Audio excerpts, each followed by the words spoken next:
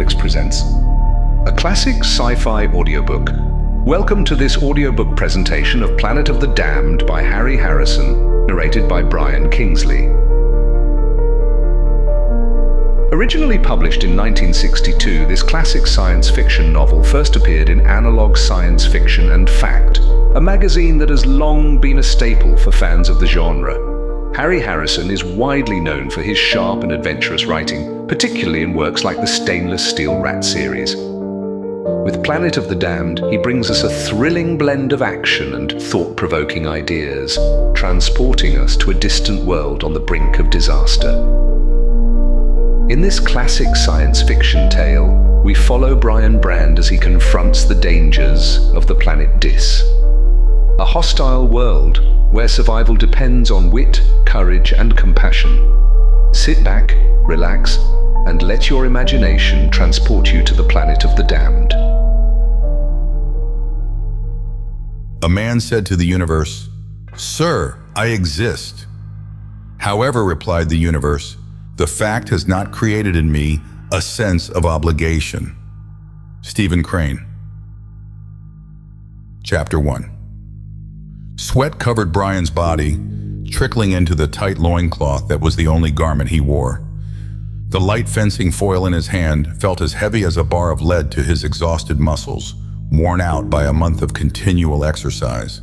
These things were of no importance. The cut on his chest, still dripping blood, the ache of his overstrained eyes, even the soaring arena around him with the thousands of spectators, were trivialities not worth thinking about. There was only one thing in his universe, the button-tipped length of shining steel that hovered before him, engaging his own weapon. He felt the quiver and scrape of its life, knew when it moved and moved himself to counteract it. And when he attacked, it was always there to beat him aside. A sudden motion. He reacted, but his blade just met air. His instant of panic was followed by a small, sharp blow high on his chest. "Touch!" A world-shaking voice bellowed the word to a million waiting loudspeakers, and the applause of the audience echoed back in a wave of sound. "1 minute," a voice said, and the time buzzer sounded. Brian had carefully conditioned the reflex in himself. A minute is not a very large measure of time, and his body needed every fraction of it. The buzzer's whir triggered his muscles into complete relaxation. Only his heart and lungs worked on at a strong, measured rate. His eyes closed, and he was only distantly aware of his handlers catching him as he fell, carrying him to his bench. While they massaged his limp body and cleansed the wound, all of his attention was turned inward.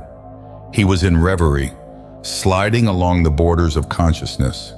The nagging memory of the previous night loomed up then, and he turned it over and over in his mind, examining it from all sides. It was the very unexpectedness of the event that had been so unusual. The contestants in the 20s needed undisturbed rest. Therefore, nights in the dormitories were as quiet as death. During the first few days, of course, the rule wasn't observed too closely. The men themselves were too keyed up and excited to rest easily. But as soon as the scores began to mount and eliminations cut into their ranks, there was complete silence after dark.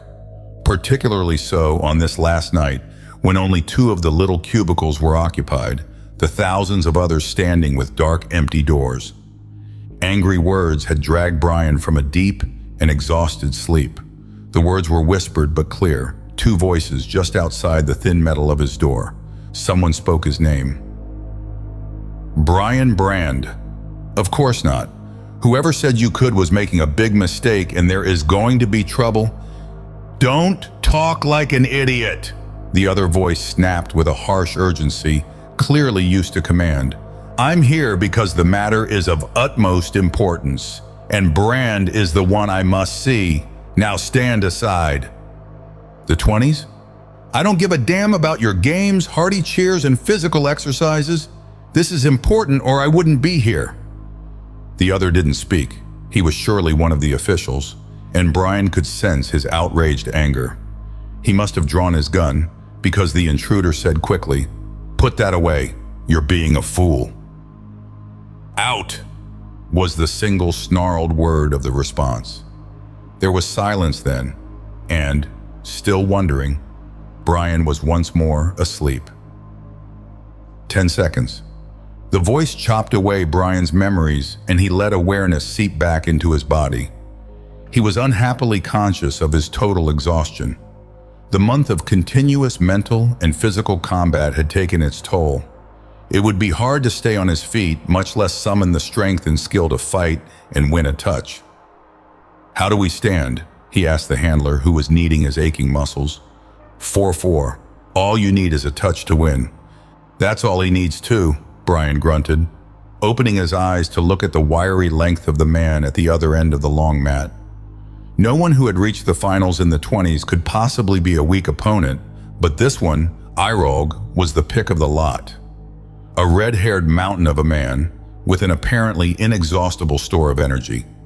That was really all that counted now. There could be little art in this last and final round of fencing, just thrust and parry, and victory to the stronger.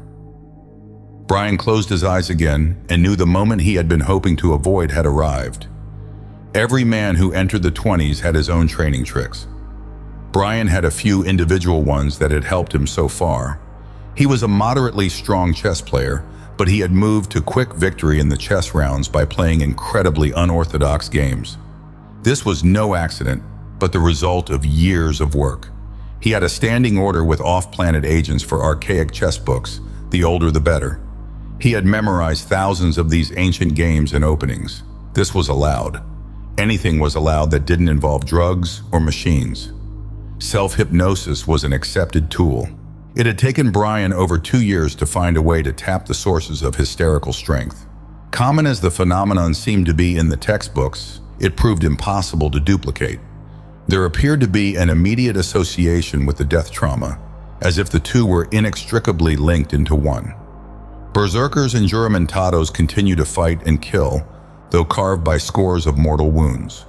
Men with bullets in the heart or brain fight on, though already clinically dead. Death seemed an inescapable part of this kind of strength. But there was another type that could easily be brought about in any deep trance: hypnotic rigidity.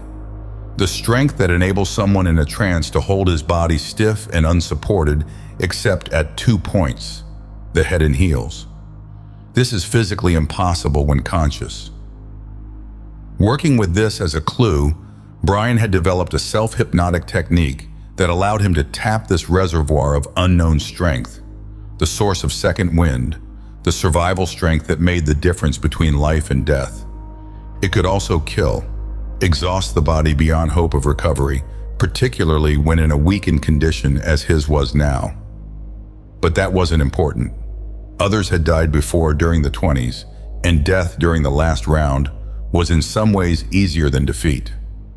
Breathing deeply, Brian softly spoke the auto-hypnotic phrases that triggered the process. Fatigue fell softly from him, as did all sensations of heat, cold, and pain. He could feel with acute sensitivity, hear, and see clearly when he opened his eyes. With each passing second, the power drew at the basic reserves of life, draining it from his body. When the buzzer sounded, he pulled his foil from his second's startled grasp and ran forward. Eirolg had barely time to grab up his own weapon and parry Brian's first thrust. The force of his rush was so great that the guards on their weapons locked and their bodies crashed together. Eirolg looked amazed at the sudden fury of the attack, then smiled. He thought it was a last burst of energy. He knew how close they both were to exhaustion. This must be the end for Brian. They disengaged, and Eirolg put up a solid defense.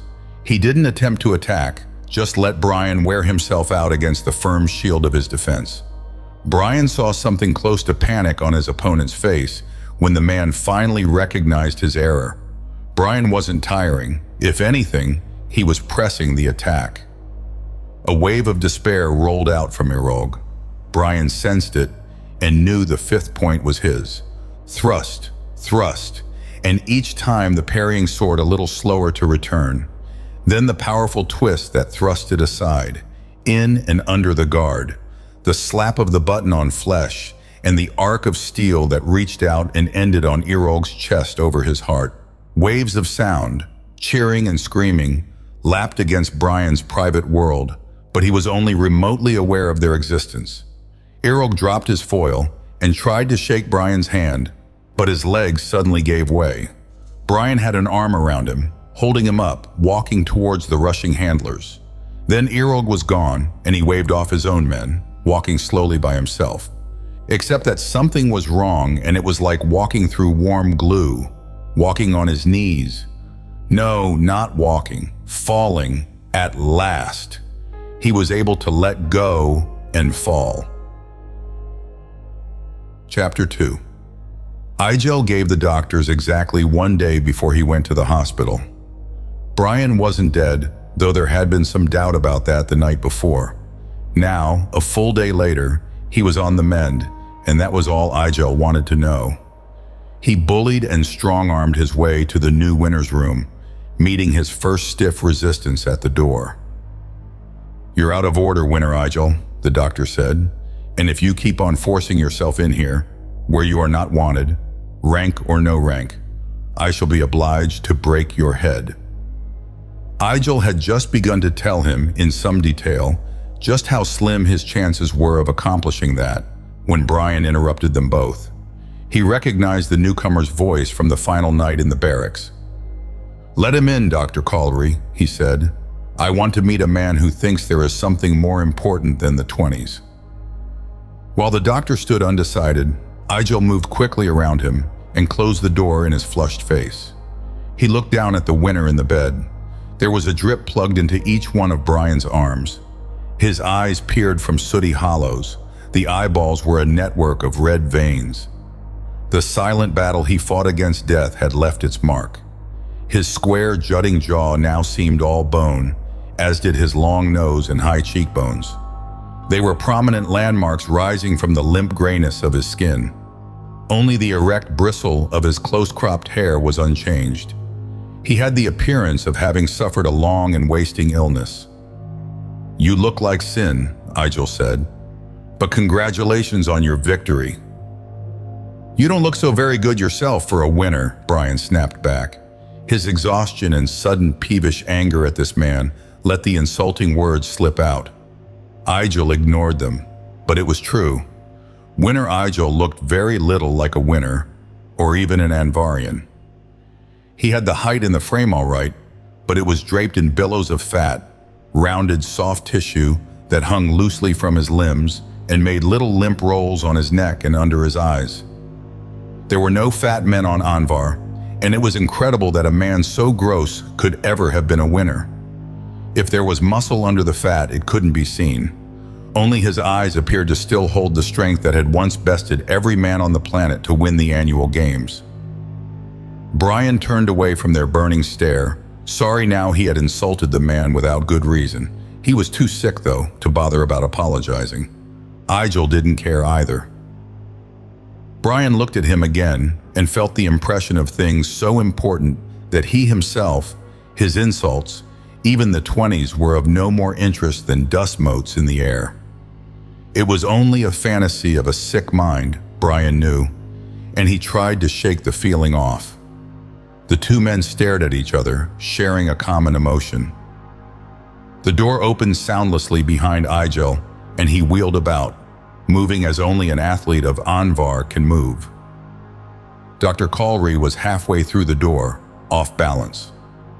Two men in uniform came close behind him. Igel's body pushed against them, his speed and the mountainous mass of his flesh sending them back in a tangle of arms and legs. He slammed the door and locked it in their faces. "I have to talk to you," he said, turning back to Brian. "Privately," he added, bending over and ripping out the communicator with a sweep of one hand. "Get out," Brian told him. "If I were able..." "Well, you're not, so you're just going to have to lie there and listen. I imagine we have about 5 minutes before they decide to break the door down, and I don't want to waste any more of that. Will you come with me off-world? There's a job that must be done. It's my job, but I'm going to need help. You're the only one who can give me that help." "Now refuse," he added as Brian started to answer. "Of course I refuse," Brian said, feeling a little foolish and slightly angry, as if the other man had put the words into his mouth. "Anvar is my planet.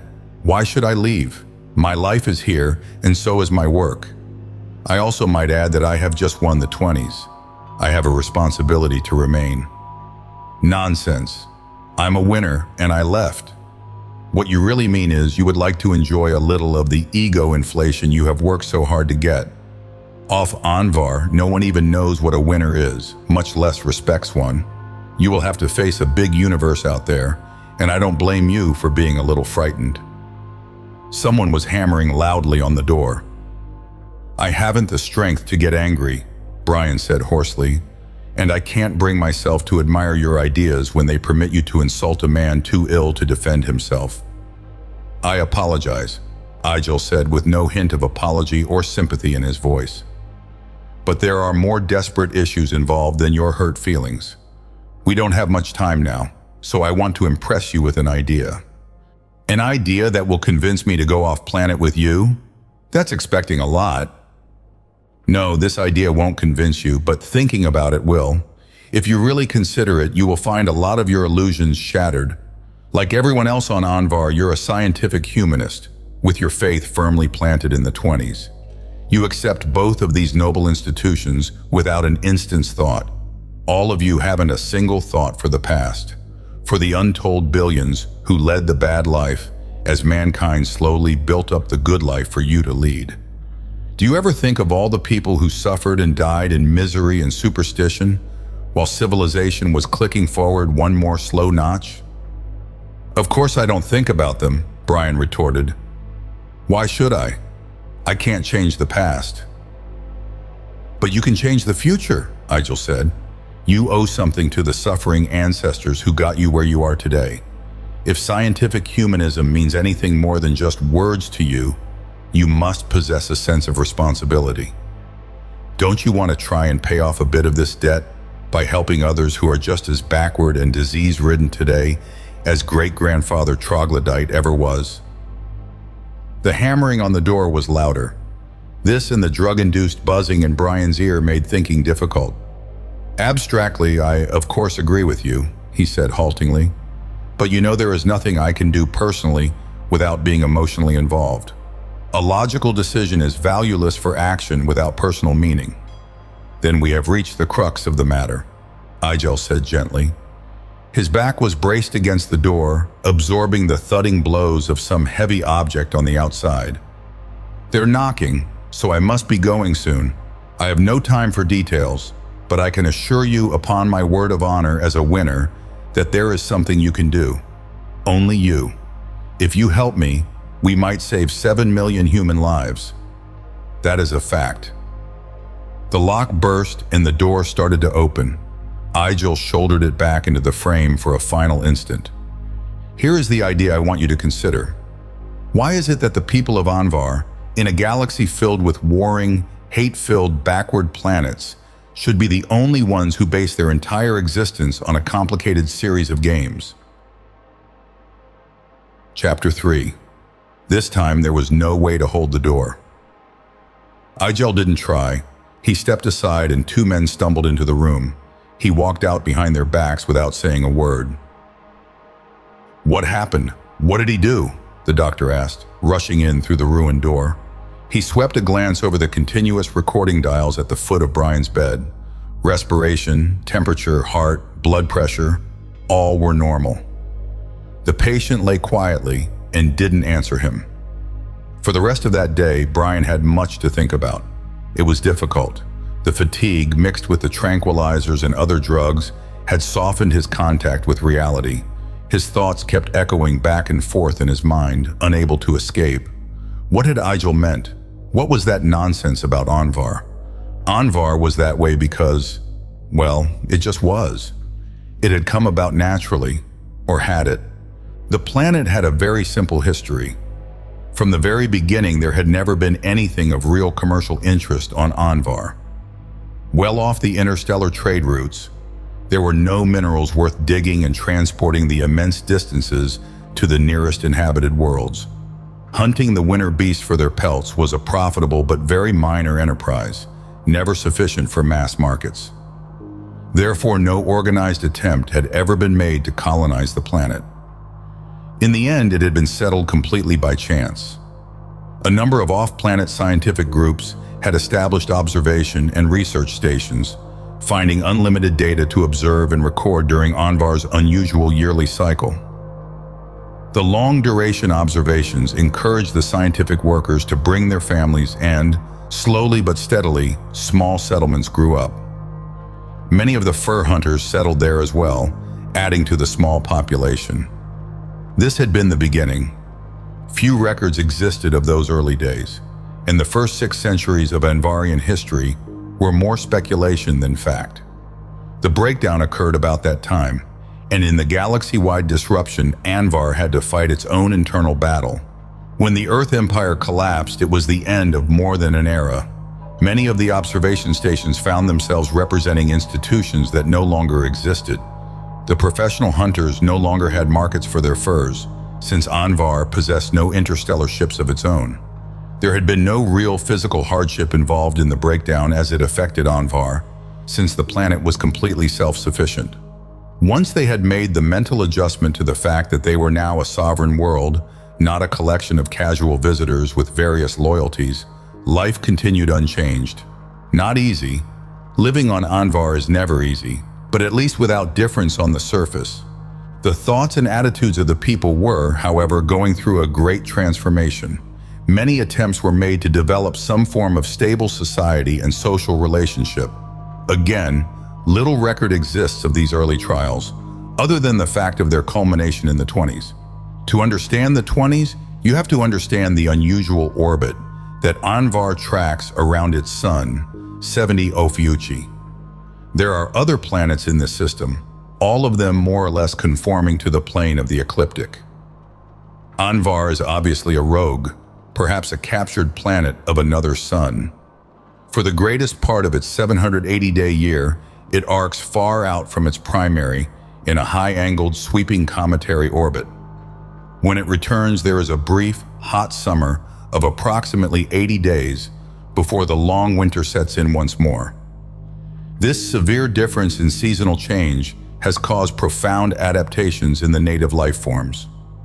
During the winter, most of the animals hibernate, the vegetable life lying dormant as spores or seeds.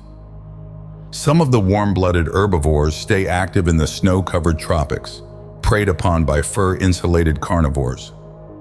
Though unbelievably cold, the winter is a season of peace in comparison to the summer. For summer is a time of mad growth. Plants burst into life with a strength that cracks rocks, growing fast enough for the motion to be seen. The snowfields melt into mud, and within days a jungle stretches high into the air. Everything grows, swells, proliferates. Plants climb on top of plants, fighting for the life energy of the sun. Everything is eat and be eaten, grow and thrive in that short season. Because when the first snow of winter falls again, 90% of the year must pass until the next coming of warmth. Mankind has had to adapt to the Anvarian cycle in order to stay alive. Food must be gathered and stored, enough to last out the long winter. Generation after generation had adapted until they look on the mad seasonal imbalance as something quite ordinary. The first thaw of the almost non-existent spring triggers a wide-reaching metabolic change in the humans. Layers of subcutaneous fat vanish and half-dormant sweat glands come to life. Other changes are more subtle than the temperature adjustment, but equally important. The sleep center of the brain is depressed. Short naps or a night's rest every third or fourth day becomes enough. Life takes on a hectic and hysterical quality that is perfectly suited to the environment. By the time of the first frost, rapid-growing crops have been raised and harvested, sides of meat either preserved or frozen in mammoth lockers. With this supreme talent of adaptability, mankind has become part of the ecology and guaranteed his own survival during the long winter. Physical survival has been guaranteed. But what about mental survival? Primitive Earth Eskimos can fall into a long doze of half-conscious hibernation. Civilized men might be able to do this, but only for the few cold months of terrestrial midwinter. It would be impossible to do during a winter that is longer than an Earth year. With all the physical needs taken care of, boredom became the enemy of any Anvorian who was not a hunter, and even the hunters could not stay out on solitary trek all winter. Drink was one answer, and violence another. Alcoholism and murder were the twin terrors of the cold season after the breakdown. It was the 20s that ended all that. When they became a part of normal life, the summer was considered just an interlude between games. The 20s were more than just a contest. They became a way of life that satisfied all the physical, competitive, and intellectual needs of this unusual planet. They were a decathlon, rather a double decathlon, raised to its highest power, where contests in chess and poetry composition held equal place with those in ski jumping and archery. Each year, there were 2 planet-wide contests held, one for men and one for women. This was not an attempt at sexual discrimination, but a logical facing of facts. Inherent differences prevented fair contests. For example, it is impossible for a woman to win a large chess tournament, and this fact was recognized. Anyone could enter for any number of years. There were no scoring handicaps. When the best man won, he was really the best man. A complicated series of playoffs and eliminations kept contestants and observers busy for half the winter. They were only preliminary to the final encounter that lasted a month and picked a single winner. That was the title he was awarded. Winner, the man and woman who had bested every other contestant on the entire planet and who would remain unchallenged until the following year. Winner. It was a title to take pride in. Brian stirred weakly on his bed and managed to turn so he could look out of the window. Winner of Anvar. His name was already slated for the history books, one of the handful of planetary heroes. School children would be studying him now, just as he had read of the winners of the past. Weaving daydreams and imaginary adventures around Brian's victories, hoping and fighting to equal them someday. To be a winner was the greatest honor in the universe. Outside, the afternoon sun shimmered weakly in a dark sky. The endless ice fields soaked up the dim light, reflecting it back as a colder and harsher illumination. A single figure on skis cut a line across the empty plain. Nothing else moved. The depression of the ultimate fatigue fell on Brian, and everything changed. As if he looked in a mirror at a previously hidden side. He saw suddenly, with terrible clarity, that to be a winner was to be absolutely nothing. Like being the best flea, among all the fleas on a single dog. What was Anvar after all? An ice-locked planet inhabited by a few million human fleas, unknown and unconsidered by the rest of the galaxy. There was nothing here worth fighting for. The wars after the breakdown had left them untouched. The Anvarians had always taken pride in this, as if being so unimportant that no one else even wanted to come near you could possibly be a source of pride. All the other worlds of man grew, fought, won, lost, changed. Only on Anvar did life repeat its sameness endlessly, like a loop of tape in a player. Brian's eyes were moist. He blinked. Tears. Realization of this incredible fact wiped the maudlin pity from his mind and replaced it with fear. Had his mind snapped in the strain of the last match? These thoughts weren't his. Self-pity hadn't made him a winner. Why was he feeling it now? Anvar was his universe. How could he even imagine it as a tag-end planet at the outer limb of creation? What had come over him and induced this inverse thinking? As he thought the question, the answer appeared at the same instant. Winner, Igel. The fat man with the strange pronouncements and probing questions. Had he cast a spell like some sorcerer or the devil in Faust? No, that was pure nonsense. But he had done something. Perhaps planted a suggestion when Brian's resistance was low, or used subliminal vocalization like the villain in Cerebrus Chained. Brian could find no adequate reason on which to base his suspicions. But he knew, with sure positiveness, that Igel was responsible. He whistled at the sound switch next to his pillow, and the repaired communicator came to life. The duty nurse appeared in the small screen. "The man who was here today," Brian said. "Winner Igel. Do you know where he is? I must contact him." For some reason, this flustered her professional calm. The nurse started to answer, excused herself, and blanked the screen. When it lit again, a man in guard's uniform had taken her place. "You made an inquiry," the guard said, "about Winner Igel. We are holding him here in the hospital, following the disgraceful way in which he broke into your room. I have no charges to make. Will you ask him to come and see me at once?" The guard controlled his shock. "I'm sorry, Winner. I don't see how we can. Dr. Colry left specific orders that you were not to be—" "The doctor has no control over my personal life," Brian interrupted. "I'm not infectious, nor ill with anything more than extreme fatigue. I want to see that man, at once." The guard took a deep breath and made a quick decision. "He is on the way up now," he said, and rung off. "What did you do to me?" Brian asked as soon as Igel had entered and they were alone. "You won't deny that you have put alien thoughts in my head?" "No, I won't deny it, because the whole point of my being here is to get those alien thoughts across to you." "Tell me how you did it," Brian insisted. "I must know." "I'll tell you, but there are many things you should understand first, before you decide to leave Anvar.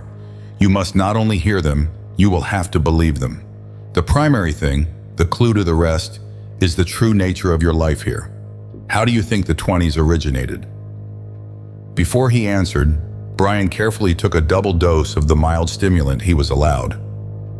"I don't think," he said. "I know. It's a matter of historical record. The founder of the games was Giroldi. The first contest was held in 378 AB. The 20s have been held every year since then. They were strictly local affairs in the beginning, but were soon well established on a planet-wide scale." "True enough," Igel said. "But you're describing what happened. I asked you how the 20s originated. How could any single man take a barbarian planet, lightly inhabited by half-mad hunters and alcoholic farmers, and turn it into a smooth-running social machine built around the artificial structure of the 20s? It just couldn't be done." "But it was done," Brian insisted. "You can't deny that, and there is nothing artificial about the 20s. They are a logical way to live a life on a planet like this." Igel laughed, a short, ironic bark. "Very logical," he said. "But how often does logic have anything to do with the organization of social groups and governments? You're not thinking. Put yourself in Founder Giroldi's place. Imagine that you have glimpsed the great idea of the 20s and you want to convince others. So you walk up to the nearest louse-ridden, brawling, superstitious, booze-embalmed hunter and explain clearly how a program of his favorite sports, things like poetry, archery, and chess, can make his life that much more interesting and virtuous. You do that, but keep your eyes open at the same time and be ready for a fast draw." Even Brian had to smile at the absurdity of the suggestion. Of course, it couldn't happen that way. Yet since it had happened, there must be a simple explanation.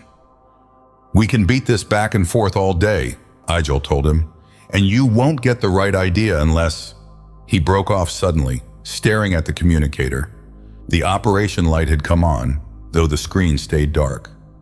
Igel reached down a meaty hand and pulled loose the recently connected wires.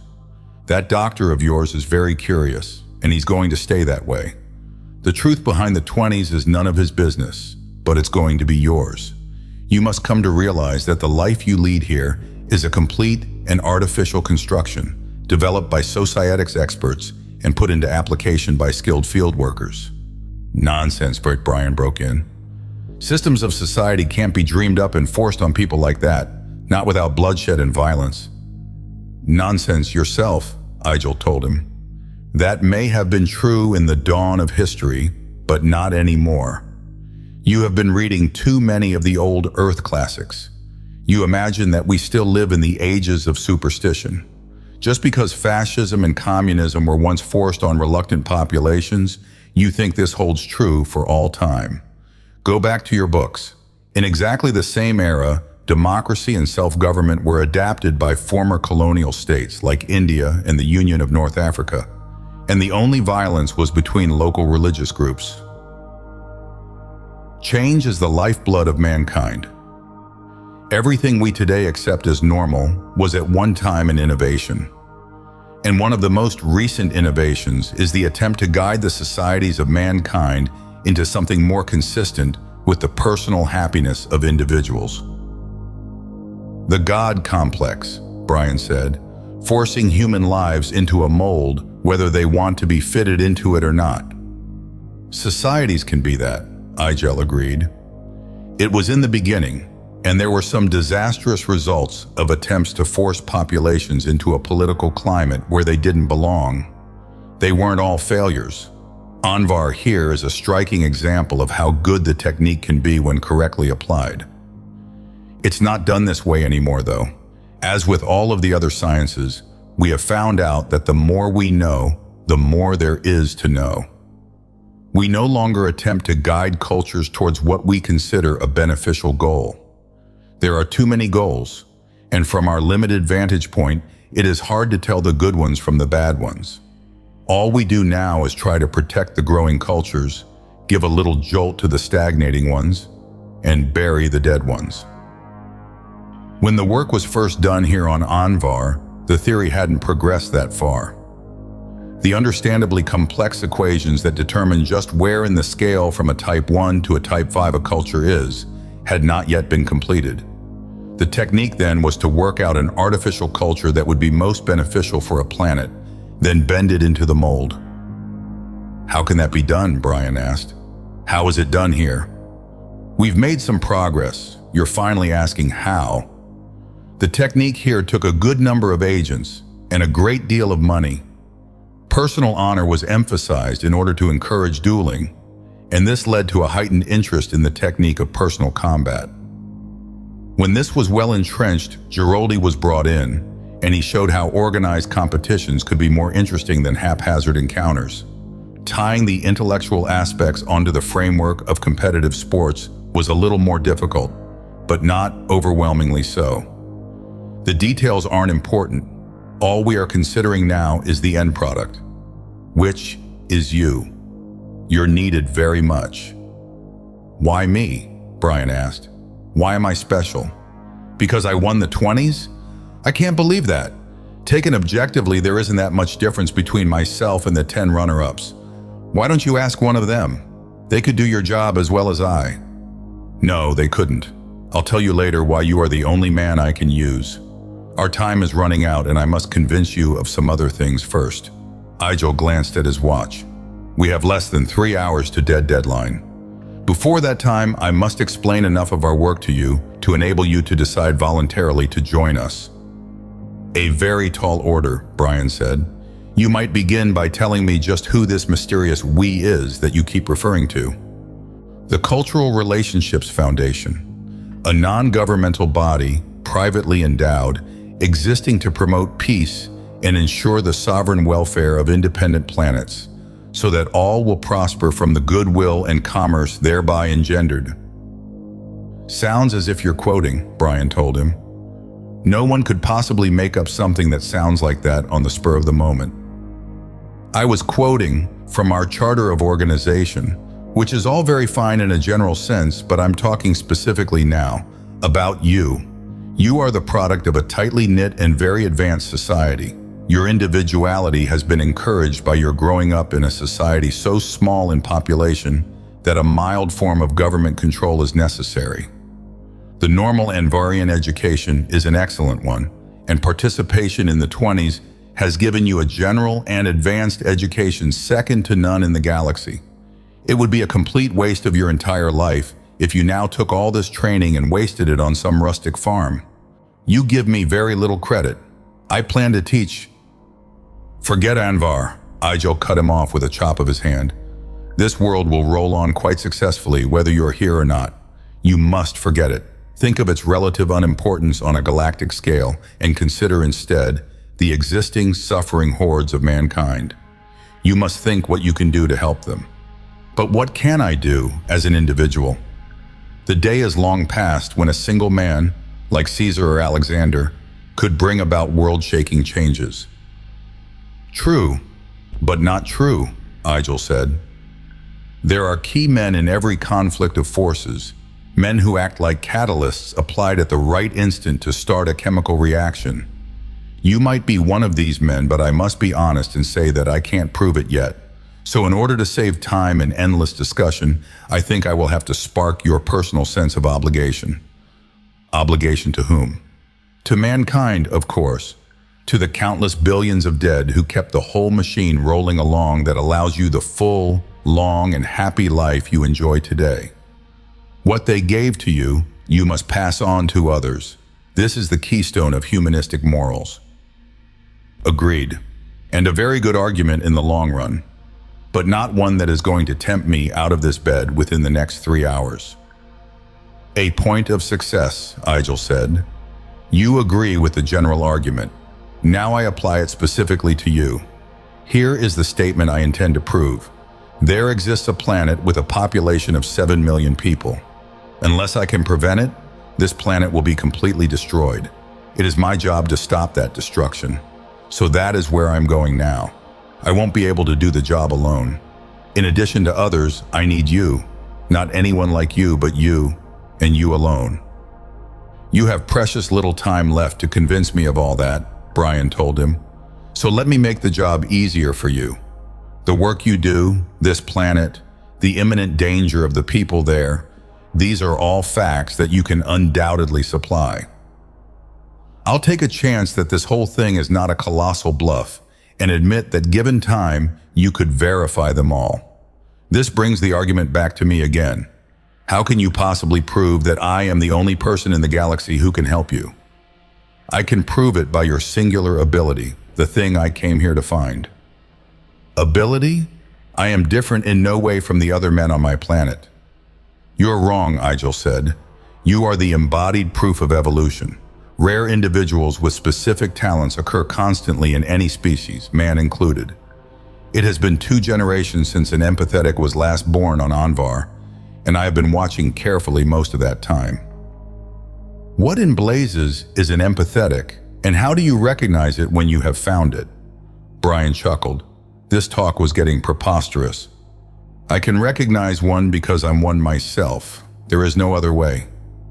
As to how projective empathy works, you had a demonstration of that a little earlier, when you felt those strange thoughts about Anvar. It will be a long time before you can master that, but receptive empathy is your natural trait. This is mentally entering into the feeling, or what could be called the spirit of another person. Empathy is not thought perception. It might better be described as the sensing of someone else's emotional makeup, feelings, and attitudes.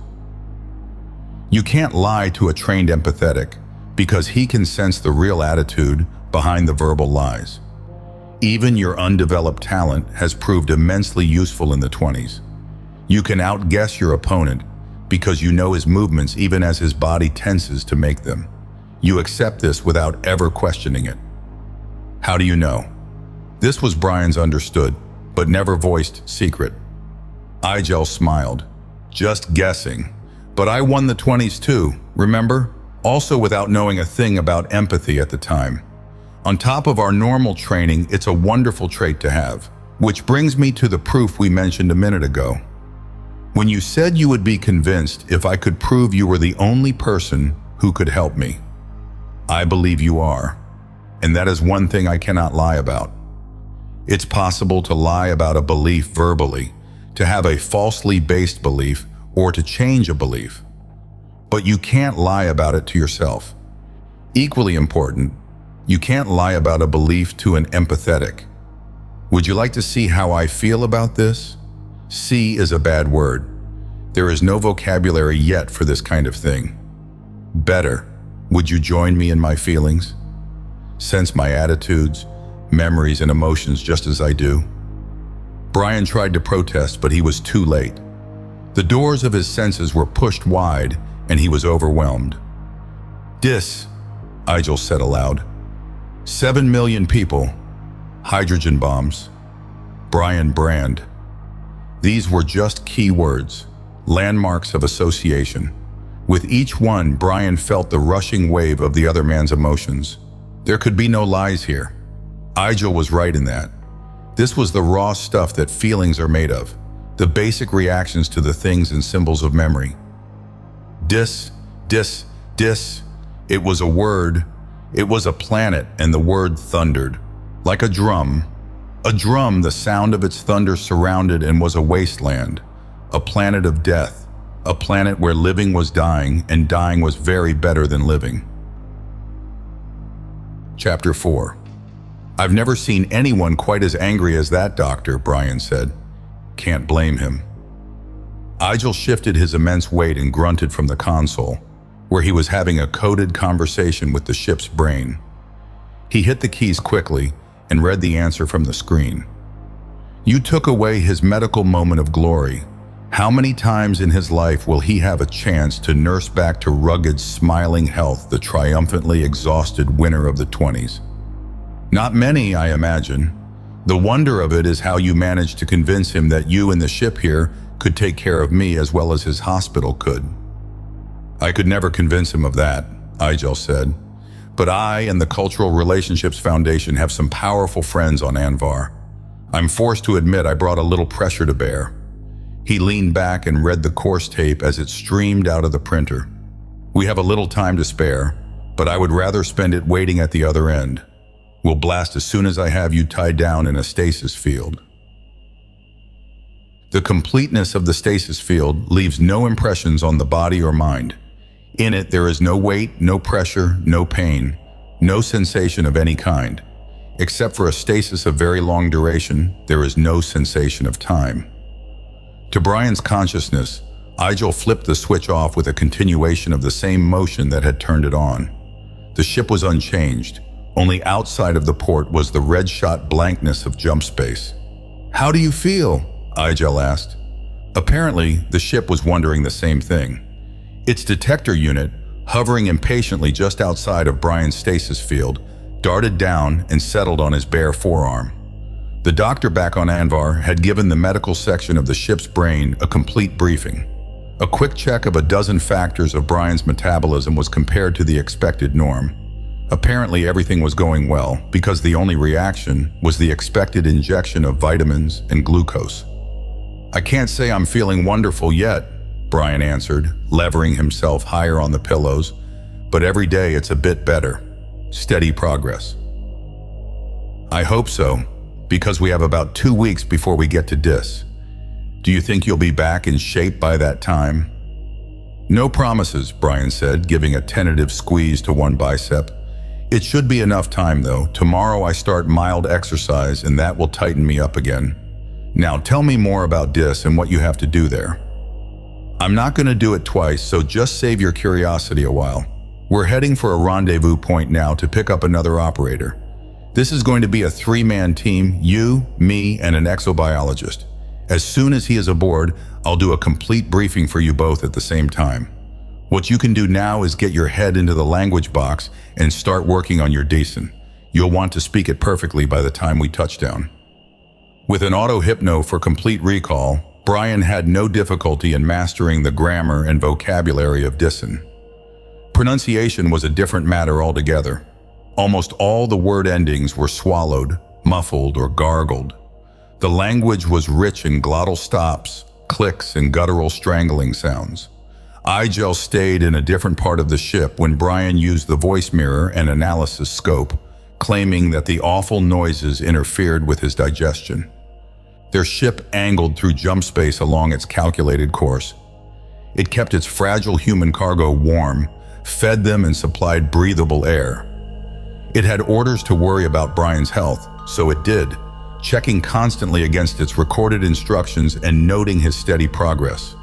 Another part of the ship's brain counted microseconds with moronic fixation, finally closing a relay when a predetermined number had expired in its heart.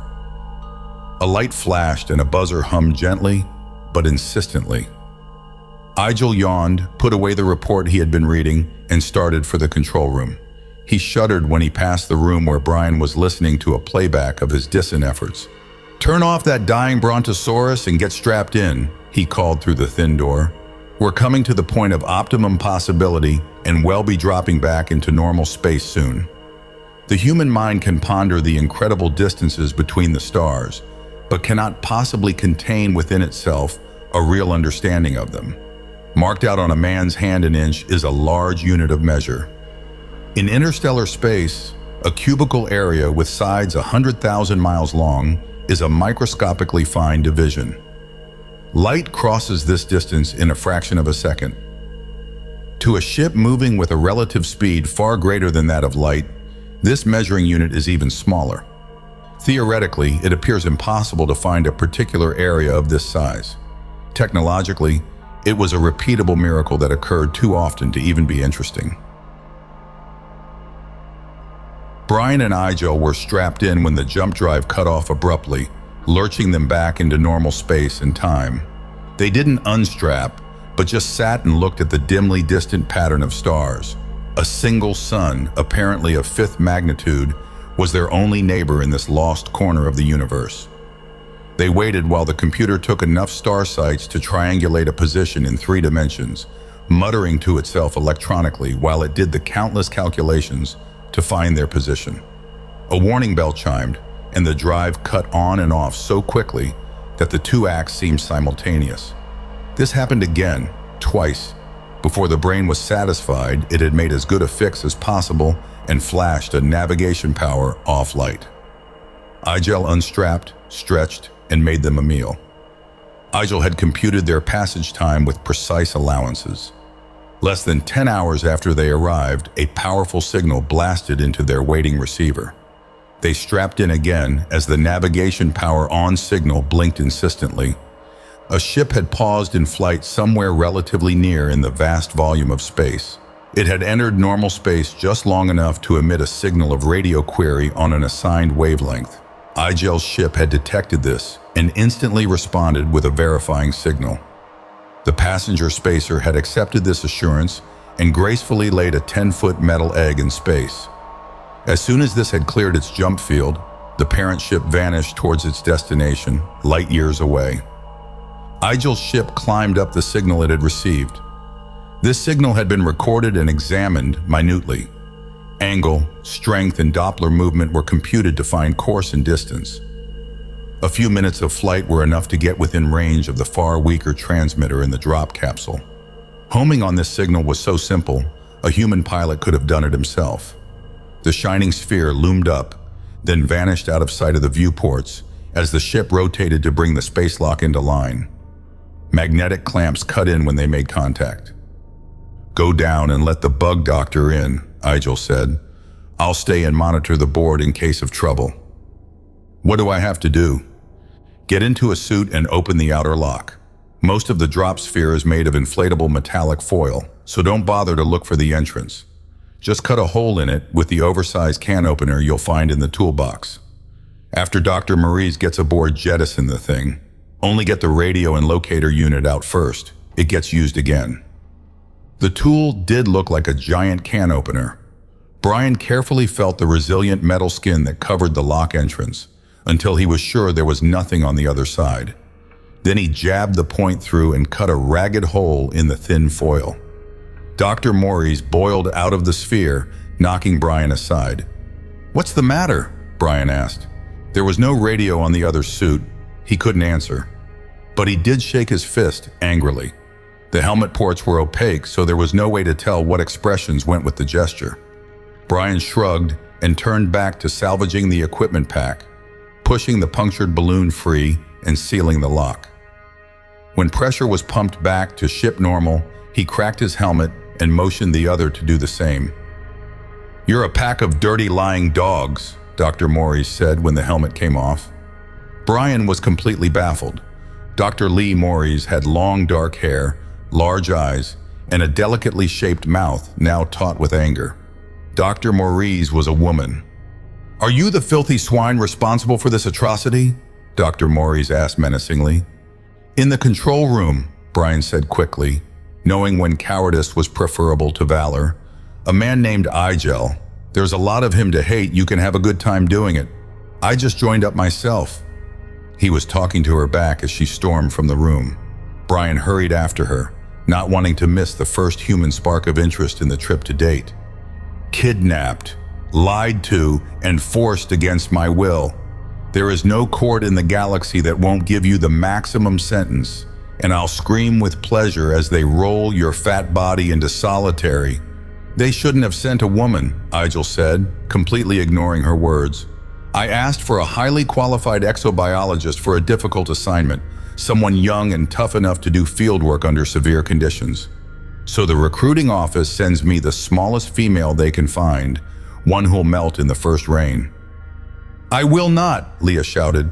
Female resiliency is a well-known fact, and I'm in far better condition than the average woman, which has nothing to do with what I'm telling you. I was hired for a job in the university on Mahler's World and signed a contract to that effect. Then this bully of an agent tells me the contract has been changed. Read subparagraph 189C or some such nonsense, and I'll be transshipping. He stuffed me into that suffocating basketball without a buy your leave, and they threw me overboard.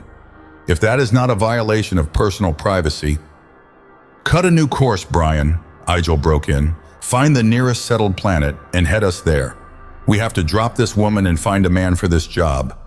We are going to what is undoubtedly the most interesting planet an exobiologist ever conceived of, but we need a man who can take orders and not faint when it gets too hot.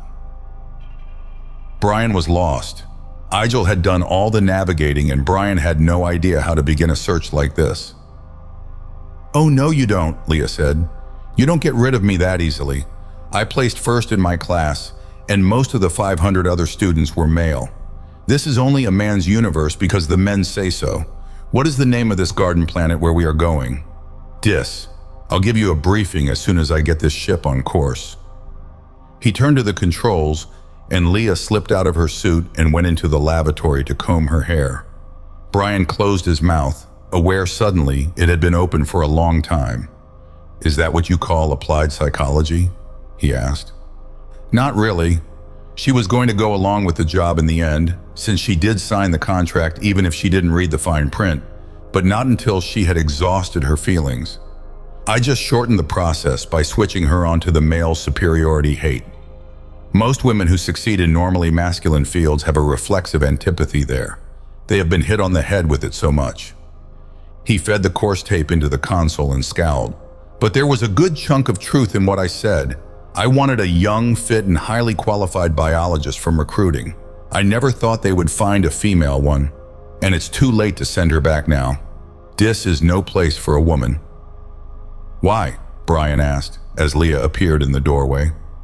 Come inside and I'll show you both, Igel said. Chapter 5. Dis, Igel said, consulting a thick file. Third planet out from its primary, Epsilon Eridani. The fourth planet is Nijord. Remember that, because it is going to be very important. Dis is a place you need a good reason to visit and no reason at all to leave. Too hot, too dry. The temperature in the temperate zones rarely drops below 100 Fahrenheit. The planet is nothing but scorched rock and burning sand. Most of the water is underground and normally inaccessible. The surface water is all in the form of briny, chemically saturated swamps, undrinkable without extensive processing. All the facts and figures are here in the folder and you can study them later. Right now, I want you just to get the idea that this planet is as loathsome and inhospitable as they come. So are the people. This is a solido of a Disan. Leah gasped at the three-dimensional representation on the screen. Not at the physical aspects of the man. As a biologist trained in the specialty of alien life, she had seen a lot stranger sights. It was the man's pose, the expression on his face, tense to leap, his lips drawn back to show all of this teeth. He looks as if he wanted to kill the photographer, she said. He almost did, just after the picture was taken. Like all Disans, he has an overwhelming hatred and loathing of offworlders. Not without good reason, though. His planet was settled completely by chance during the breakdown. I'm not sure of the details, but the overall picture is clear, since the story of their desertion forms the basis of all the myths and animistic religions on Dis. Apparently, there were large-scale mining operations carried on there once. The world is rich enough in minerals, and mining them is very simple.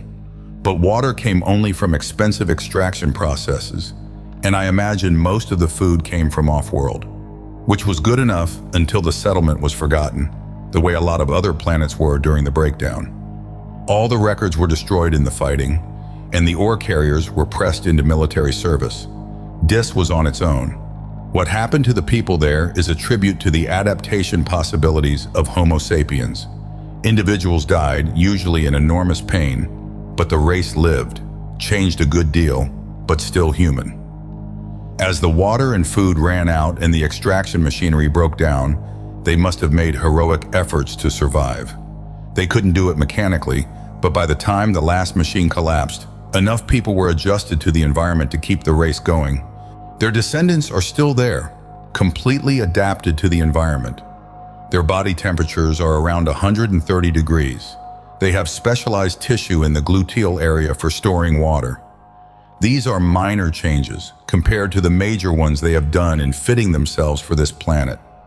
I don't know the exact details, but the reports are very enthusiastic about symbiotic relationships.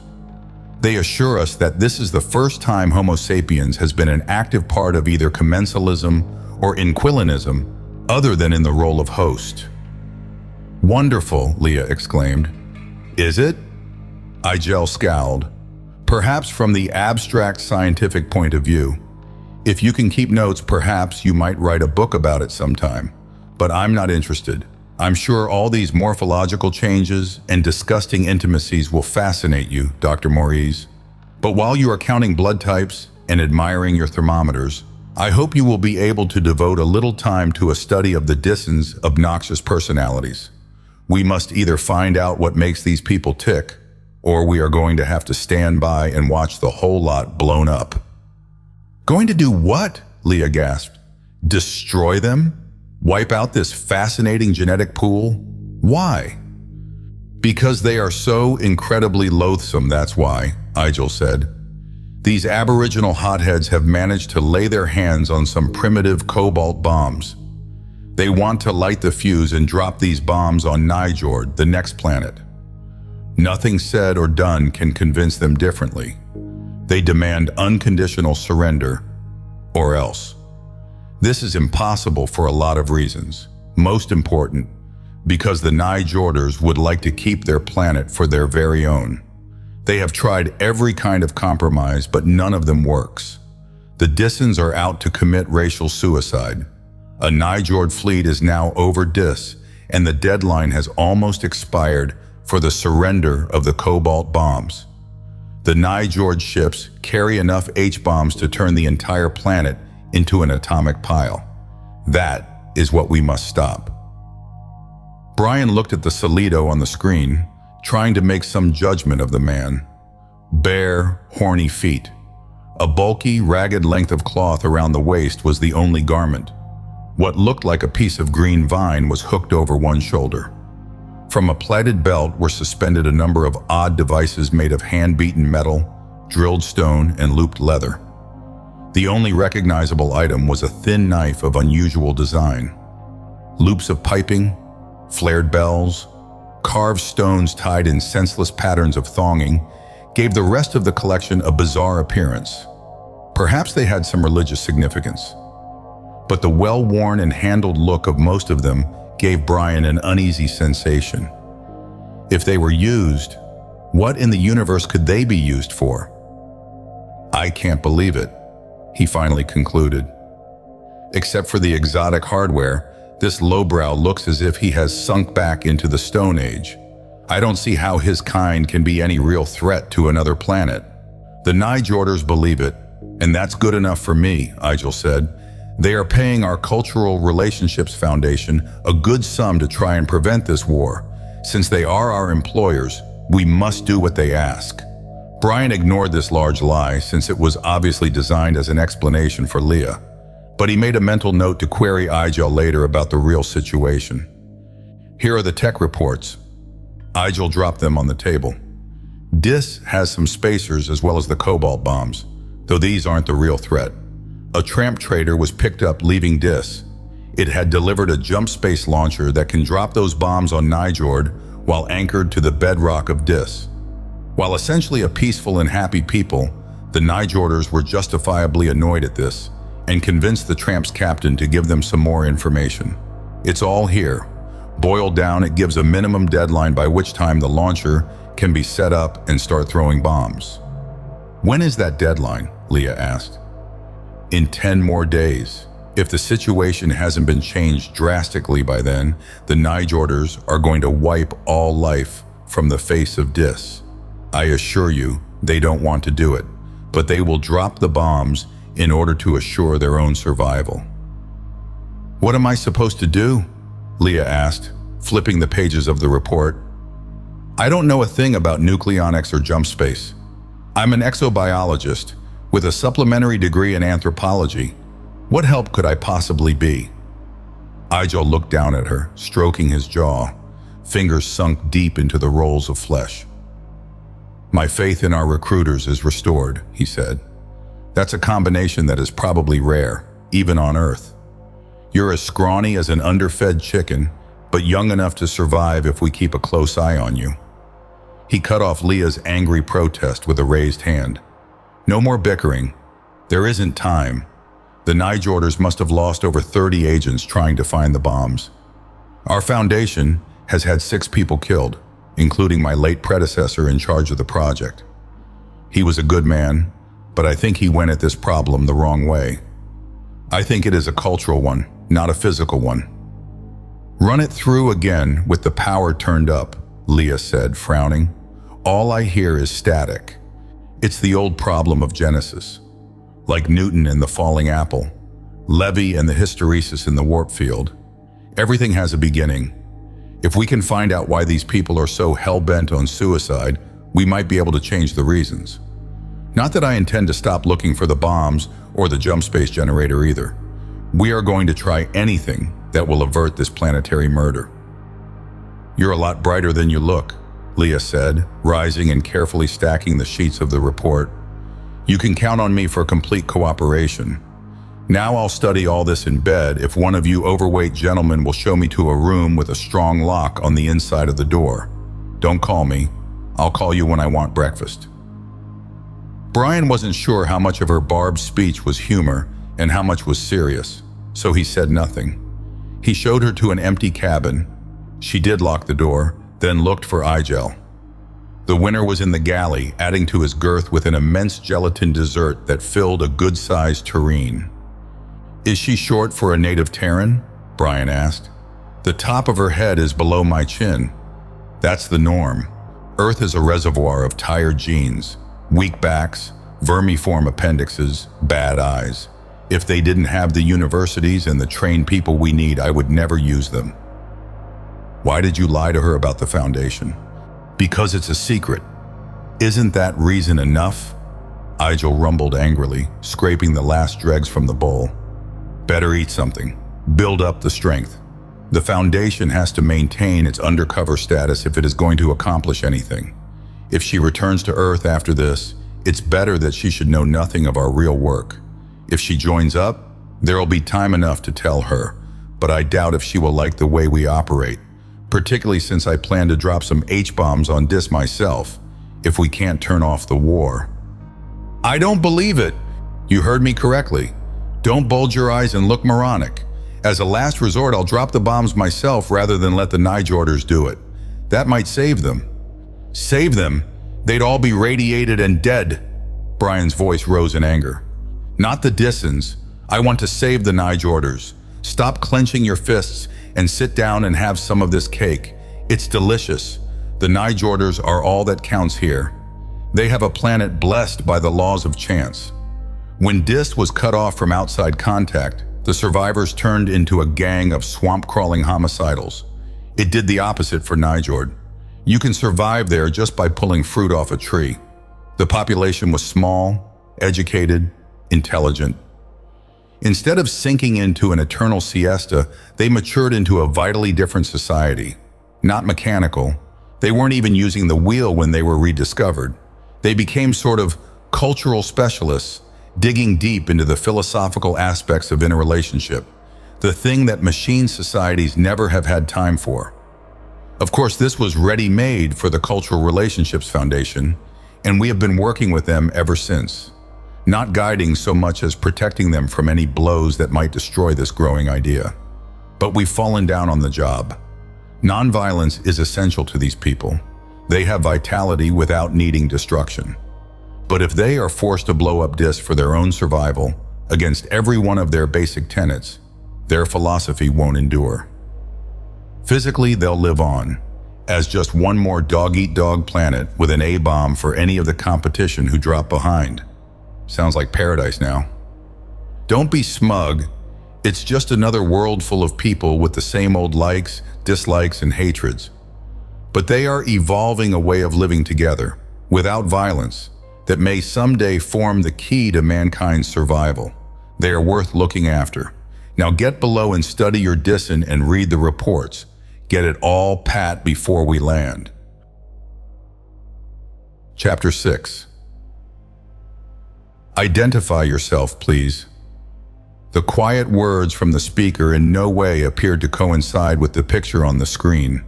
The spacer that had matched their orbit over DIS had recently been a freighter. A quick conversion had tacked the hulking shape of a primary weapons turret on top of her hull.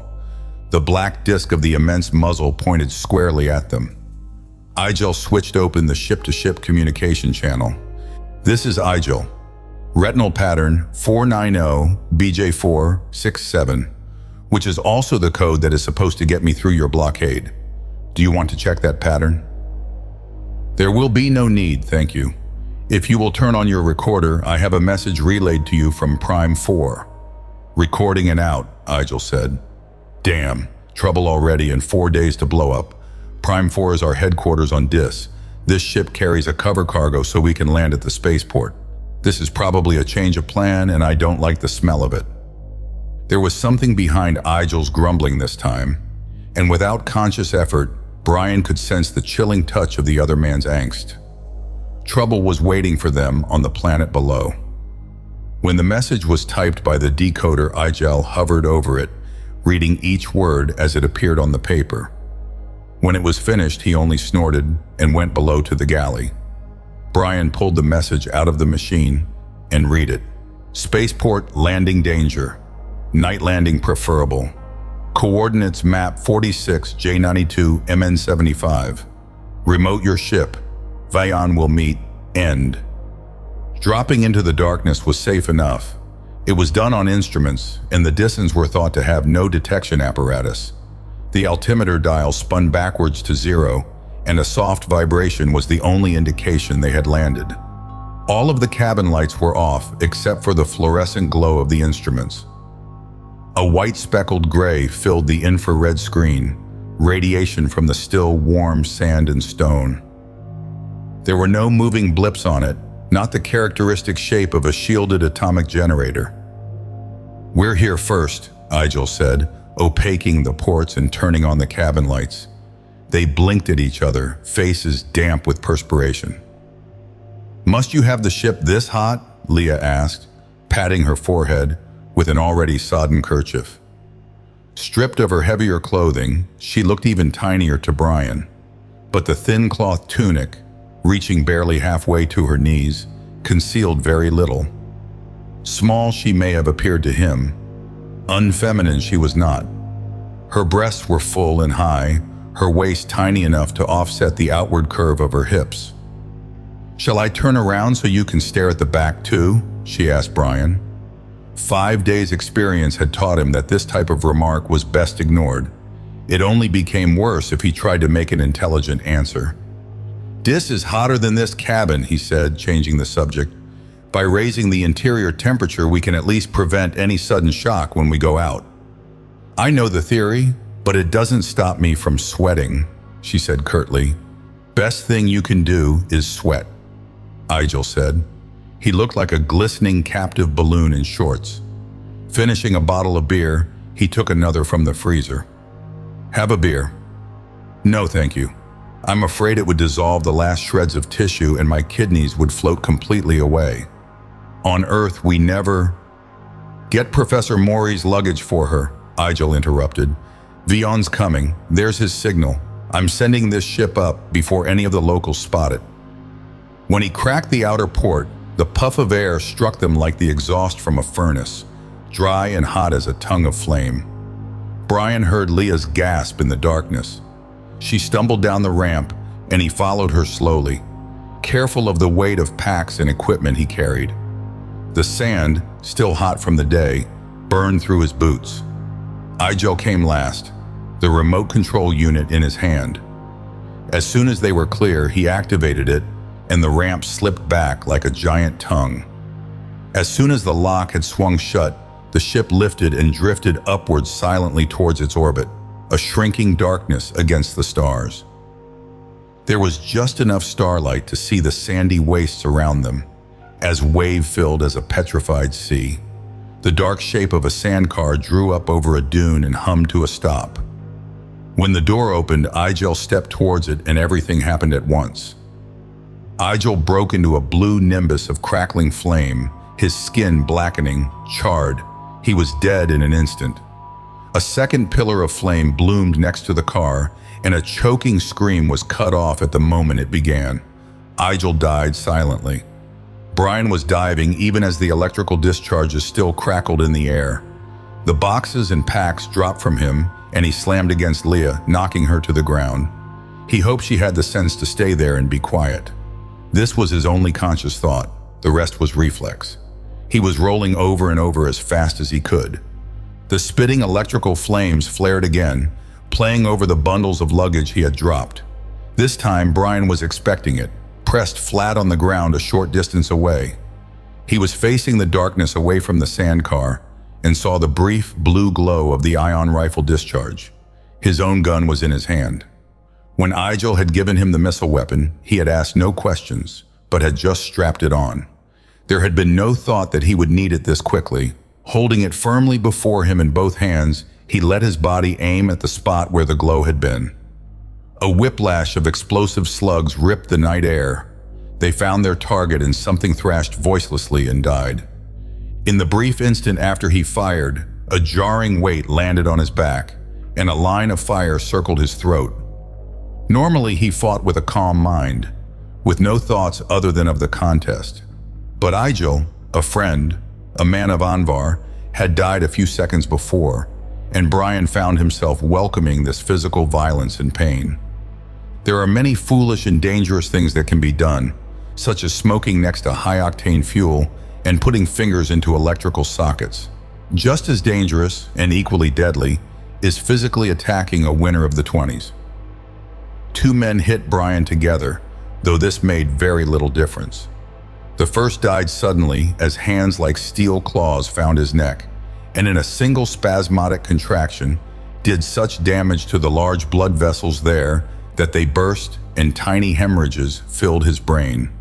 The second man had time for a single scream, though he died just as swiftly when those hands closed on his larynx. Running in a crouch, partially on his knuckles, Brian swiftly made a circle of the area, gun ready. There were no others. Only when he touched the softness of Leah's body did the blood anger seep from him. He was suddenly aware of the pain and fatigue, the sweat soaking his body and the breath rasping in his throat. Holstering the gun, he ran light fingers over her skull, finding a bruised spot on one temple. Her chest was rising and falling regularly. She had struck her head when he pushed her. It had undoubtedly saved her life. Sitting down suddenly, he let his body relax, breathing deeply. Everything was a little better now, except for the pain at his throat. His fingers found a thin strand on the side of his neck, with a knobby weight on the end. There was another weight on his other shoulder, and a thin line of pain across his neck. When he pulled on them both, the strangler's cord came away in his hand. It was thin fiber, strong as a wire. When it had been pulled around his neck, it had sliced the surface skin and flesh like a knife, halted only by the corded bands of muscle below. Brian threw it from him, into the darkness where it had come from. He could think again, and he carefully kept his thoughts from the men he had killed. Knowing it was useless, he went to Igel's body. A single touch of the scorched flesh was enough. Behind him, Leah moaned with returning consciousness, and he hurried on to the sandcar, stepping over the charred body outside the door. The driver slumped, dead, killed perhaps by the same strangling cord that had sunk into Brian's throat. He laid the man gently on the sand and closed the lids over the staring horror of the eyes. There was a canteen in the car, and he brought it back to Leah. "My head. I've hurt my head," she said groggily. "Just a bruise," he reassured her. "Drink some of this water and you'll soon feel better. Lie back. Everything's over for the moment, and you can rest." "Igel's dead," Leah said, with sudden shocked memory. "They've killed him. What's happened?" She tensed, tried to rise, and he pressed her back gently. "I'll tell you everything. Just don't try to get up yet. There was an ambush and they killed Vian and the driver of the sandcar, as well as Igel. 3 men did it, and they're all dead now too. I don't think there are any more around, but if there are, I'll hear them coming. We're just going to wait a few minutes until you feel better, then we're getting out of here in the car. Bring the ship down." There was a thin note of hysteria in her voice. "We can't stay here alone. We don't know where to go or what to do. With Igel dead, the whole thing's spoiled. We have to get out." There are some things that can't sound gentle, no matter how gently they are said. This was one of them. "I'm sorry, Leah, but the ship is out of our reach right now. Igel was killed with an ion gun, and it fused the control unit into a solid lump. We must take the car and get to the city. We'll do it now. See if you can stand up. I'll help you." She rose, not saying anything, and as they walked towards the car, a single reddish moon cleared the hills behind them. In its light, Brian saw a dark line bisecting the rear panel of the sandcar. He stopped abruptly. "What's the matter?" Leah asked. The unlocked engine cover could have only one significance, and he pushed it open, knowing in advance what he would see. The attackers had been very thorough and fast. In the short time available to them, they had killed the driver in the car as well. Ruddy lights shone on torn wires, ripped out connections. Repair would be impossible. "I think we'll have to walk," he told her, trying to keep the gloom out of his voice.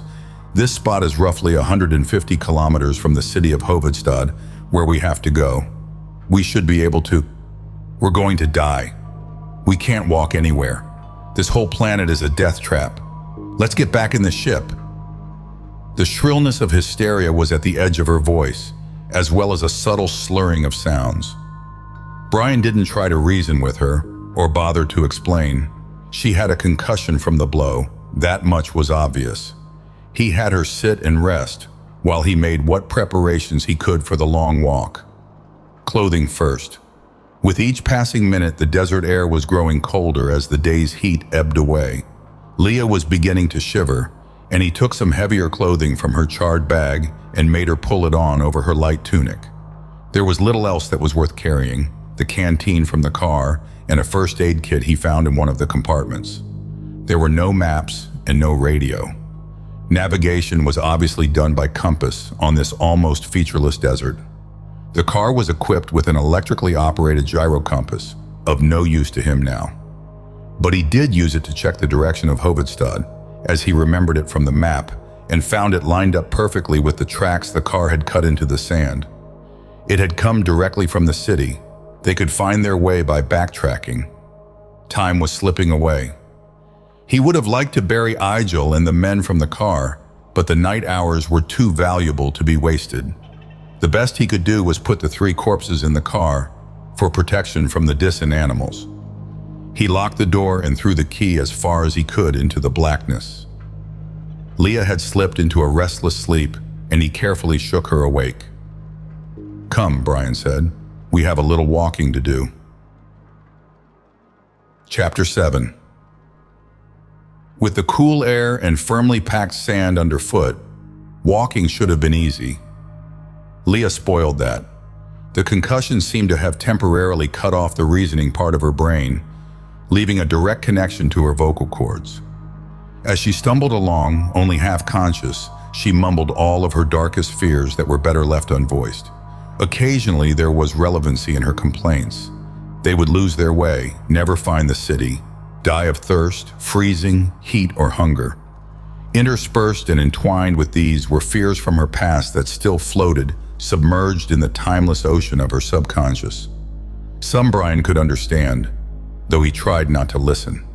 Fears of losing credits, not getting the highest grade, falling behind, a woman alone in a world of men, leaving school, being lost, trampled among the nameless hordes that struggled for survival in the crowded city-states of Earth. There were other things she was afraid of that made no sense to a man of Anvar. Who were the Alkyans that seemed to trouble her? Or what was Canceri, Daedal and Hadal? Who was Manstan, whose name kept coming up over and over, each time accompanied by a little moan? Brian stopped and picked her up in both arms. With a sigh, she settled against the hard width of his chest and was instantly asleep. Even with the additional weight, he made better time now, and he stretched to his fastest, kilometer-consuming stride to make good use of these best hours. Somewhere on a stretch of gravel and shelving rock, he lost the track of the sand car. He wasted no time looking for it. By carefully watching the glistening stars rise and set, he had made a good estimate of the geographic north. Dis didn't seem to have a pole star. However, a box-like constellation turned slowly around the invisible point of the pole. Keeping this positioned in line with his right shoulder guided him on the westerly course he needed. When his arms began to grow tired, he lowered Leah gently to the ground. She didn't wake. Stretching for an instant, before taking up his burden again, Brian was struck by the terrible loneliness of the desert. His breath made a vanishing mist against the stars. All else was darkness and silence. How distant he was from his home, his people, his planet. Even the constellations of the night sky were different. He was used to solitude, but this was a loneliness that touched some deep-buried instinct. A shiver that wasn't from the desert cold touched lightly along his spine, prickling at the hairs on his neck. It was time to go on. He shrugged the disquieting sensations off and carefully tied Leah into the jacket he had been wearing. Slung like a pack on his back, it made the walking easier. The gravel gave way to sliding dunes of sand that seemed to continue to infinity. It was a painful, slipping climb to the top of each one, then an equally difficult descent to the black-pooled hollow at the foot of the next. With the first lightening of the sky in the east, he stopped, breath rasping in his chest, to mark his direction before the stars faded. One line scratched in the sand pointed due north. A second pointed out the course they should follow. When they were aligned to his satisfaction, he washed his mouth out with a single swallow of water and sat on the sand next to the still form of the girl. Gold fingers of fire searched across the sky, wiping out the stars. It was magnificent. Brian forgot his fatigue in appreciation. There should be some way of preserving it. A quatrain would be best, short enough to be remembered, yet requiring attention and skill to compact everything into it. He had scored high with his quatrains in the 20s. This would be a special one. Tayend, his poetry mentor, would have to get a copy. "What are you mumbling about?" Leah asked, looking up at the craggy blackness of his profile against the reddening sky. "Poem," he said. "Shh, just a minute." It was too much for Leah, coming after the tension and dangers of the night. She began to laugh, laughing even harder when he scowled at her. Only when she heard the tinge of growing hysteria did she make an attempt to break off the laughter. The sun cleared the horizon, washing a sudden warmth over them. Leah gasped. "Your throat's been cut. You're bleeding to death." "Not really," he said, touching his fingertips lightly against the blood-clotted wound that circled his neck. "Just superficial." Depression sat on him as he suddenly remembered the battle and death of the previous night. Leah didn't notice his face. She was busy digging in the pack he had thrown down. He had to use his fingers to massage and force away the grimace of pain that twisted his mouth. Memory was more painful than the wound. How easily he had killed. 3 men. How close to the surface of the civilized man the animal dwelled. In countless matches he had used those holds, always drawing back from the exertion of the full killing power. They were part of a game, part of the 20s. Yet when his friend had been killed, he had become a killer himself. He believed in nonviolence and the sanctity of life, until the first test when he had killed without hesitation. More ironic was the fact he really felt no guilt, even now. Shock at the change, yes, but no more than that. "Lift your chin," Leah said, brandishing the antiseptic applicator she had found in the medicine kit. He lifted his chin obligingly, and the liquid drew a cool, burning line across his neck. Antibio pills would do a lot more good, since the wound was completely clotted by now, but he didn't speak his thoughts aloud. For the moment, Leah had forgotten herself in taking care of him. He put some of the antiseptic on her scalp bruise and she squeaked, pulling back. They both swallowed the pills. "That sun is hot already," Leah said, peeling off her heavy clothing. "Let's find a nice cool cave or an air-cooled saloon to crawl into for the day." "I don't think there are any here. Just sand. We have to walk." "I know we have to walk," she interrupted. "There's no need for a lecture about it. You're as seriously cubical as the Bank of Terra. Relax, count 10 and start again." Leah was making empty talk while she listened to the memory of hysteria tittering at the fringes of her brain. "No time for that. We have to keep going." Brian climbed slowly to his feet after stowing everything in the pack. When he sighted along his marker at the western horizon, he saw nothing to mark their course, only the marching dunes. He helped Leah to her feet and began walking slowly towards them. "Just hold on a second," Leah called after him. "Where do you think you're going?" "In that direction," he said, pointing. "I hoped there would be some landmarks, but there aren't. We'll have to keep on by dead reckoning. The sun will keep us pretty well on course. If we aren't there by night, the stars will be a better guide." "All this on an empty stomach? How about breakfast? I'm hungry and thirsty." "No food." He shook the canteen that gurgled emptily. It had been only partly filled when he found it. "The water's low and we'll need it later." "I need it now," she said shortly. "My mouth tastes like an unemptied ashtray and I'm dry as paper." "Just a single swallow," he said, after the briefest hesitation. "This is all we have." Leah sipped at it with her eyes closed in appreciation. Then he sealed the top and returned it to the pack without taking any himself. They were sweating as they started up the first dune. The desert was barren of life. They were the only things moving under that merciless sun. Their shadows pointed the way ahead of them, and as the shadows shortened, the heat rose. It had an intensity Leah had never experienced before, a physical weight that pushed at her with a searing hand. Her clothing was sodden with perspiration, and it trickled burning into her eyes. The light and heat made it hard to see, and she leaned on the immovable strength of Brian's arm. He walked on steadily, apparently ignoring the heat and discomfort.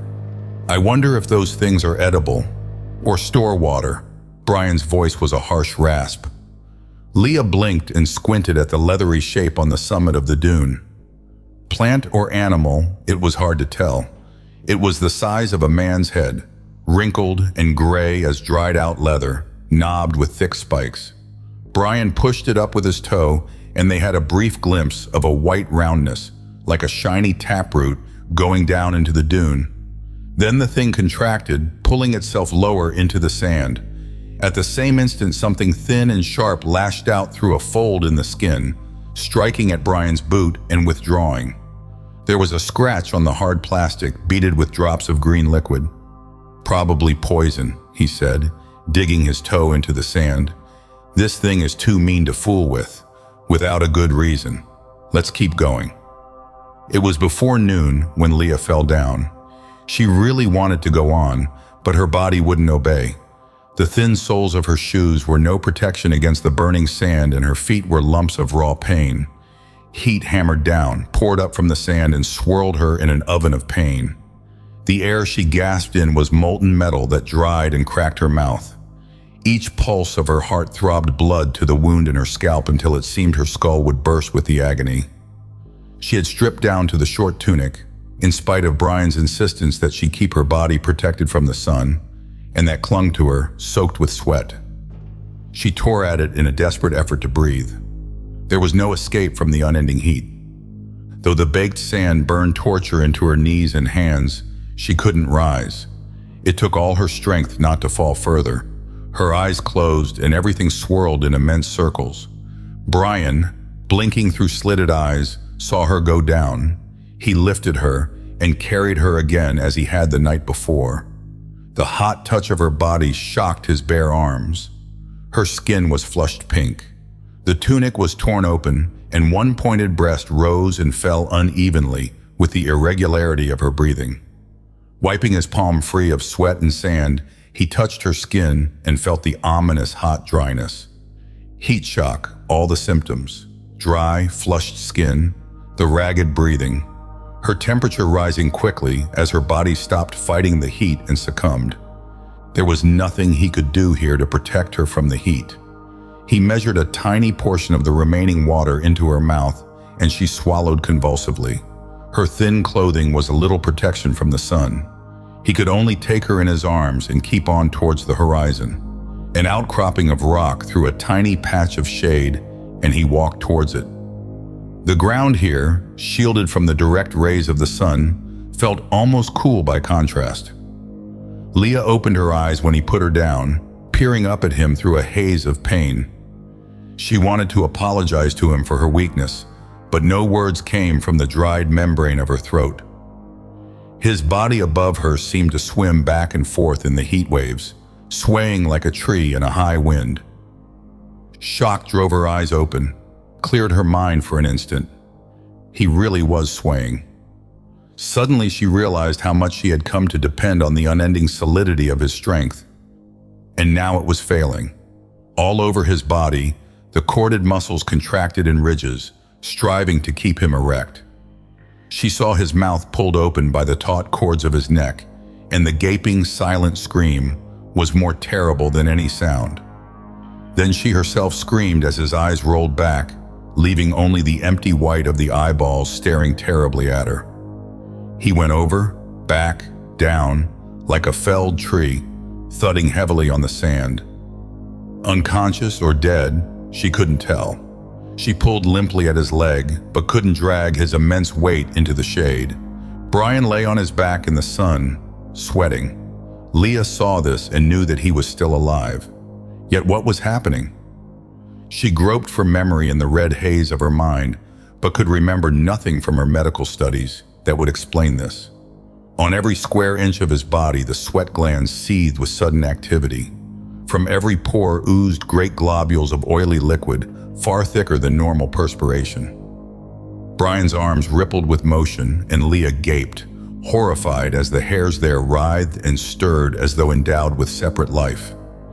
His chest rose and fell rapidly, deep, gasping breaths racking his body.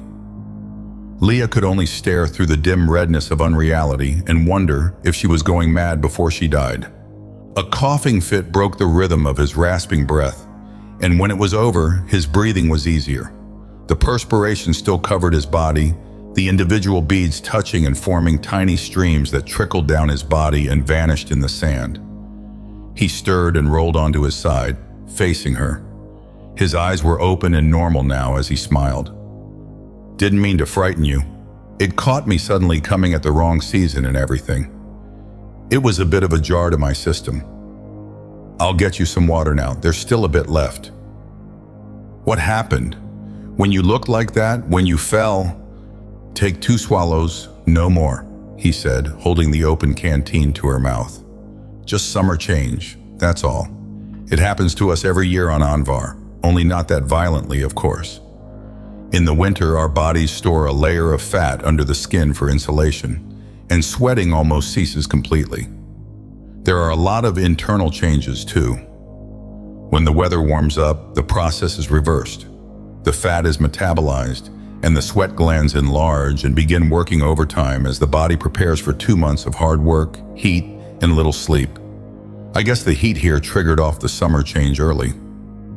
"You mean you've adapted to this terrible planet?" "Just about, though it does feel a little warm. I'll need a lot more water soon, so we can't remain here. Do you think you can stand the sun if I carry you?" "No, but I won't feel any better staying here." She was lightheaded, scarcely aware of what she said. "Keep going, I guess. Keep going." As soon as she was out of the shadow of the rock, the sunlight burst over her again in a wave of hot pain. She fell unconscious at once. Brian picked her up and staggered forward. After a few yards, he began to feel the pull of the sand. He knew he was reaching the end of his strength. He went more slowly, and each dune seemed a bit higher than the one before. Giant, sand-scoured rocks pushed through the dunes here, and he had to stumble around them. At the base of the largest of these monoliths was a straggling clump of knotted vegetation. He passed it by, then stopped as something tried to penetrate his heat-crazed mind. What was it? A difference. Something about these plants that he hadn't noticed in any of the others he had passed during the day. It was almost like defeat to turn and push his clumsy feet backwards in his own footprints, to stand blinking helplessly at the plants. Yet they were important.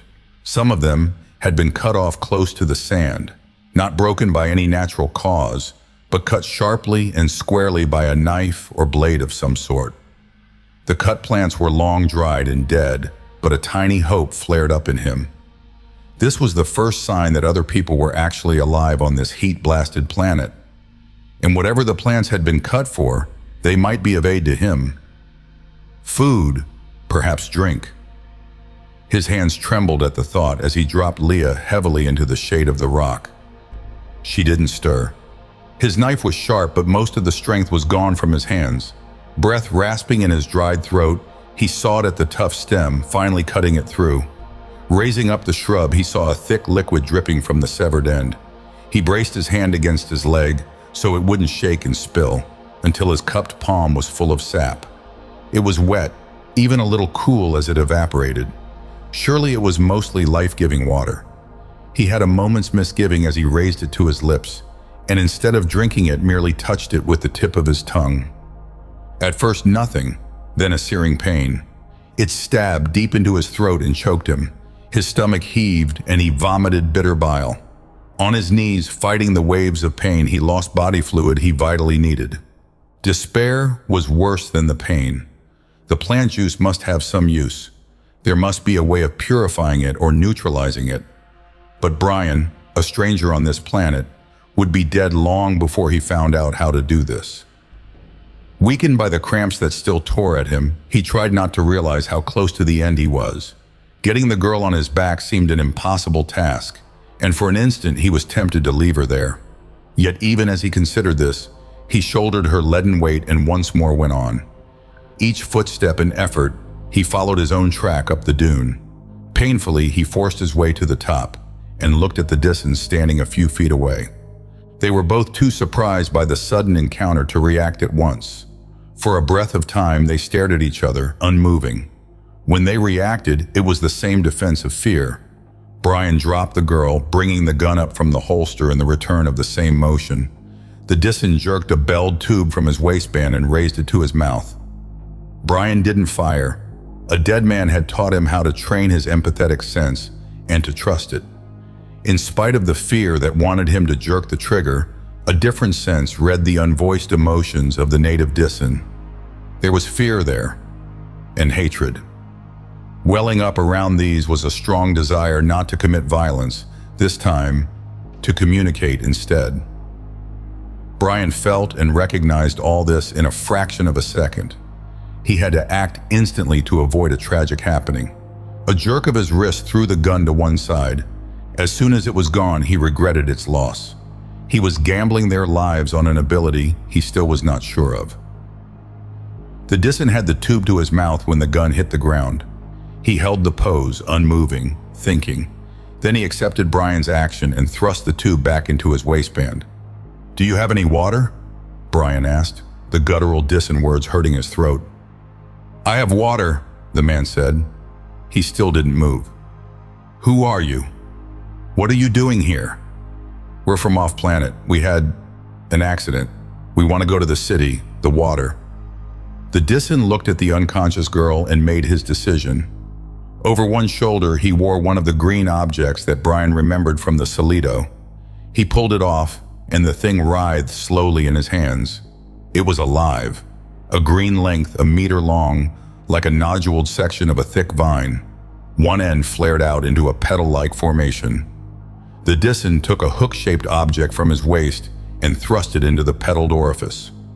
When he turned the hook in a quick motion, the length of green writhed and curled around his arm. He pulled something small and dark out and threw it to the ground, extending the twisting green shape towards Brian. "Put your mouth to the end and drink," he said. Leah needed the water more, but he drank first, suspicious of the living water source. A hollow below the writhing petals was filling with straw-colored water from the fibrous, reedy interior. He raised it to his mouth and drank. The water was hot and tasted swampy. Sudden sharp pains around his mouth made him jerk the thing away. Tiny glistening white barbs projected from the petals, pink tipped now with his blood. Brian swung towards the Dissen angrily and stopped when he looked at the other man's face. His mouth was surrounded by many small white scars. "The Vade does not like to give up its water, but it always does," the man said. Brian drank again, then put the Vade to Leah's mouth. She moaned without regaining consciousness, her lips seeking reflexively for the life-saving liquid. When she was satisfied, Brian gently drew the barbs from her flesh and drank again. The Dissen hunkered down on his heels and watched them expressionlessly. Brian handed back the Vade, then held some of the clothes so that Leah was in their shade. He settled to the same position as the native and looked closely at him. Squatting immobile on his heels, the Dissen appeared perfectly comfortable under the flaming sun. There was no trace of perspiration on his naked brown skin. Long hair fell to his shoulders, and startlingly blue eyes stared back at Brian from deep-set sockets. The heavy kilt around his loins was the only garment he wore. Once more the Vade rested over his shoulder, still stirring unhappily. Around his waist was the same collection of leather, stone, and brass objects that had been in the Solido. Two of them now had meaning to Brian: the tube and mouthpiece, a blowgun of some kind, and the specially shaped hook for opening the Vade. He wondered if the other strangely formed things had equally practical functions. If you accepted them as artifacts with a purpose, not barbaric decorations, you had to accept their owner as something more than the crude savage he resembled. "My name is Brian, and you? You may not have my name. Why are you here? To kill my people?" Brian forced away the memory of last night. Killing was just what he had done. Some expectancy in the man's manner, some sensed feeling of hope prompted Brian to speak the truth. "I'm here to stop your people from being killed. I believe in the end of the war." "Prove it." "Take me to the Cultural Relationships Foundations in the city and I'll prove it. I can do nothing here in the desert, except die." For the first time, there was emotion on the Dissen's face.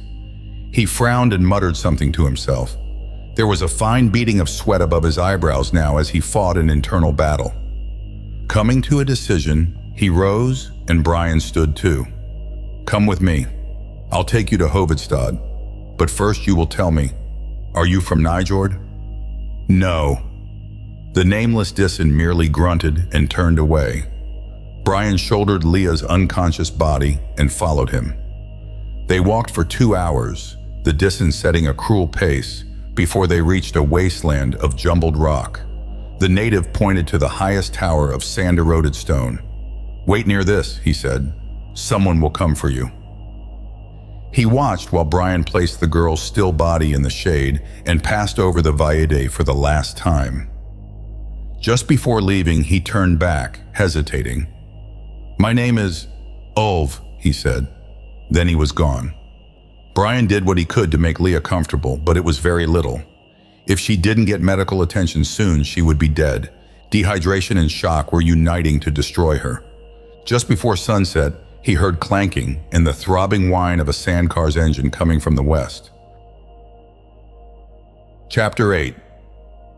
With each second, the noise grew louder, coming their way. The track squeaked as the car turned around the rock spire, obviously seeking them out.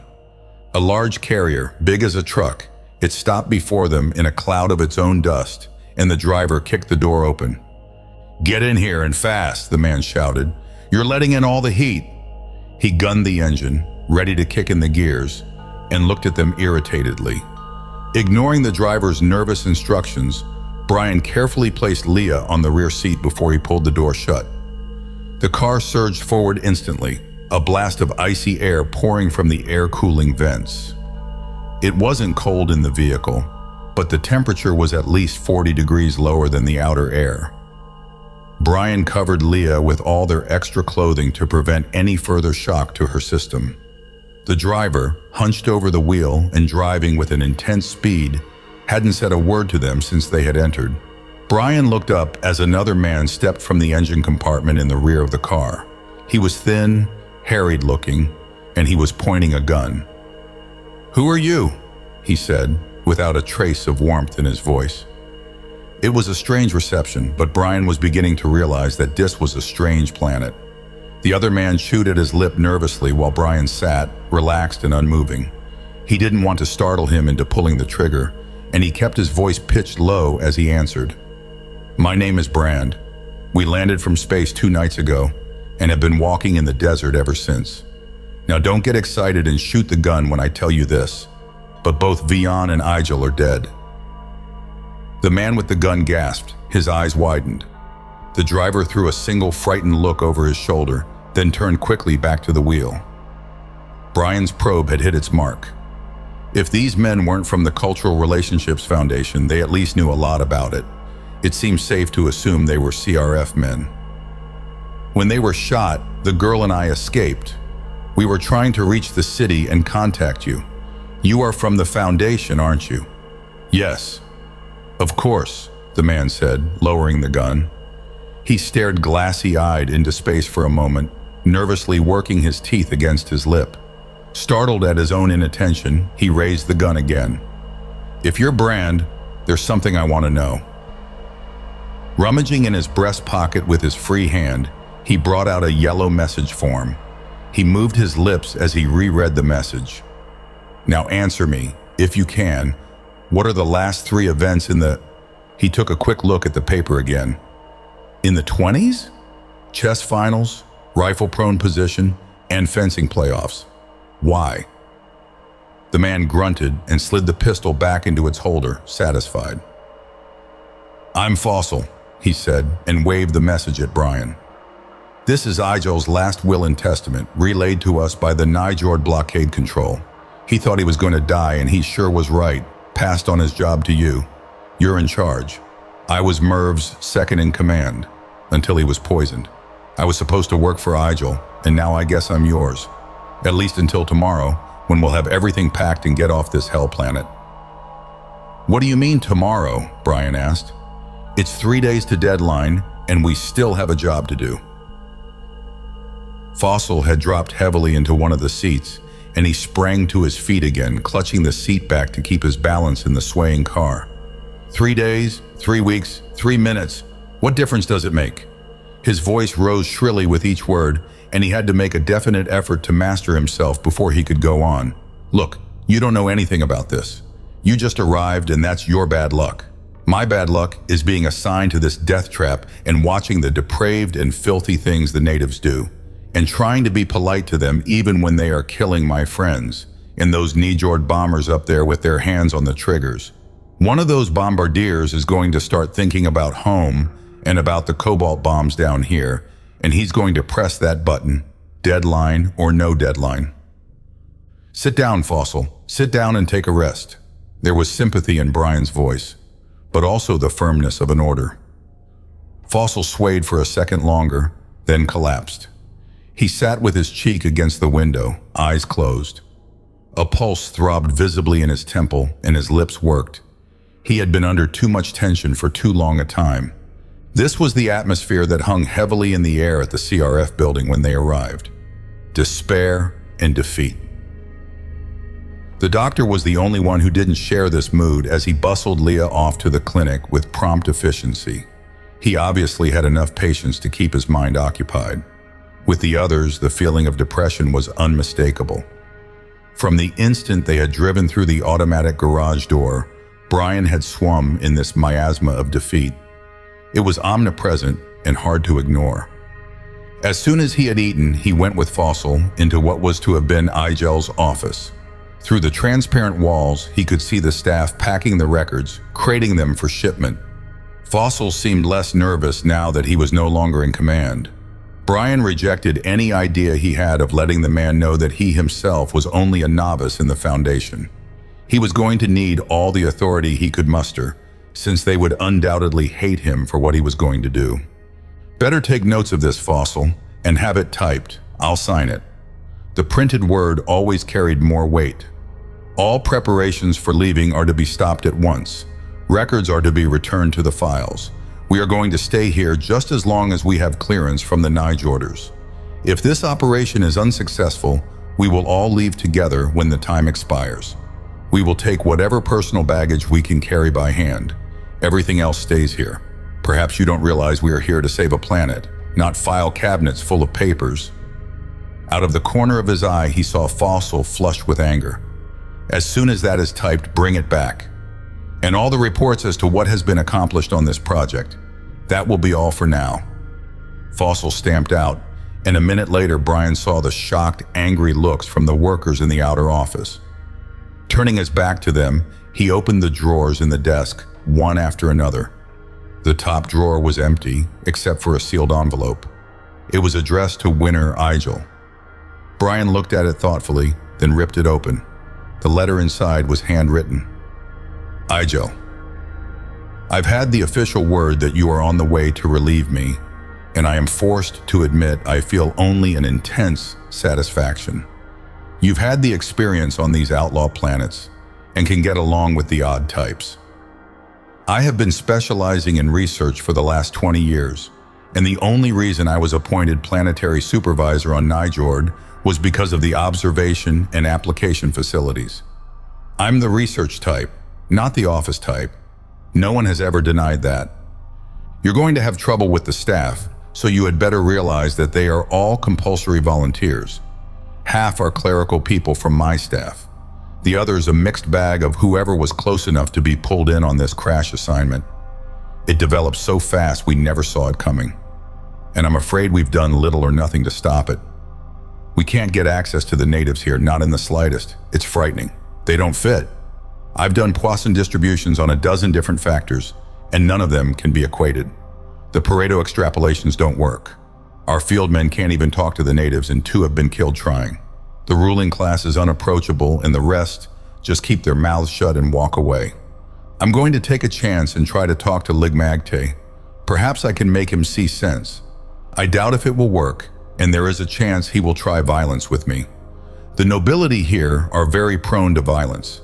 If I get back all right, you won't see this note. Otherwise, goodbye, Igel. Try to do a better job than I did. Aston Merv. P.S. There is a problem with the staff. They are supposed to be saviors, but without exception, they all loathe the Dissons. I'm afraid I do too. Brian ticked off the relevant points in the letter. He had to find some way of discovering what Pareto extrapolations were, without uncovering his own lack of knowledge. The staff would vanish in 5 minutes if they knew how new he was at the job. Poisson distribution made more sense. It was used in physics as the unchanging probability of an event that would be true at all times, such as the numbers of particles that would be given off by a lump of radioactive matter during a short period. From the way Merv used it in his letter, it looked as if the Societics people had found measurable applications in societies and groups, at least on other planets. None of the rules seemed to be working on Dis. Igel had admitted that, and Merv's death had proven it. Brian wondered who this Ligmagte was who appeared to have killed Merv. A forged cough broke through Brian's concentration, and he realized that Fossil had been standing in front of his desk for some minutes. Brian looked up and mopped perspiration from his face. "Your air conditioner seems to be out of order," Fossil said. "Should I have the mechanic look at it?" "There's nothing wrong with the machine. I'm just adapting to Dis's climate. What else do you want, Fossil?" The assistant had a doubting look that he didn't succeed in hiding. He also had trouble believing the literal truth. He placed the small stack of file folders on the desk. "These are the reports to date, everything we have uncovered about the Dissons. It's not very much, but considering the antisocial attitudes on this lousy world, it is the best we could do." A sudden thought hit him, and his eyes narrowed slyly. It can't be helped, but some of the staff have been wondering out loud about that native that contacted us. How did you get him to help you? We've never gotten to first base with these people, and as soon as you land, you have one working for you. You can't stop people from thinking about it, you being a newcomer and a stranger. After all, it looks a little odd. He broke off in mid-sentence as Brian looked at him in cold fury. I can't stop people from thinking about it, but I can stop them from talking. Our job is to contact the Dissens and stop this suicidal war. I have done more in one day than you all have done since you arrived. I have accomplished this because I am better at my work than the rest of you. That is all the information any of you are going to receive. You are dismissed. White with anger, Fossil turned on his heel and stamped out, to spread the word about what a slave driver the new director was. They would then all hate him passionately, which was just the way he wanted it. He couldn't risk exposure as the tyro he was, and perhaps a new emotion, other than disgust and defeat, might jar them into a little action. They certainly couldn't do any worse than they had been doing. It was a tremendous amount of responsibility. For the first time since setting foot on this barbaric planet, Brian had time to stop and think. He was taking an awful lot upon himself. He knew nothing about this world, nor about the powers involved in the conflict.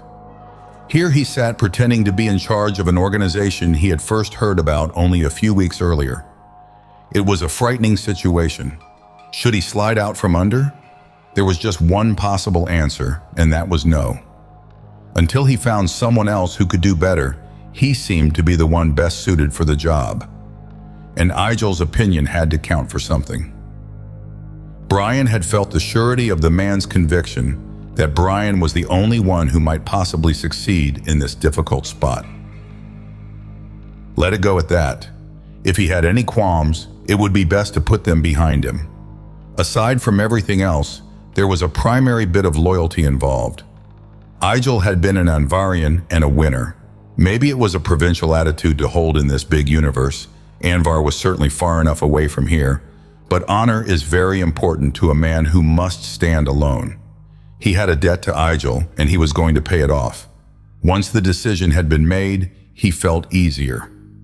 There was an intercom on the desk in front of him, and he leaned with a heavy thumb on the button labeled Fossel. Yes? Even through the speaker, the man's voice was cold with ill-concealed hatred. Who is Lig Magte, and did the former director ever return from seeing him? Magdi is a title that means roughly noble or lord. Lig Magda is the local overlord. He has an ugly stone heap of a building just outside the city. He seems to be the mouthpiece for the group of Magder that are pushing this idiotic war. As to your second question, I have to answer yes and no. We found Director Merv's head outside the door next morning with all the skin gone. We knew who it was because the doctor identified the bridge work in his mouth. Do you understand? All pretense of control had vanished, and Fossil almost shrieked the last words. They were all close to cracking up, if he was any example. Brian broke in quickly. That will be all, Fossil. Just get word to the doctor that I would like to see him as soon as I can. He broke the connection and opened the first of the folders. By the time the doctor called, he had skimmed the reports and was reading the relevant ones in greater detail. Putting on his warm coat, he went through the outer office.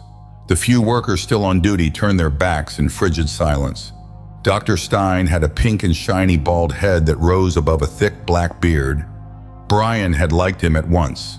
Anyone with enough firmness of mind to keep a beard in this climate was a pleasant exception after what he had met so far. How's the new patient, doctor? Stein combed his beard with stubby fingers before answering. Diagnosis, heat syncope. Prognosis, complete recovery. Condition fair, considering the dehydration and extensive sunburn. I've treated the burns, and a saline drip is taking care of the other. She just missed going into heat shock. I have her under sedation now. I'd like to have her up and helping me tomorrow morning. Could she do this with stimulants or drugs? She could, but I don't like it. There might be side factors, perhaps long-standing debilitation. It's a chance. A chance we will have to take. In less than 70 hours, this planet is due for destruction. In attempting to avert that tragedy, I'm expendable, as is everyone else here. Agreed? The doctor grunted deep in his beard and looked Brian's immense frame up and down. Agreed, he said, almost happily. It is a distinct pleasure to see something beside black defeat around here. I'll go along with you. Well, you can help me right now. I checked the personnel roster and discovered that out of the 28 people working here, there isn't a physical scientist of any kind, other than yourself. A scruffy bunch of button pushers and theoreticians, not worth a damn for field work, the whole bunch of them. The doctor toed the floor switch on a waste receptacle and spat into it with feeling. Then I'm going to depend on you for some straight answers, Brian said. This is an unstandard operation, and the standard techniques just don't begin to make sense. Even Poisson distributions and Pareto extrapolations don't apply here. Stein nodded agreement, and Brian relaxed a bit.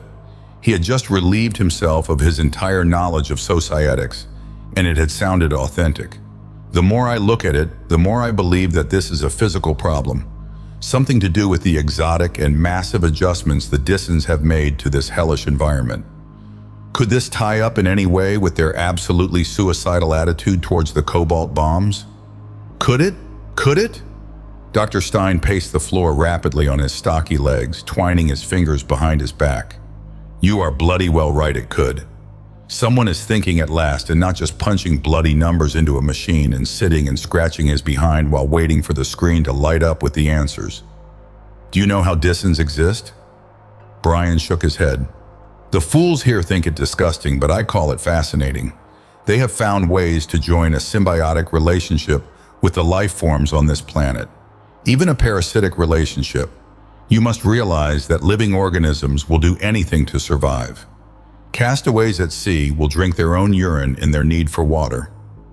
Disgust at this is only the attitude of the overprotected who have never experienced extreme thirst or hunger.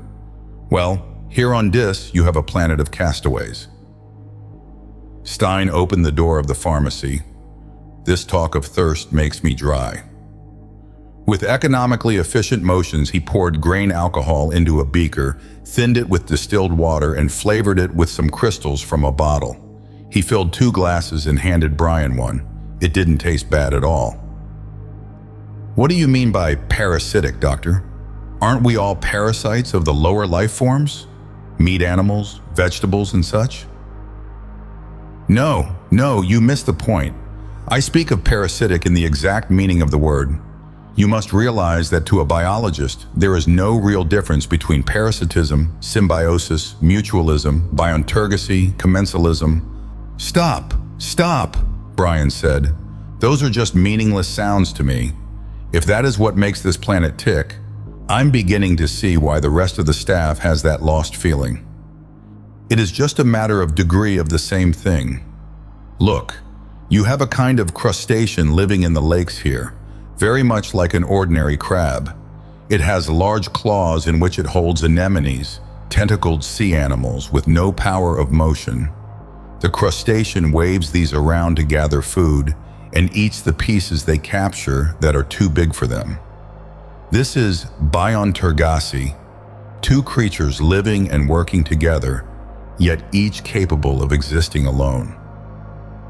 Now, this same crustacean has a parasite living under its shell, a degenerated form of a snail that has lost all powers of movement, a true parasite that takes food from its host's body and gives nothing in return.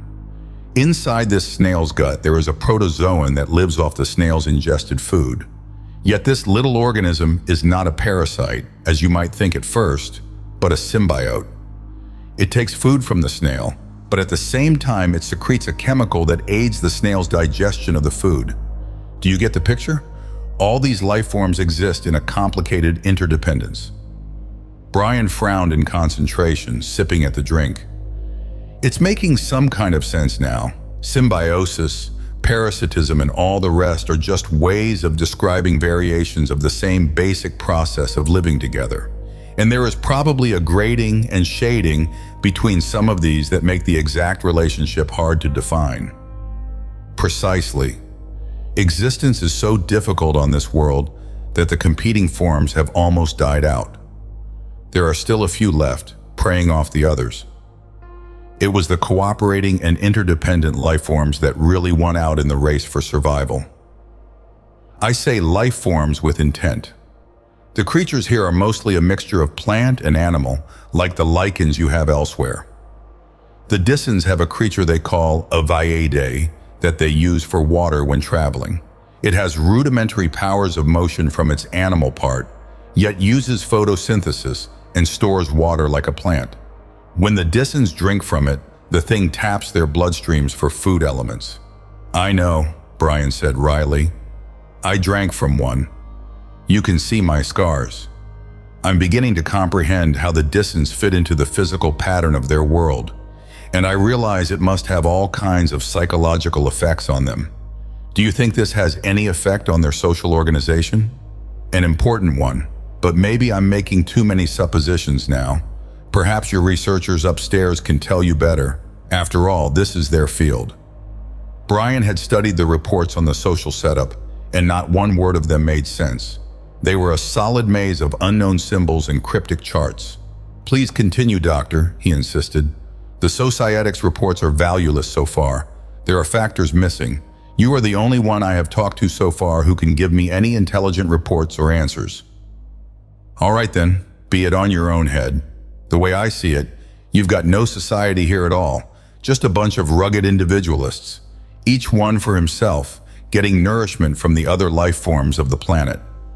If they have a society, it is orientated towards the rest of the planetary life, instead of towards other human beings. Perhaps that's why your figures don't make sense. They are set up for the human societies. In their relations with each other, these people are completely different. What about the Magter, the upper-class types who build castles and are causing all this trouble? I have no explanation, Dr. Stein admitted. My theories hold water and seem logical enough up to this point. But the Magter are the exception, and I have no idea why. They are completely different from the rest of the Dysons. Argumentative, bloodthirsty, looking for planetary conquest instead of peace. They aren't rulers, not in the real sense. They hold power because nobody else wants it. They grant mining concessions to off-worlders because they are the only ones with a sense of property. Maybe I'm going out on a limb, but if you can find out why they are so different, you may be onto the clue to our difficulties. For the first time since his arrival, Brian began to feel a touch of enthusiasm, plus a sense of the remote possibility that there might even be a solution to the deadly problem. He drained his glass and stood up. I hope you'll wake your patient early, Doctor. You might be as interested in talking to her as I am.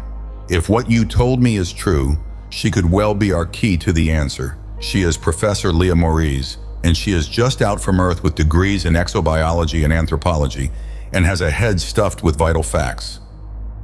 Wonderful, Stein said. I shall take care of the head, not only because it is so pretty, but because of its knowledge.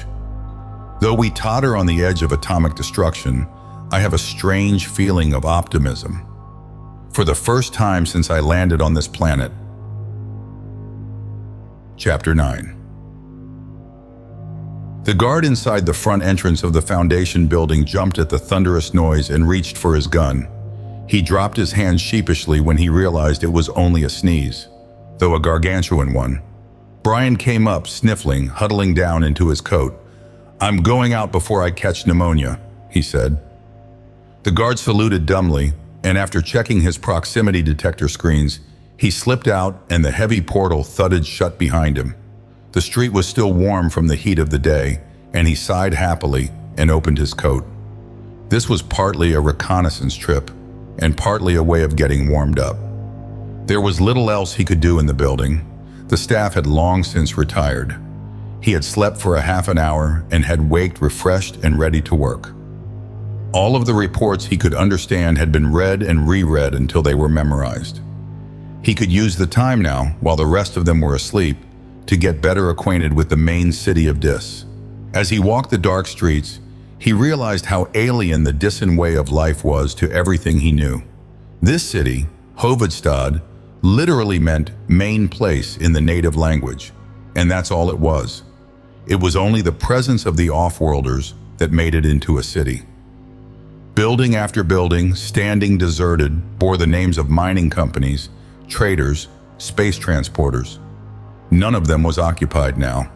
Some still had lights burning, switched on by automatic apparatus. Others were as dark as the Dyson structures. There weren't many of these native constructions, and they seemed out of place among the rammed earth and prefab off-world buildings. Brian examined one that was dimly illuminated by the light on the corner of Vegan Smelters, Ltd. It consisted of a single large room, resting right on the ground. There were no windows, and the whole thing appeared to have been constructed of some sort of woven material plastered with stone-hard mud.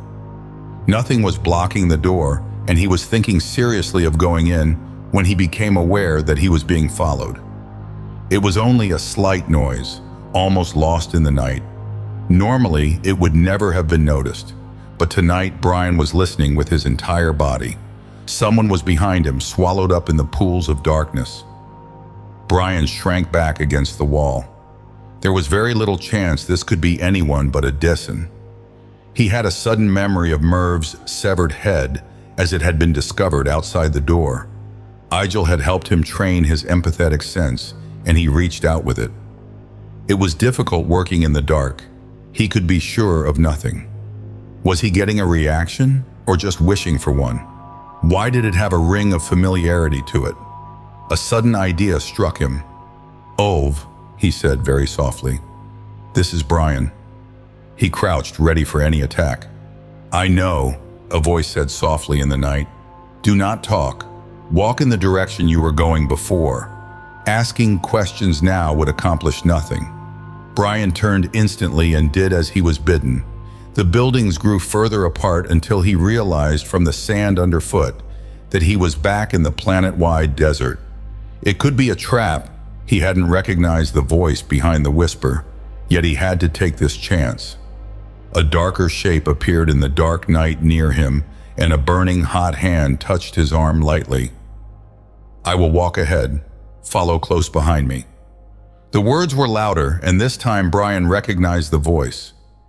Without waiting for an answer, Olv turned, and his dimly seen shape vanished into the darkness. Brian moved swiftly after him until they walked side by side over the rolling hills of sand. The sand merged into hard-baked ground, became cracked and scarred with rock-filled gullies. They followed a deepening gully that grew into a good-sized ravine. When they turned an angle of the ravine, Brian saw a weak yellow light coming from an opening in the hard dirt wall. Olv dropped on all fours and vanished through the shoulder-wide hole. Brian followed him, trying to ignore the growing tension and unease he felt. Crawling like this, head down, he was terribly vulnerable. He tried to shrug off the feeling, mentally blaming it on tense nerves. The tunnel was short and opened into a larger chamber. A sudden scuffle of feet sounded at the same instant that a wave of empathetic hatred struck him. It took vital seconds to fight his way out of the trapping tunnel, to roll clear and bring his gun up. During those seconds, he should have died. The Dyson poised above him had the short-handled stone hammer raised to strike a skull-crushing blow.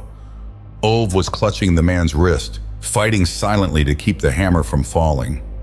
Neither combatant said a word, the rasp of their calloused feet on the sand the only sound. Brian backed away from the struggling men, his gun centered on the stranger. The Dyson followed him with burning eyes and dropped the hammer as soon as it was obvious the attack had failed. "Why did you bring him here?" he growled at Olv. "Why didn't you kill him?" "He is here so we can listen to what he says, Gebk. He is the one I told you of, that I found in the desert." "We listen to what he says and then we kill him," Gebk said with a mirthless grin. The remark wasn't meant to be humorous, but was made in all seriousness. Brian recognized this and knew that there was no danger for the present moment. He slid the gun away and for the first time looked around the chamber. It was domed in shape and was still hot from the heat of the day. Olv took off the length of cloth he had wrapped around his body against the chill and refolded it as a kilt, strapping it on under his belt artifacts. He grunted something unintelligible and when a muttered answer came, Brian for the first time became aware of the woman and the child. The two sat against the far wall, squatting on either side of a heap of fibrous plants. Both were nude, clothed only in the matted hair that fell below their shoulders. The belt of strange tools could not be classified as clothing. Even the child wore a tiny replica of her mother's. Putting down a length of plant she had been chewing, the woman shuffled over to the tiny fire that illuminated the room. A clay pot stood over it, and from this she ladled 3 bowls of food for the men. It smelled atrocious, and Brian tried not to taste or smell the sickening mixture while he ate it. He used his fingers, as did the other men, and did not talk while he ate. There was no way to tell if the silence was ritual or habit. It gave him a chance for a closer look at the Dissen way of living. The cave was obviously handmade. Tool marks could be clearly seen in the hard clay of the walls, except in the portion opposite the entrance. This was covered with a network of roots, rising out of the floor and vanishing into the roof of earth above. Perhaps this was the reason for the cave's existence. The thin roots had been carefully twisted and plaited together until they formed a single swollen root in the center, as thick as a man's arm. From this hung 4 of the Vedas. Ulv had placed his there before he sat down. The teeth must have instantly sunk in, for it hung unsupported, another link in the Dissen life cycle. This appeared to be the source of the Vedas' water that nourished the people. Brian was aware of eyes upon him and turned and smiled at the little girl. She couldn't have been over 6 years old, but she was already a Dissen in every way.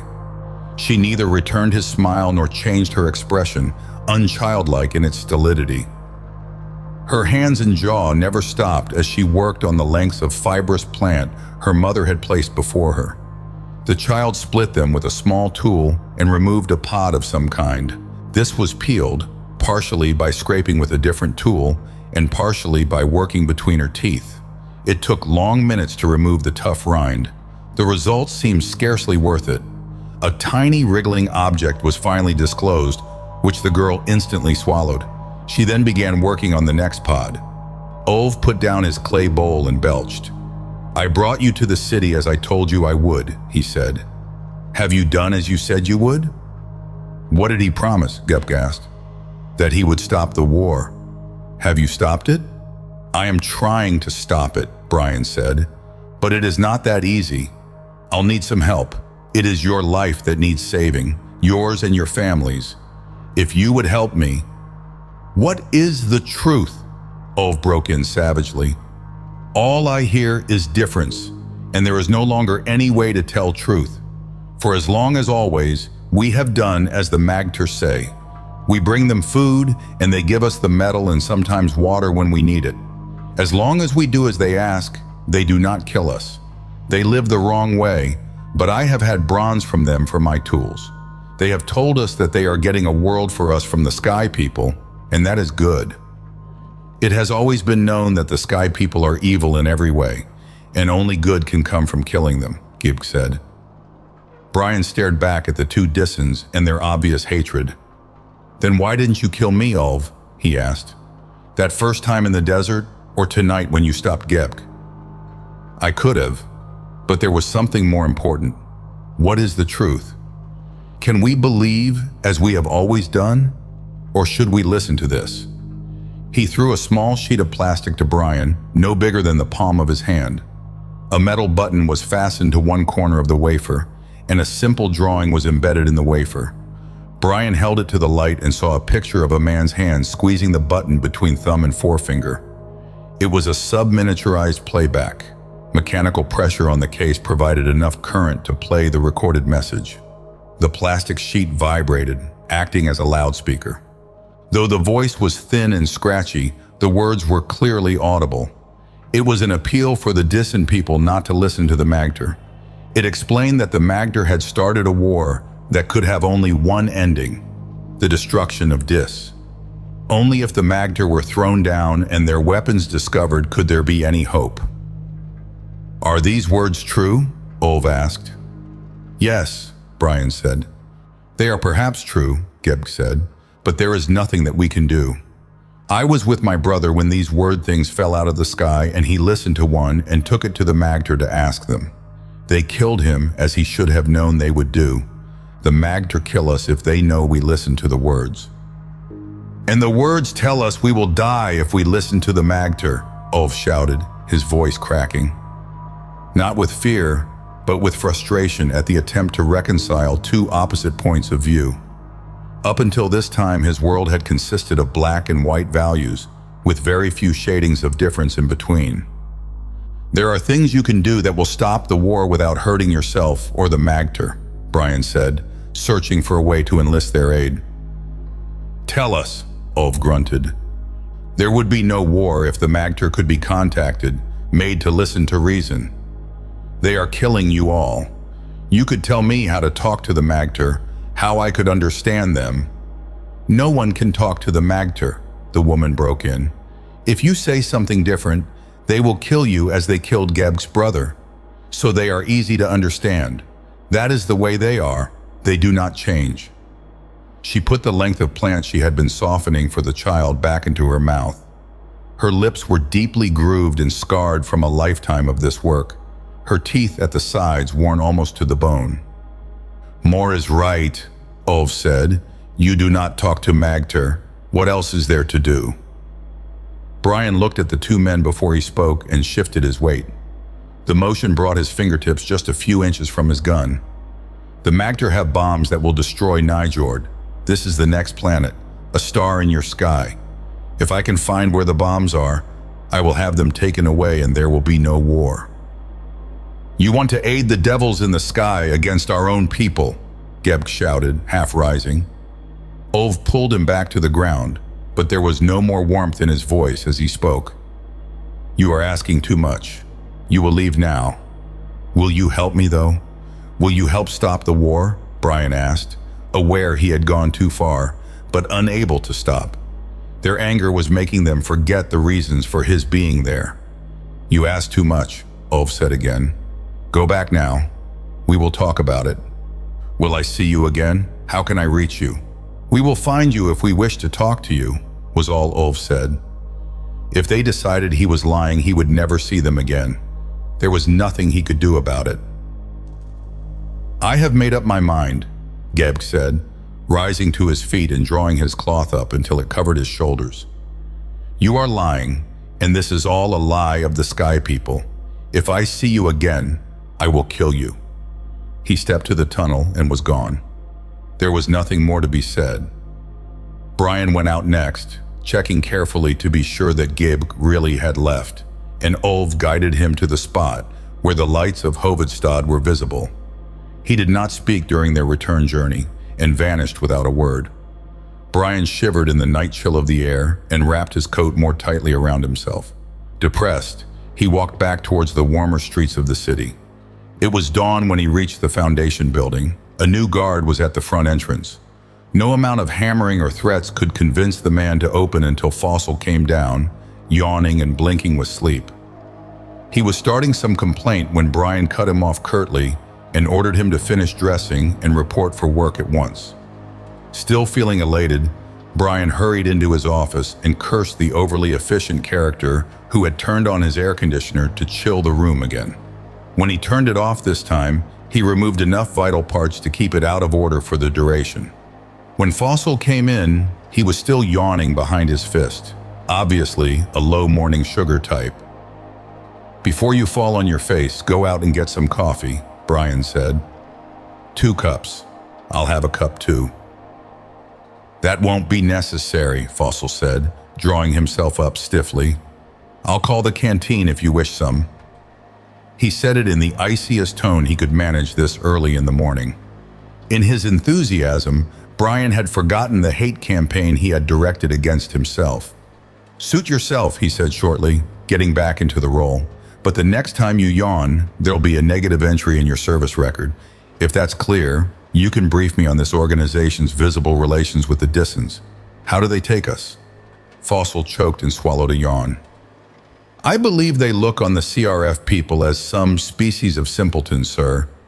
They hate all off-worlders. Memory of their desertion has been passed on verbally for generations. so by their one-to-one logic, we should either hate back or go away. We stay instead and give them food, water, medicine, and artifacts. Because of this, they let us remain on sufferance. I imagine they consider us do-gooder idiots, and as long as we cause no trouble, they'll let us stay. He was struggling miserably to suppress a yawn, so Brian turned his back and gave him a chance to get it out. What about the Nijorders? How much do they know of our work? Brian looked out the window at dusty buildings, outlined in purple against the violent colors of the desert sunrise. Nijord is a cooperating planet and has full knowledge at all executive levels. They are giving us all the aid they can. Well, now is the time to ask for more. Can I contact the commander of the blockading fleet? There is a scrambler connection right through to him. I'll set it up. Fossil bent over the desk and punched a number into the phone controls. The screen flowed with the black and white patterns of the scrambler. That's all, Fossil, Brian said. I want privacy for this talk. What's the commander's name? Professor Kraft. He's a physicist. They have no military men at all, so they called him in for the construction of the bombs and energy weapons. He's still in charge. Fossil yawned extravagantly as he went out the door. The professor commander was very old, with wispy gray hair and a network of wrinkles surrounding his eyes. His image shimmered, then cleared as the scrambler units aligned. You must be Brian Brand, he said. I have to tell you how sorry we all are that your friend Igel and the two others had to die after coming so far to help us. I'm sure you are very happy to have had a friend like that. Why? Yes, of course, Brian said, reaching for the scattered fragments of his thought processes. It took an effort to remember the first conflict, now that he was worrying about the death of a planet. It's very kind of you to mention it, but I would like to find out a few things from you, if I could. Anything at all, we are at your disposal. Before we begin, though, I shall pass on the thanks of our council for your aid in joining us. Even if we are eventually forced to drop the bombs, we shall never forget that your organization did everything possible to avert the disaster. Once again, Brian was caught off balance.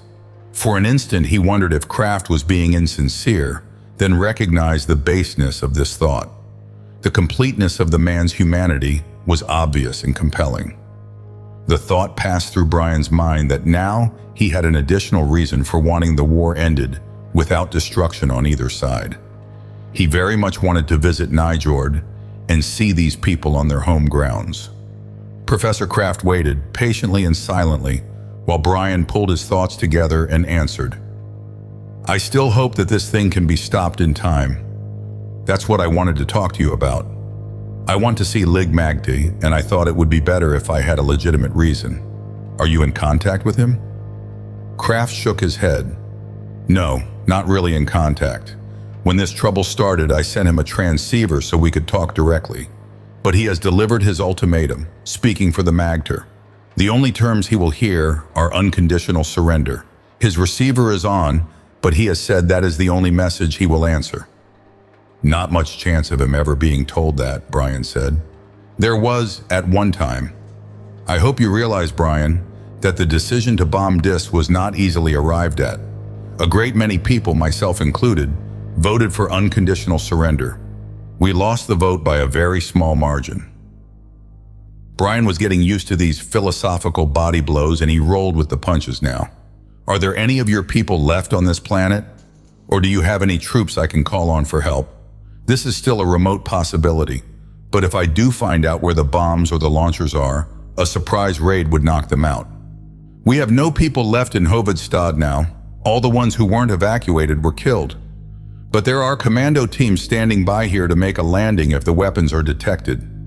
The Dissens must depend on secrecy to protect their armament, since we have both the manpower and the technology to reach any objective.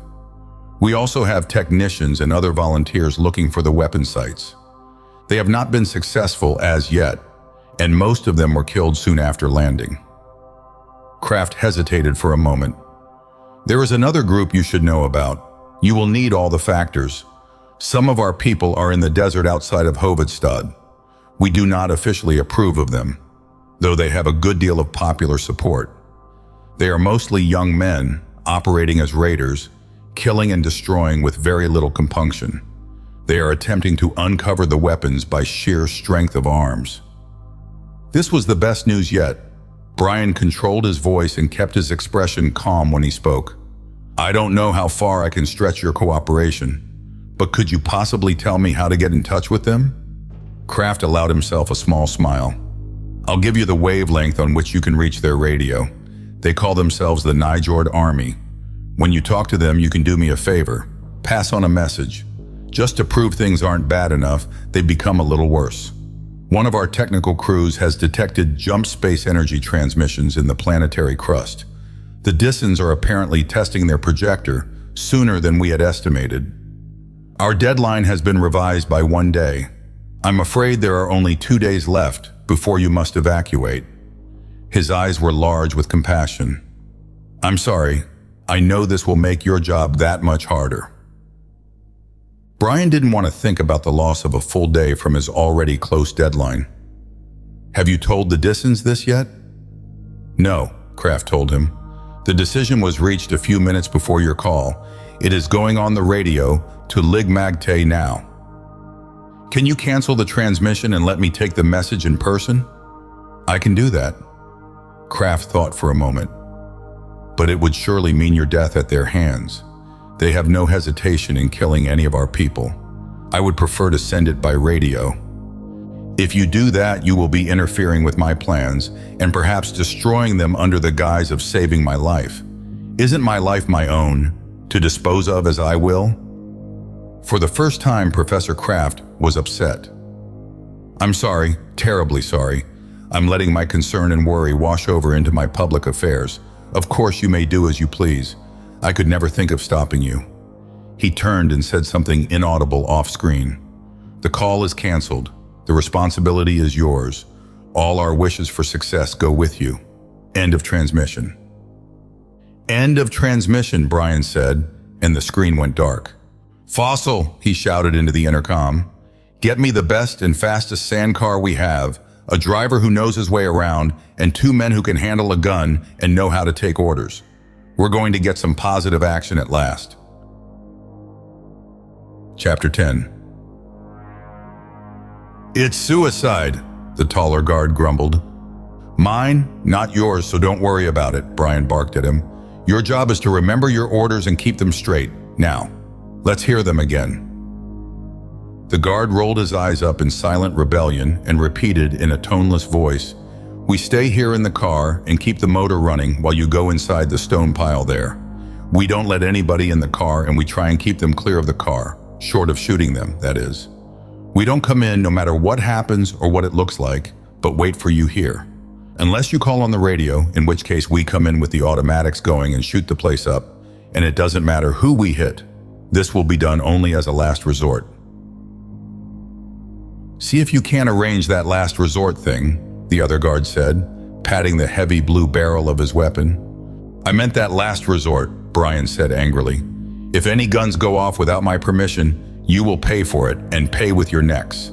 I want that clearly understood. You are here as a rear guard and a base for me to get back to. This is my operation and mine alone, unless I call you in. Understood? He waited until all 3 men had nodded in agreement, then checked the charge on his gun. It was fully loaded.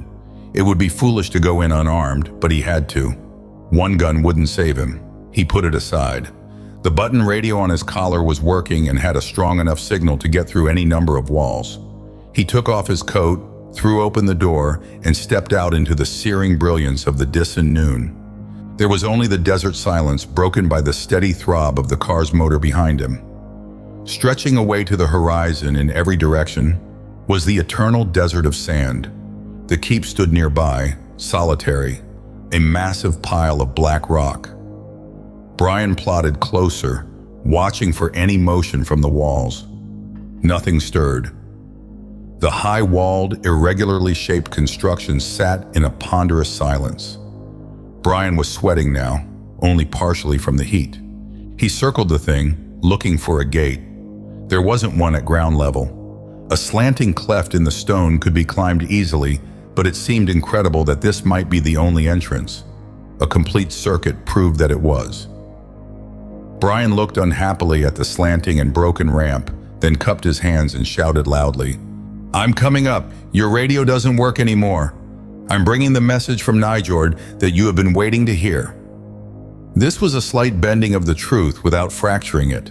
There was no answer, just the hiss of wind-blown sand against the rock and the mutter of the car in the background. He started to climb. The rock underfoot was crumbling, and he had to watch where he put his feet. At the same time, he fought a constant impulse to look up, watching for anything falling from above. Nothing happened. When he reached the top of the wall, he was breathing hard. Sweat moistened his body. There was still no one in sight. He stood on an unevenly shaped wall that appeared to circle the building. Instead of having a courtyard inside it, the wall was the outer face of the structure, the domed roof rising from it. At varying intervals, dark openings gave access to the interior. When Brian looked down, the sandcar was just a dun-colored bump in the desert, already far behind him. Stooping, he went through the nearest door. There was still no one in sight. The room inside was something out of a madman's funhouse. It was higher than it was wide, irregular in shape, and more like a hallway than a room. At one end, it merged into an incline that became a stairwell. At the other, it ended in a hole that vanished in darkness below. Light of sorts filtered in through slots and holes drilled into the thick stone wall. Everything was built of the same crumble-textured but strong rock. Brian took the stairs. After a number of blind passages and wrong turns, he saw a stronger light ahead and went on. There was food, metal, even artifacts of the unusual Disan design in the different rooms he passed through. Yet no people. The light ahead grew stronger, and the last passageway opened and swelled out until it led into the large central chamber. This was the heart of the strange structure. All the rooms, passageways, and halls existed just to give form to this gigantic chamber. The walls rose sharply, the room being circular in cross-section and growing narrower towards the top. It was a truncated cone, since there was no ceiling. A hot blue disk of sky cast light on the floor below. On the floor stood a knot of men who stared at Brian. Out of the corner of his eyes, and with the very periphery of his consciousness, he was aware of the rest of the room. Barrels, stores, machinery, a radio transceiver, various bundles and heaps that made no sense at first glance. There was no time to look closer. Every fraction of his attention was focused on the muffled and hooded men. He had found the enemy. Everything that had happened to him so far on Dis had been preparation for this moment. The attack in the desert, the escape, the dreadful heat of sun and sand. All this had tempered and prepared him. It had been nothing in itself. Now the battle would begin in earnest. None of this was conscious in his mind.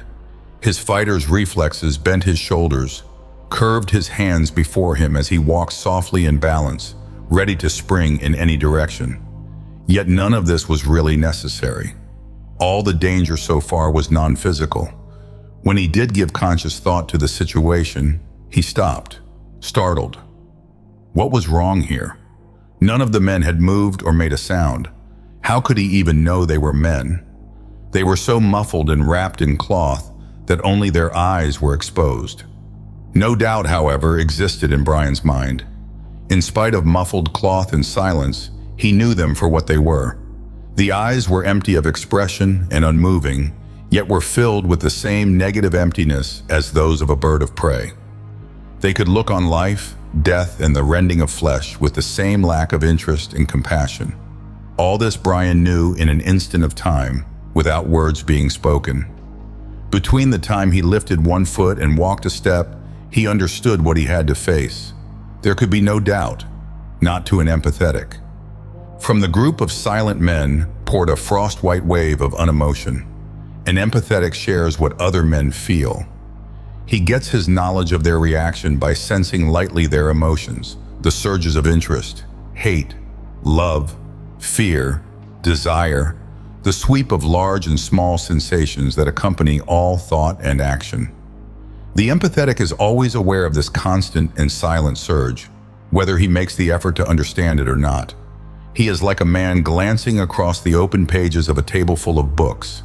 He can see that the type, words, paragraphs, thoughts are there, even without focusing his attention to understand any of it. Then how does the man feel when he glances at the open books and sees only blank pages? The books are there. The words are not. He turns the pages of one, of the others, flipping the pages, searching for meaning. There is no meaning. All of the pages are blank. This was the way in which the Magter were blank, without emotions. There was a barely sensed surge and return that must have been neural impulses on a basic level, the automatic adjustments of nerve and muscle that keep an organism alive. Nothing more. Brian reached for other sensations, but there was nothing there to grasp. Either these men were without emotions, or they were able to block them from his detection. It was impossible to tell which. Very little time had passed while Brian made these discoveries. The knot of men still looked at him, silent and unmoving.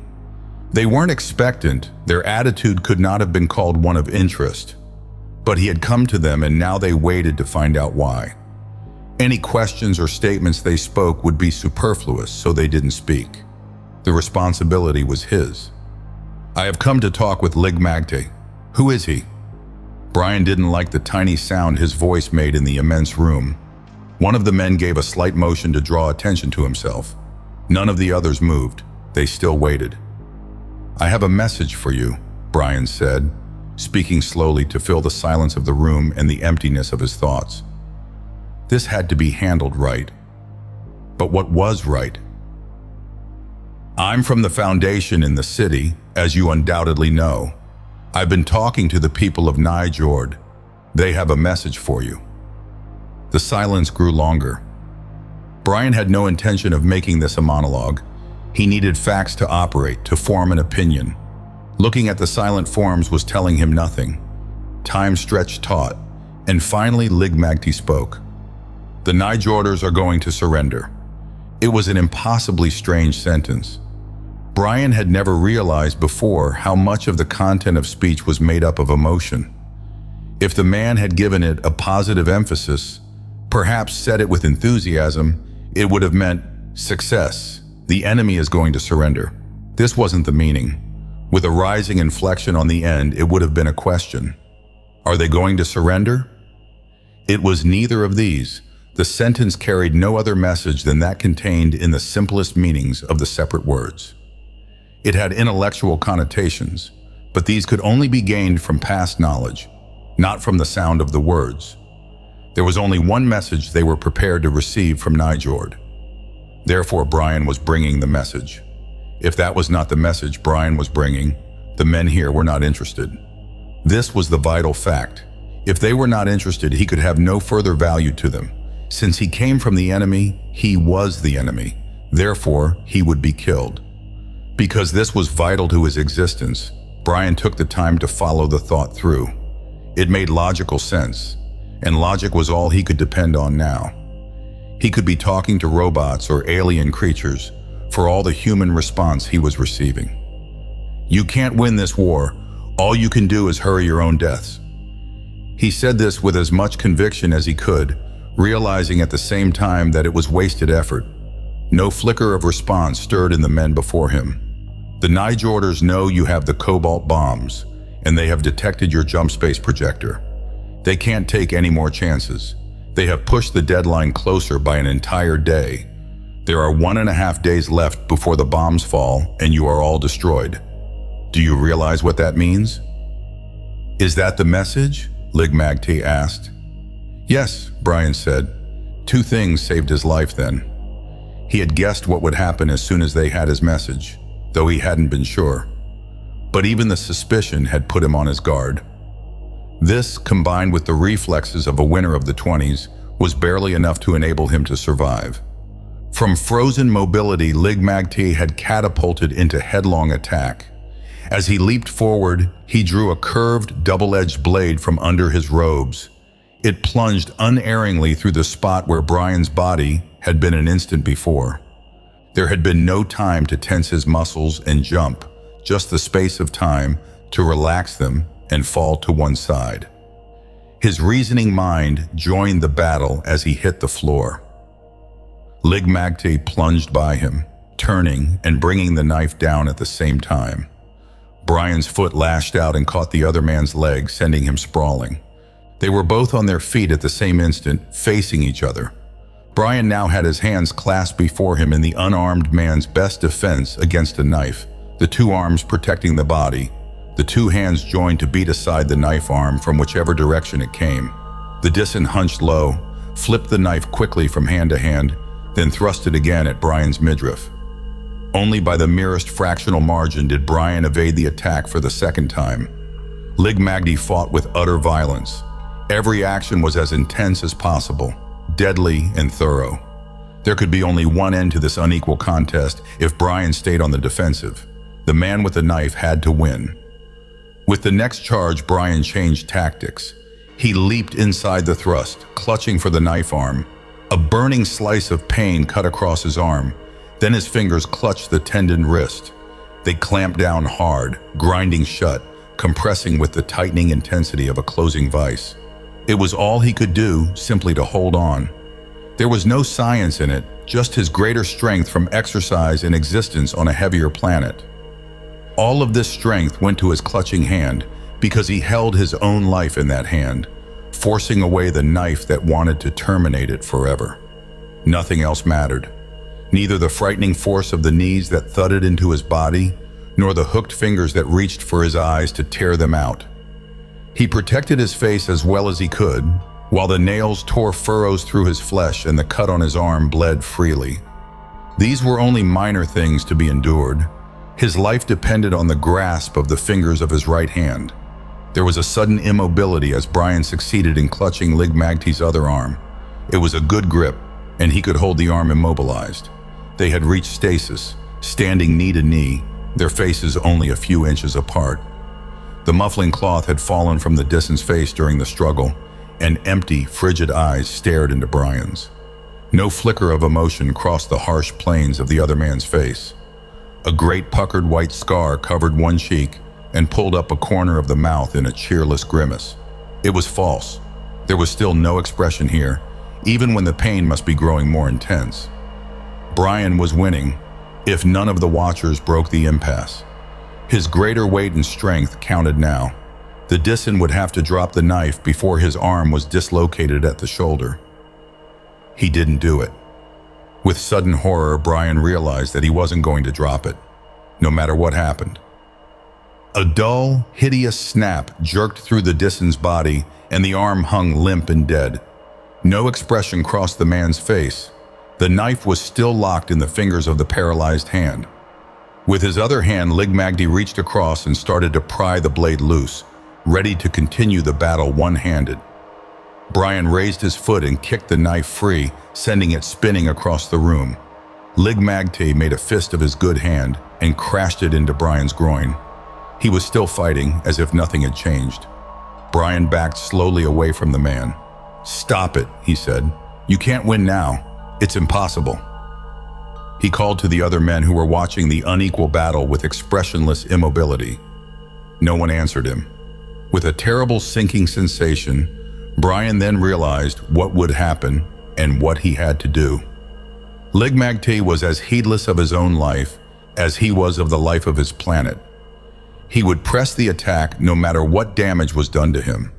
Brian had an insane vision of him breaking the man's other arm, fracturing both his legs, and the limbless, broken creature still coming forward, crawling, rolling, teeth bared, since they were the only remaining weapon.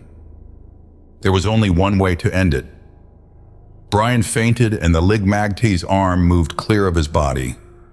The engulfing cloth was thin, and through it, Brian could see the outlines of the Dissen's abdomen and rib cage, the clear location of the great nerve ganglion. It was the death blow of karate. Brian had never used it on a man. In practice, he had broken heavy boards, splintering them instantly with the short, precise stroke. The stiffened hand moving forward in a sudden surge, all the weight and energy of his body concentrated in his joined fingertips, plunging deep into the other's flesh, killing not by accident or in sudden anger. Killing because this was the only way the battle could possibly end. Like a ruined tower of flesh, the Disan crumpled and fell. Dripping blood, exhausted, Brian stood over the body of Ligmagte and stared at the dead man's allies. Death filled the room. Chapter 11. Facing the silent Disans, Brian's thoughts hurtled about in sweeping circles. There would be no more than an instant's tick of time before the Magter avenged themselves bloodily and completely. He felt a fleeting regret for not having brought his gun, then abandoned the thought. There was no time for regrets. What could he do now? The Silent Watchers hadn't attacked instantly, and Brian realized that they couldn't be positive yet that Ligmagte had been killed. Only Brian himself knew the deadliness of that blow. Their lack of knowledge might buy him a little more time.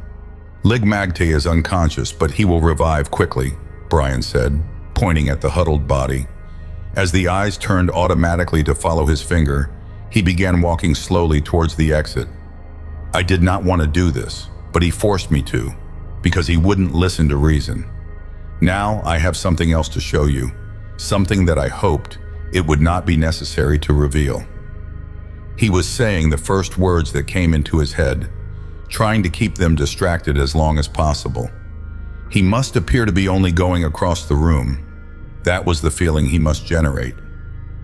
There was even time to stop for a second and straighten his rumpled clothing and brush the sweat from his eyes.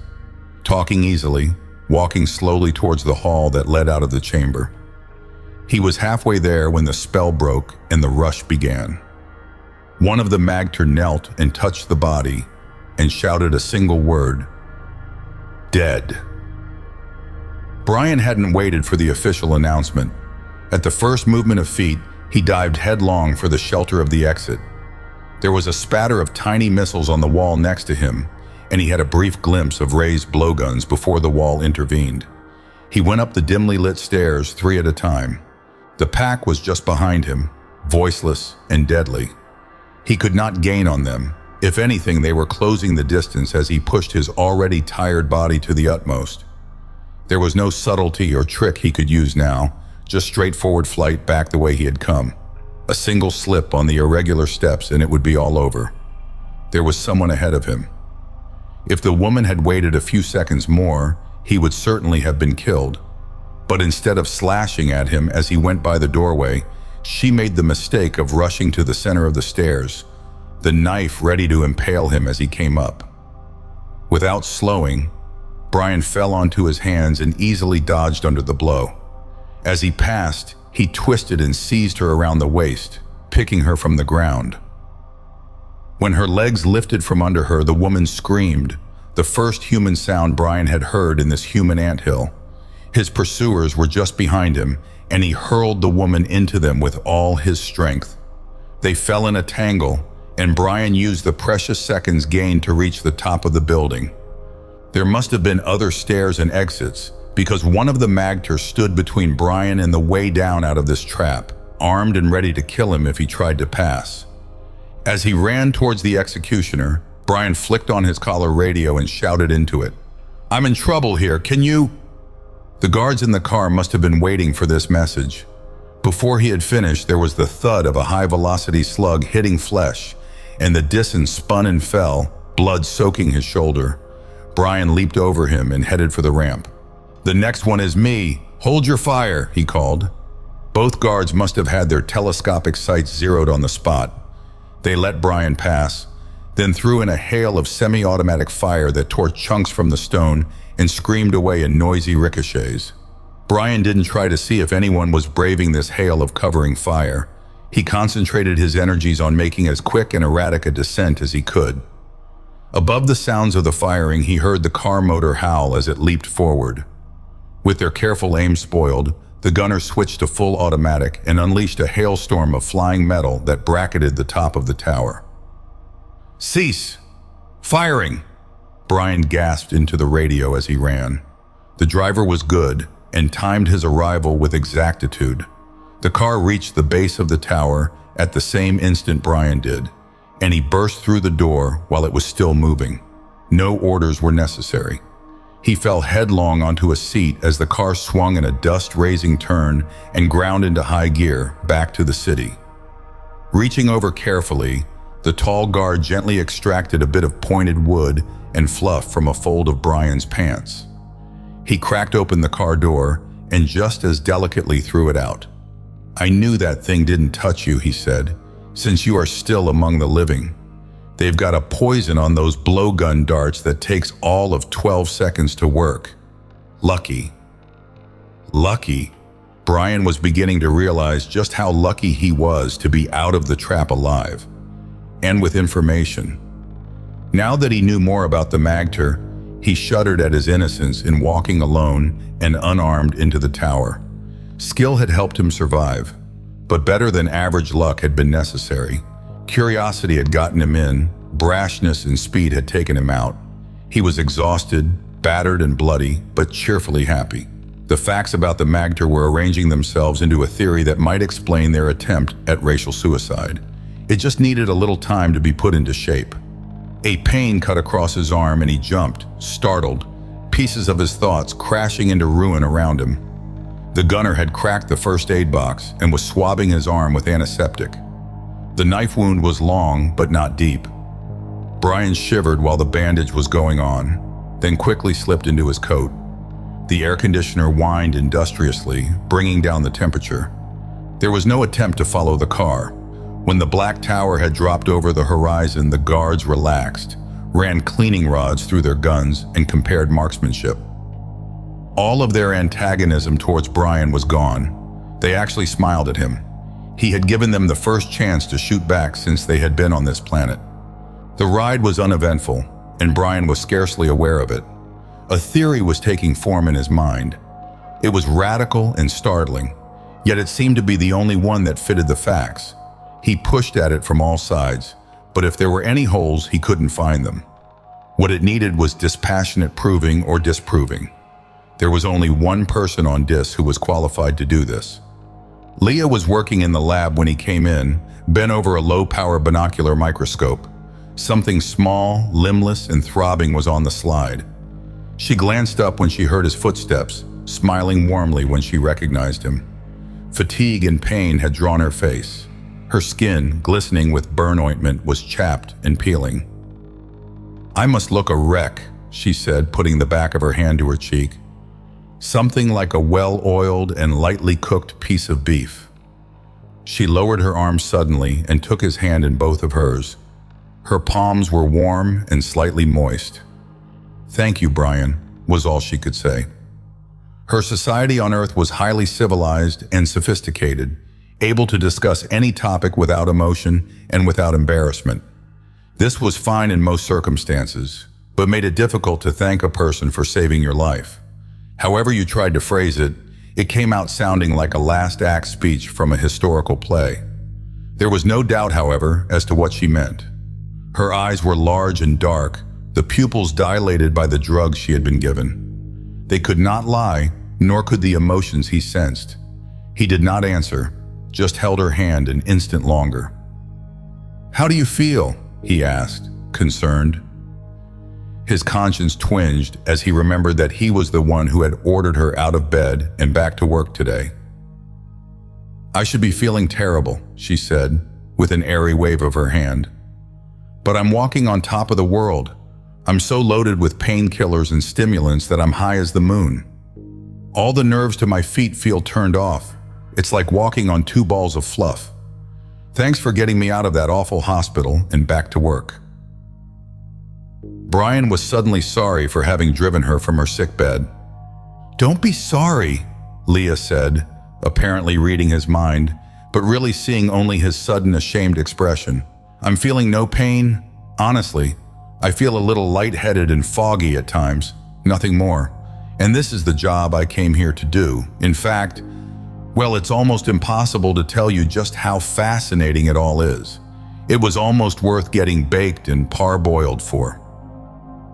She swung back to the microscope, centering the specimen with a turn of the stage adjustment screw. Poor Igel was right when he said this planet was exobiologically fascinating. This is a gastropod, a lot like Odostomia, but it has parasitical morphological changes so profound that... There's something else I remember, Brian said, interrupting her enthusiastic lecture, only half of which he could understand. Didn't Igel also hope that you would give some study to the natives as well as their environment? The problem is with the Dissons, not with the local wildlife. But I am studying them, Leah insisted. The Dissons have attained an incredibly advanced form of commensalism. Their lives are so intimately connected and integrated with the other life forms that they must be studied in relation to their environment. I doubt if they show as many external physical changes as little eating foot Odostomia on the slide here, but there will surely be a number of psychological changes and adjustments that will crop up. One of these might be the explanation of their urge for planetary suicide.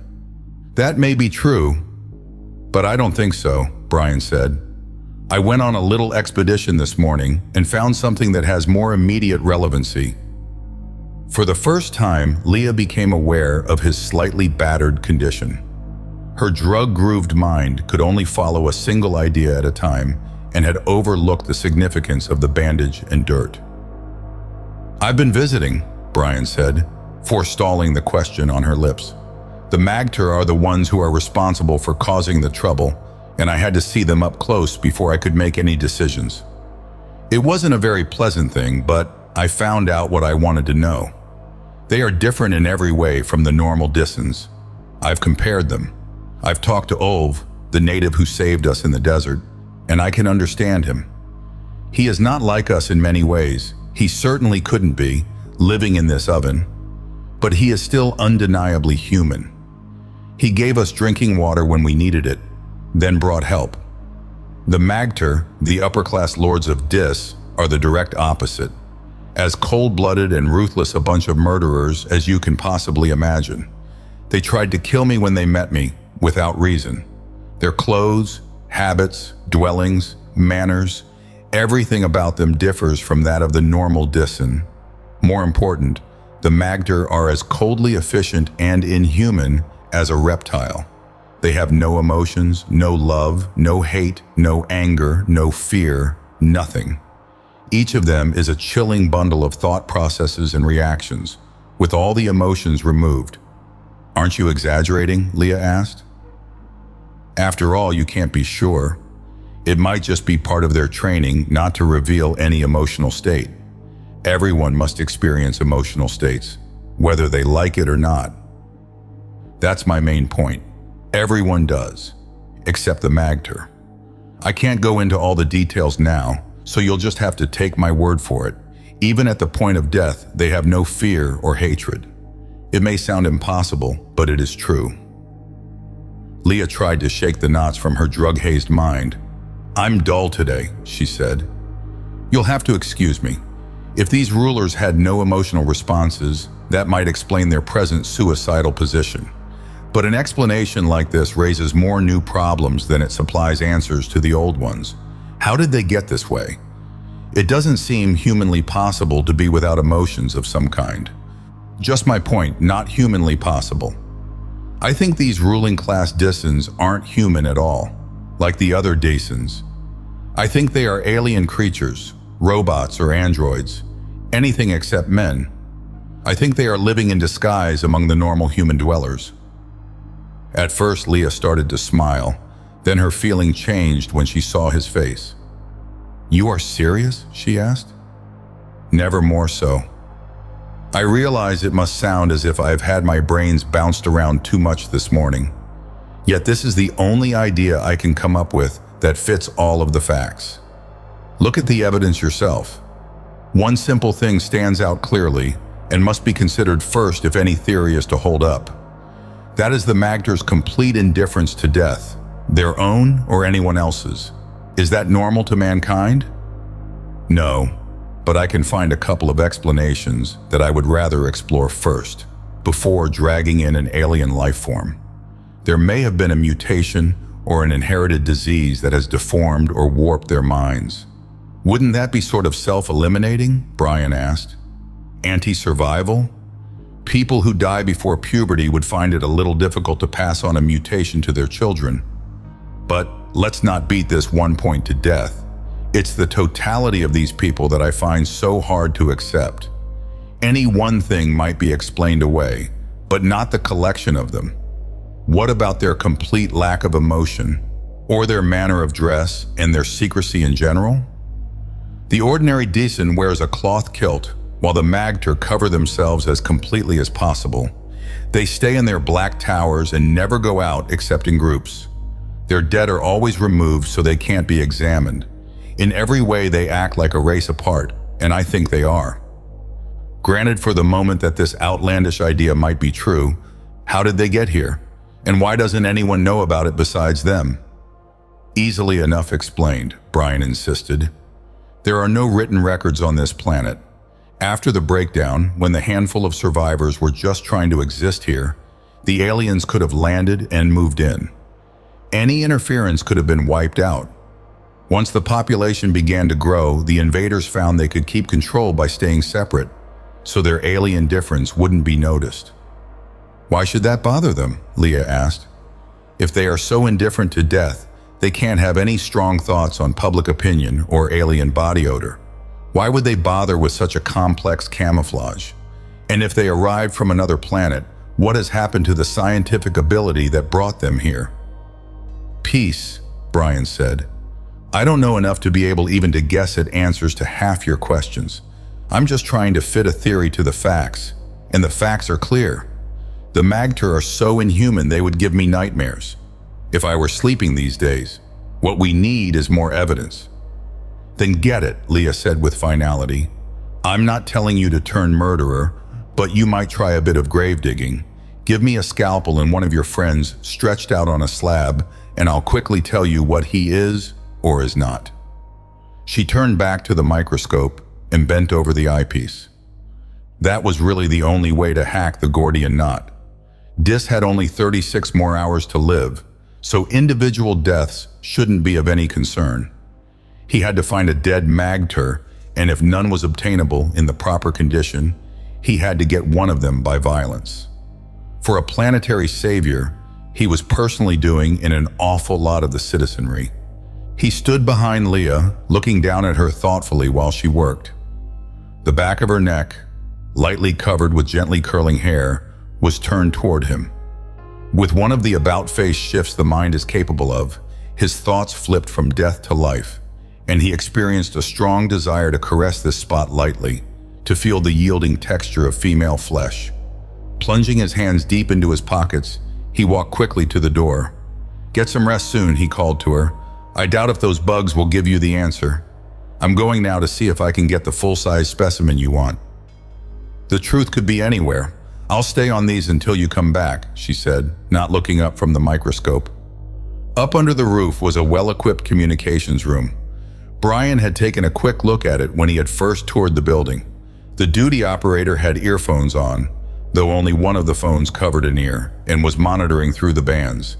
His shoeless feet were on the edge of the table, and he was eating a thick sandwich held in his free hand. His eyes bulged when he saw Brian in the doorway, and he jumped into a flurry of action. Hold the pose, Brian told him. It doesn't bother me. And if you make any sudden moves, you are liable to break a phone, electrocute yourself, or choke to death. Just see if you can set the transceiver on this frequency for me. Brian wrote the number on a scratch pad and slid it over to the operator. It was the frequency Professor Commander Kraft had given him for the radio of the illegal terrorists, the Nijord Army. The operator plugged in a handset and gave it to Brian. Circuit open, he mumbled around a mouthful of still unswallowed sandwich. This is Brand, director of the CRF. Come in, please. He went on repeating this for more than 10 minutes before he got an answer. What do you want? I have a message of vital urgency for you, and I would also like your help. Do you want any more information on the radio? No. Wait there. We'll get in touch with you after dark. The carrier wave went dead. 35 hours to the end of the world, and all he could do was wait. Chapter 12. On Brian's desk, when he came in, were two neat piles of paper. As he sat down and reached for them, he was conscious of an arctic coldness in the air, a frigid blast. It was coming from the air conditioner grill, which was now covered by welded steel bars. The control unit was sealed shut. Someone was either being very funny or very efficient. Either way, it was cold. Brian kicked at the cover plate until it buckled, then bent it aside. After a careful look into the interior, he disconnected one wire and shorted it to another. He was rewarded by a number of sputtering cracks and a quantity of smoke. The compressor moaned and expired. Fossil was standing in the door with more papers, a shocked expression on his face. "What do you have there?" Brian asked. Fossil managed to straighten out his face and brought the folders to the desk, arranging them on the piles already there. "These are the progress reports you asked for from all units. Details to date, conclusions, suggestions, etc." "And the other pile?" Brian pointed. "Off-planet correspondence, commissary invoices, requisitions." He straightened the edges of the stack while he answered. "Daily reports, hospital log." His voice died away and stopped as Brian carefully pushed the stack off the edge of the desk into the wastebasket. "In other words, red tape," Brian said. "Well, it's all filed." One by one, the progress reports followed the first stack into the basket until the desk was clear. Nothing. It was just what he had expected. But there had always been the off chance that one of the specialists could come up with a new approach. They hadn't. They were all too busy specializing. Outside, the sky was darkening. The front entrance guard had been told to let in anyone who came asking for the director. There was nothing else Brian could do until the Nijord rebels made contact. Irritation bit at him. At least Leah was doing something constructive. He could look in on her. He opened the door to the lab with a feeling of pleasant anticipation. It froze and shattered instantly. Her microscope was hooded and she was gone. She's having dinner, he thought. Or, she's in the hospital. The hospital was on the floor below, and he went there first. "Of course she's here," Dr. Stein grumbled. "Where else should a girl in her condition be? She was out of bed long enough today. Tomorrow's the last day, and if you want to get any more work out of her before the deadline, you'd better let her rest tonight. Better let the whole staff rest.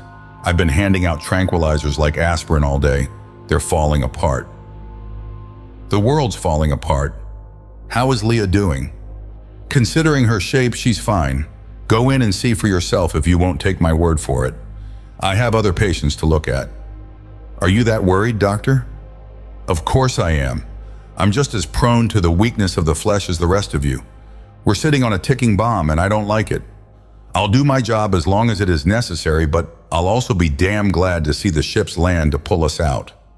The only skin that I really feel emotionally concerned about right now is my own. And if you want to be let in on a public secret, the rest of your staff feels the same way. So don't look forward to too much efficiency." "I never did," Brian said to the retreating back. Leah's room was dark, illuminated only by the light of Dis's moon slanting in through the window. Brian let himself in and closed the door behind him. Walking quietly, he went over to the bed.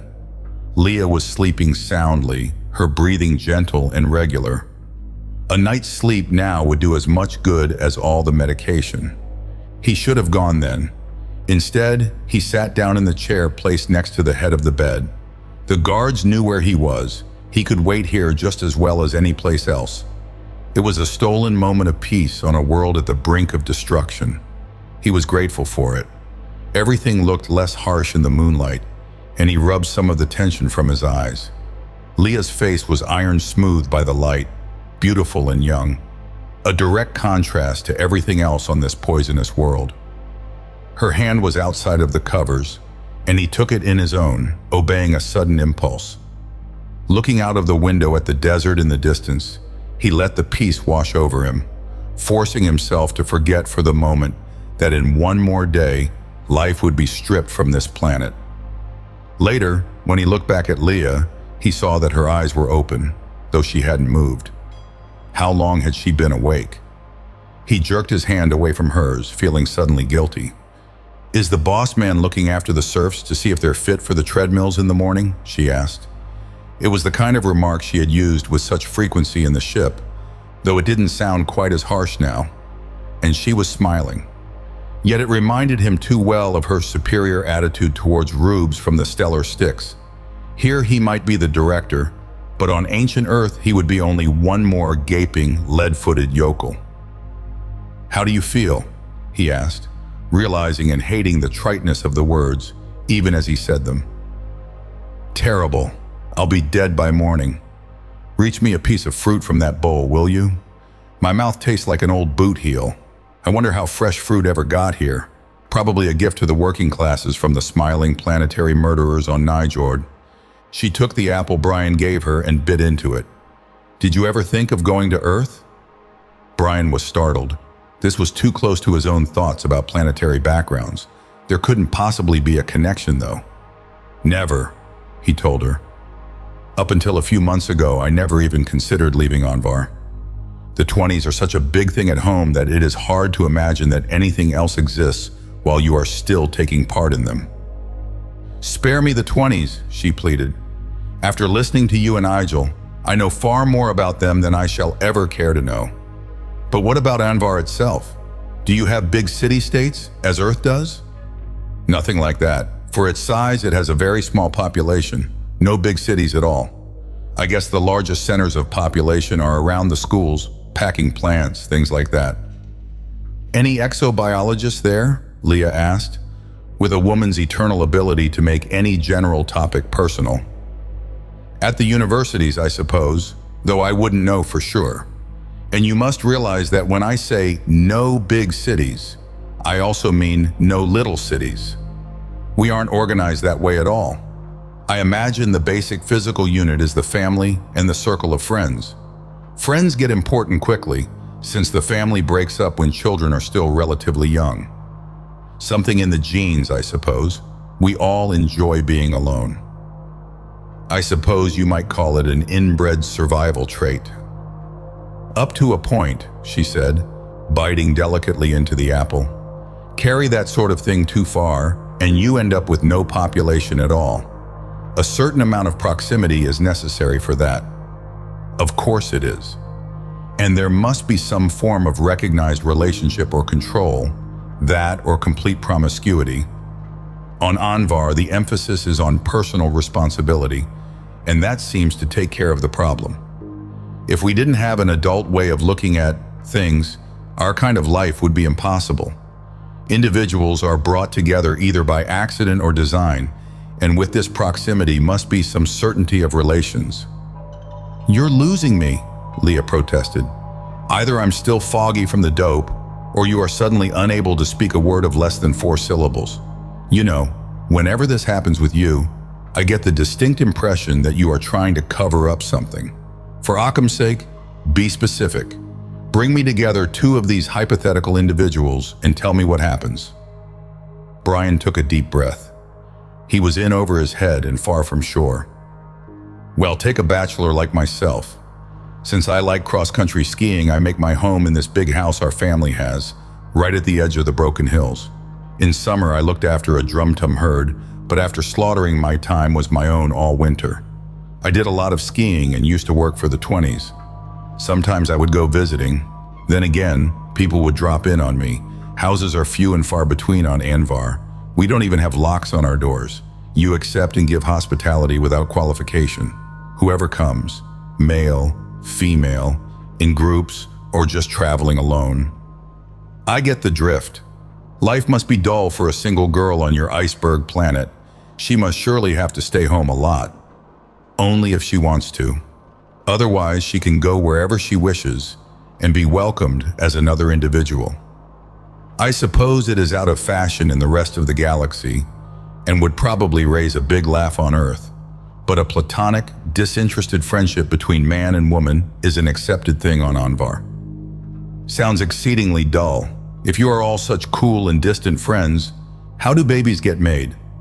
Brian felt his ears reddening, not sure if he was being teased or not. The same damn way they get made anyplace else. But it's not just a reflexive process like a couple of rabbits that happen to meet under the same bush. It's the woman's choice to indicate if she is interested in marriage. Is marriage the only thing your women are interested in? Marriage or anything else, that's up to the girl. We have a special problem on Anvar. Probably the same thing occurs on every planet where the human race has made a massive adaptation. Not all unions are fertile, and there is always a large percentage of miscarriages. A large number of births are conceived by artificial insemination, which is all right when you can't have babies normally. But most women have an emotional bias towards having their husband's children, and there is only one way to find out if this is possible. Leah's eyes widened. Are you suggesting that your girls see if a man can father children before considering marriage? Of course. Otherwise, Anvar would have been depopulated centuries ago. Therefore, the woman does the choosing. If she is interested in a man, she says so. If she is not interested, the man would never think of suggesting anything. It's a lot different from other planets, but so is our planet Anvar. It works well for us, which is the only test that applies. Just about the opposite of Earth, Leah told him, dropping the apple core into a dish and carefully licking the tips of her fingers. I guess you Anvarians would describe Earth as a planetary hotbed of sexuality. The reverse of your system, and going full blast all the time. There are far too many people there for comfort. Birth control came late and is still being fought, if you can possibly imagine that. There are just too many of the archaic religions still around, as well as crack-brained ideas that have been long entrenched in custom. The world's overcrowded. Men, women, children, a boiling mob wherever you look. And all of the physically mature ones seem to be involved in the great game of love. The male is always the aggressor. Not physically, at least not often, and women take the most outrageous kinds of flattery for granted. At parties, there are always a couple of hot breaths of passion fanning your neck. A girl has to keep her spike heels filed sharp. She has to what?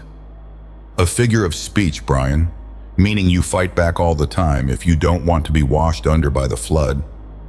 Sounds rather, Brian weighed the word before he said it, but could find none other suitable. Repellent. From your point of view, it would be. I'm afraid we get so used to it that we even take it for granted. Sociologically speaking. She stopped and looked at Brian's straight back and almost rigid posture.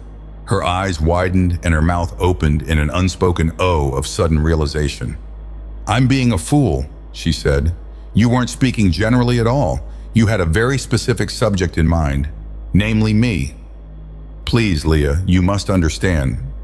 But I do, she laughed. All the time I thought you were being a frigid and hard-hearted lump of ice. You were really being very sweet. Just playing the game in good old Anvarian style, waiting for a sign from me. We'd still be playing by different rules if you hadn't had more sense than I, and finally realized that somewhere along the line we must have got our signals mixed, and I thought you were some kind of frosty, off-world celibate. She let her hand go out, and her fingers rustled through his hair. Something she had been wanting to do for a long time. I had to, he said, trying to ignore the light touch of her fingers. Because I thought so much of you. I couldn't have done anything to insult you, such as forcing my attentions on you, until I began to worry where the insult would lie, since I knew nothing about your planet's mores. Well, you know now, she said very softly. The men aggress. Now that I understand, I think I like your way better. But I'm still not sure of all the rules. Do I explain that yes, Brian, I like you so very much?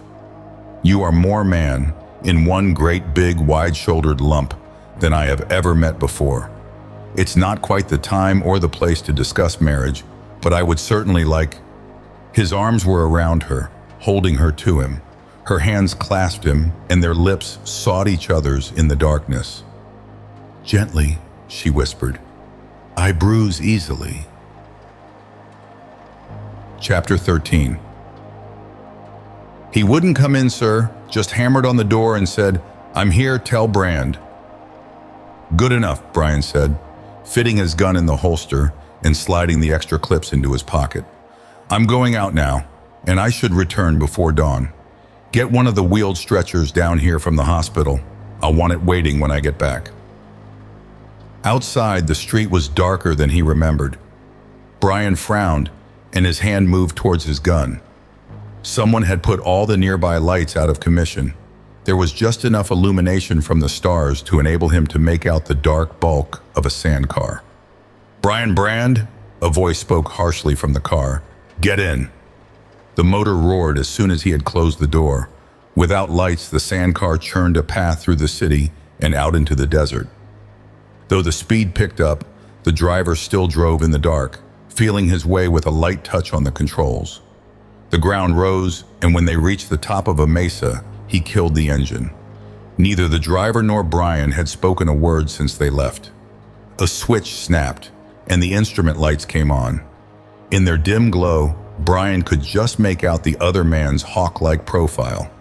When he moved, Brian saw that his figure was cruelly shortened. Either accident or a mutated gene had warped his spine, hunching him forward in eternally bent supplication. Warped bodies were rare. His was the first Brian had ever seen. He wondered what series of events had kept him from medical attention all his life. This might explain the bitterness and pain in the man's voice. "Did the mighty brains on Nijord bother to tell you that they have chopped another day off the deadline?" the man asked. "That this world is about to come to an end?" "Yes, I know," Brian said. "That's why I'm asking your group for help. Our time is running out too fast." The man didn't answer. He merely grunted and gave his full attention to the radar pings and glowing screen. The electronic senses reached out as he made a check on all the search frequencies to see if they were being followed. "Where are we going?" Brian asked. "Out into the desert." The driver made a vague wave of his hand. "Headquarters of the Army. Since the whole thing will be blown up in another day, I guess I can tell you it's the only camp we have. All the cars, men and weapons are based there. And Heiss, he's the man in charge. Tomorrow it will be all gone, along with this cursed planet. What's your business with us?" "Shouldn't I be telling Heiss that?" "Suit yourself." Satisfied with the instrument search, the driver kicked the car to life again and churned on across the desert. "But we're a volunteer army, and we have no secrets from each other, just from the fools at home who are going to kill this world." There was a bitterness in his words that he made no attempt to conceal. They fought among themselves and put off a firm decision so long that now they are forced to commit murder. From what I had heard, I thought that it was the other way around. They call your Nijord army terrorists. We are, because we are an army and we're at war. The idealists at home only understood that when it was too late.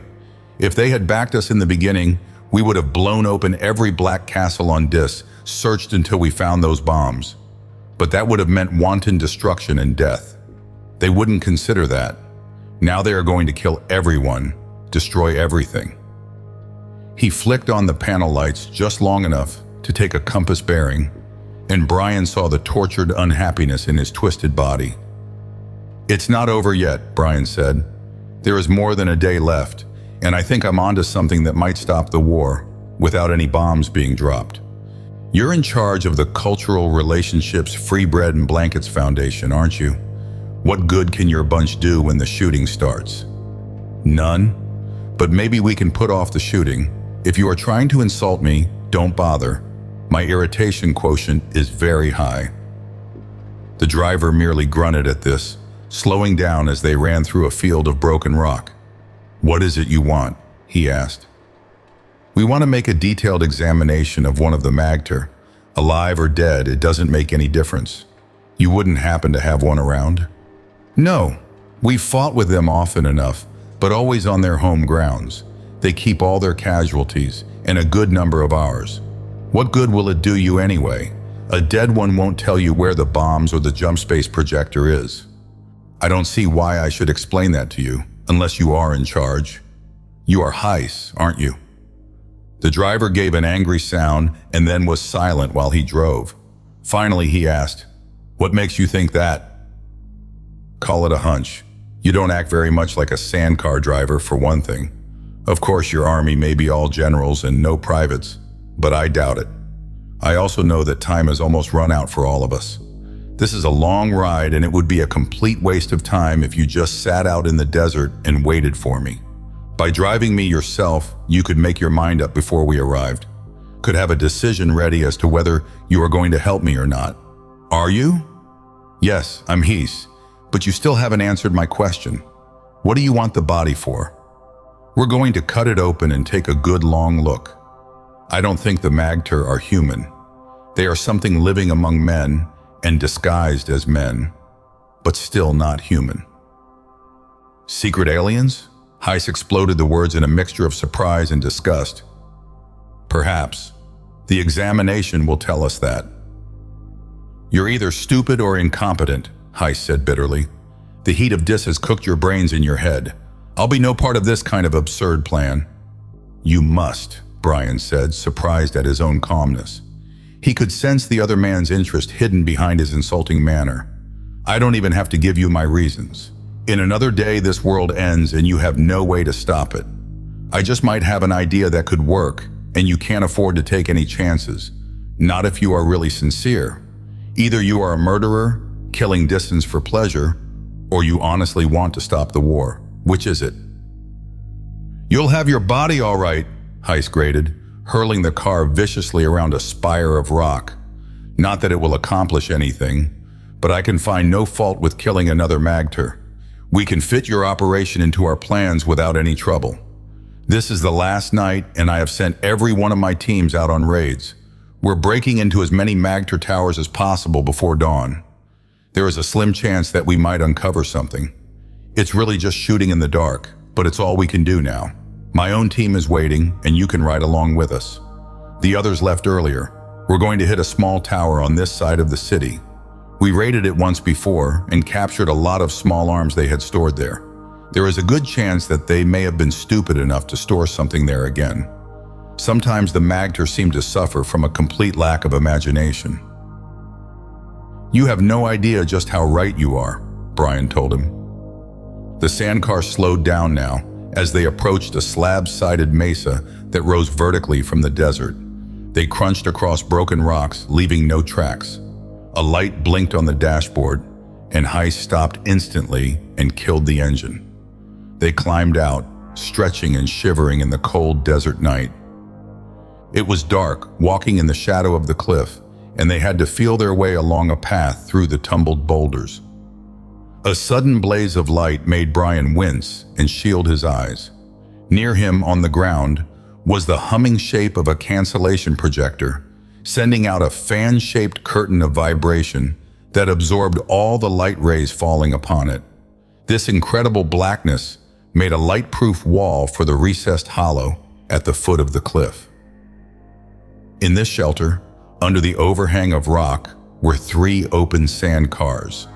They were large and armor-plated, warlike in their scarred gray paint. Men sprawled, talked, and polished their weapons. Everything stopped when Heiss and Brian appeared. "Load up," Heiss called out. "We're going to attack now. Same plan I outlined earlier. Get Telt over here." In talking to his own men, some of the harshness was gone from his voice. The tall soldiers of Nijord moved in ready obeyance of their commander. They loomed over his bent figure, most of them twice as tall as he, but there was no hesitation in jumping when he commanded. They were the body of the Nijord striking force. He was the brains. A square-cut, compact man rolled up to Heiss and saluted with a leisurely flick of his hand. He was weighted and slung about with packs and electronic instruments. His pockets bulged with small tools and spare parts. "This is Telt," Heiss said to Brian. "He'll take care of you. Telt's my personal technical squad. He goes along on all my operations with his meters to test the interiors of the Dissen forts. So far, he's found no trace of a jump space generator or excess radioactivity that might indicate a bomb. Since he's useless and you're useless, you both take care of each other. Use the car we came in." Telt's wide face split in a frog-like grin. His voice was hoarse and throaty. "Wait. Just wait. Someday those needles gonna flicker and all our troubles be over. What you want me to do with the stranger?" "Supply him with a corpse. "One of the Magter," Heiss said. "Take it wherever he wants, and then report back here." Heiss scowled at Telt. "Someday your needles will flicker. Poor fool. This is the last day." He turned away and waved the men into their sandcars. "He likes me," Telt said, attaching a final piece of equipment. "You can tell because he calls me names like that. He's a great man, Heiss is, but they never found out until it was too late. Hand me that meter, will you?" Brian followed the technician out to the car and helped him load his equipment aboard. When the larger cars appeared out of the darkness, Telt swung around after them. They snaked forward in a single line through the rocks until they came to the desert of rolling sand dunes. Then they spread out in line abreast and rushed towards their goal. Telt hummed to himself hoarsely as he drove. He broke off suddenly and looked at Brian. "What you want the dead disc for?" "A theory," Brian answered sluggishly. He had been half napping in the chair, taking the opportunity for some rest before the attack. "I'm still looking for a way to avert the end." "You and Heiss," Telt said with satisfaction. "Couple of idealists, trying to stop a war you didn't start." They never would listen to Heiss. He told them in the beginning exactly what would happen, and he was right. They always thought his ideas were crooked, like him. Growing up alone in the hill camp, with his back too twisted and too old to be fixed when he finally did come out. Ideas twisted the same way. Made himself an authority on war. Ha! War on Nijord. That's like being an ice cube specialist in hell, but he knew all about it, though they never would let him use what he knew. Put Granddaddy Kraft in charge instead. But Heiss is in charge of an army now? All volunteers, too few of them, and too little money. Too little and too damned late to do any good. I'll tell you, we did our best, but it could never be good enough. And for this, we get called butchers. There was a catch in Telt's voice now, an undercurrent of emotion he couldn't suppress. At home, they think we like to kill. Think we're insane. They can't understand we're doing the only thing that has to be done. He broke off as he quickly locked on the brakes and killed the engine. The line of sandcars had come to a stop. Ahead, just visible over the dunes, was the summit of a dark tower. "We walk from here," Telt said, standing and stretching. "We can take our time, because the other boys go in first, soften things up. Then you and I head for the subcellar for a radiation check and find you a handsome corpse."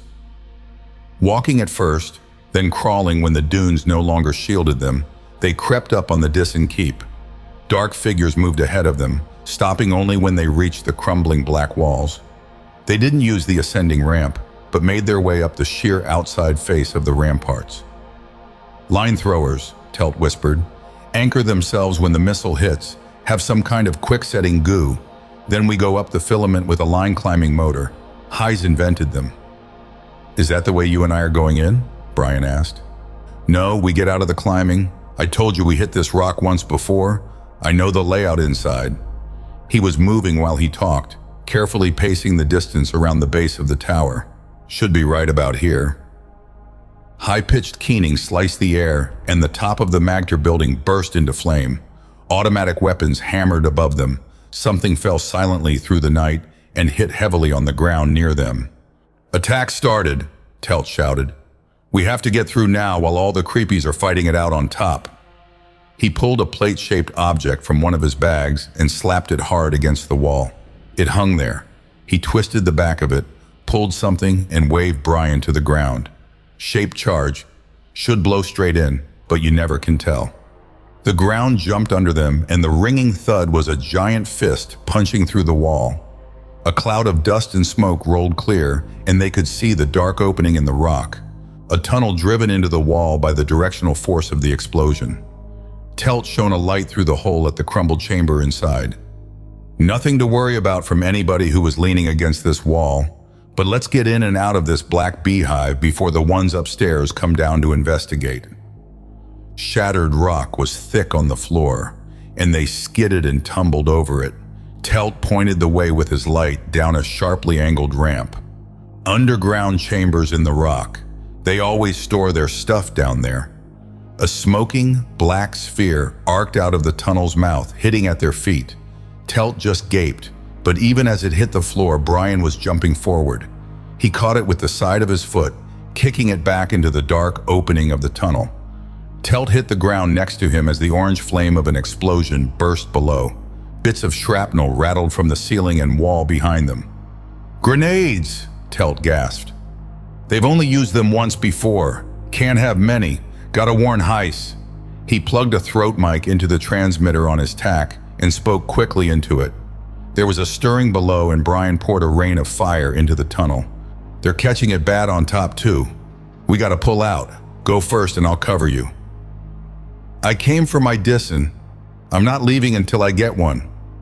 "You're crazy. You're dead if you stay." Telt was scrambling back towards the crumbled entrance as he talked. His back was turned when Brian fired. The Magter had appeared silently as the shadow of death. They charged without a sound, running with expressionless faces into the bullets. Two died at once, curling and folding. The third one fell at Brian's feet, shot, pierced, dying, but not yet dead. Leaving a crimson track, it hunched closer, lifting its knife to Brian. He didn't move. How many times must you murder a man? Or was it a man?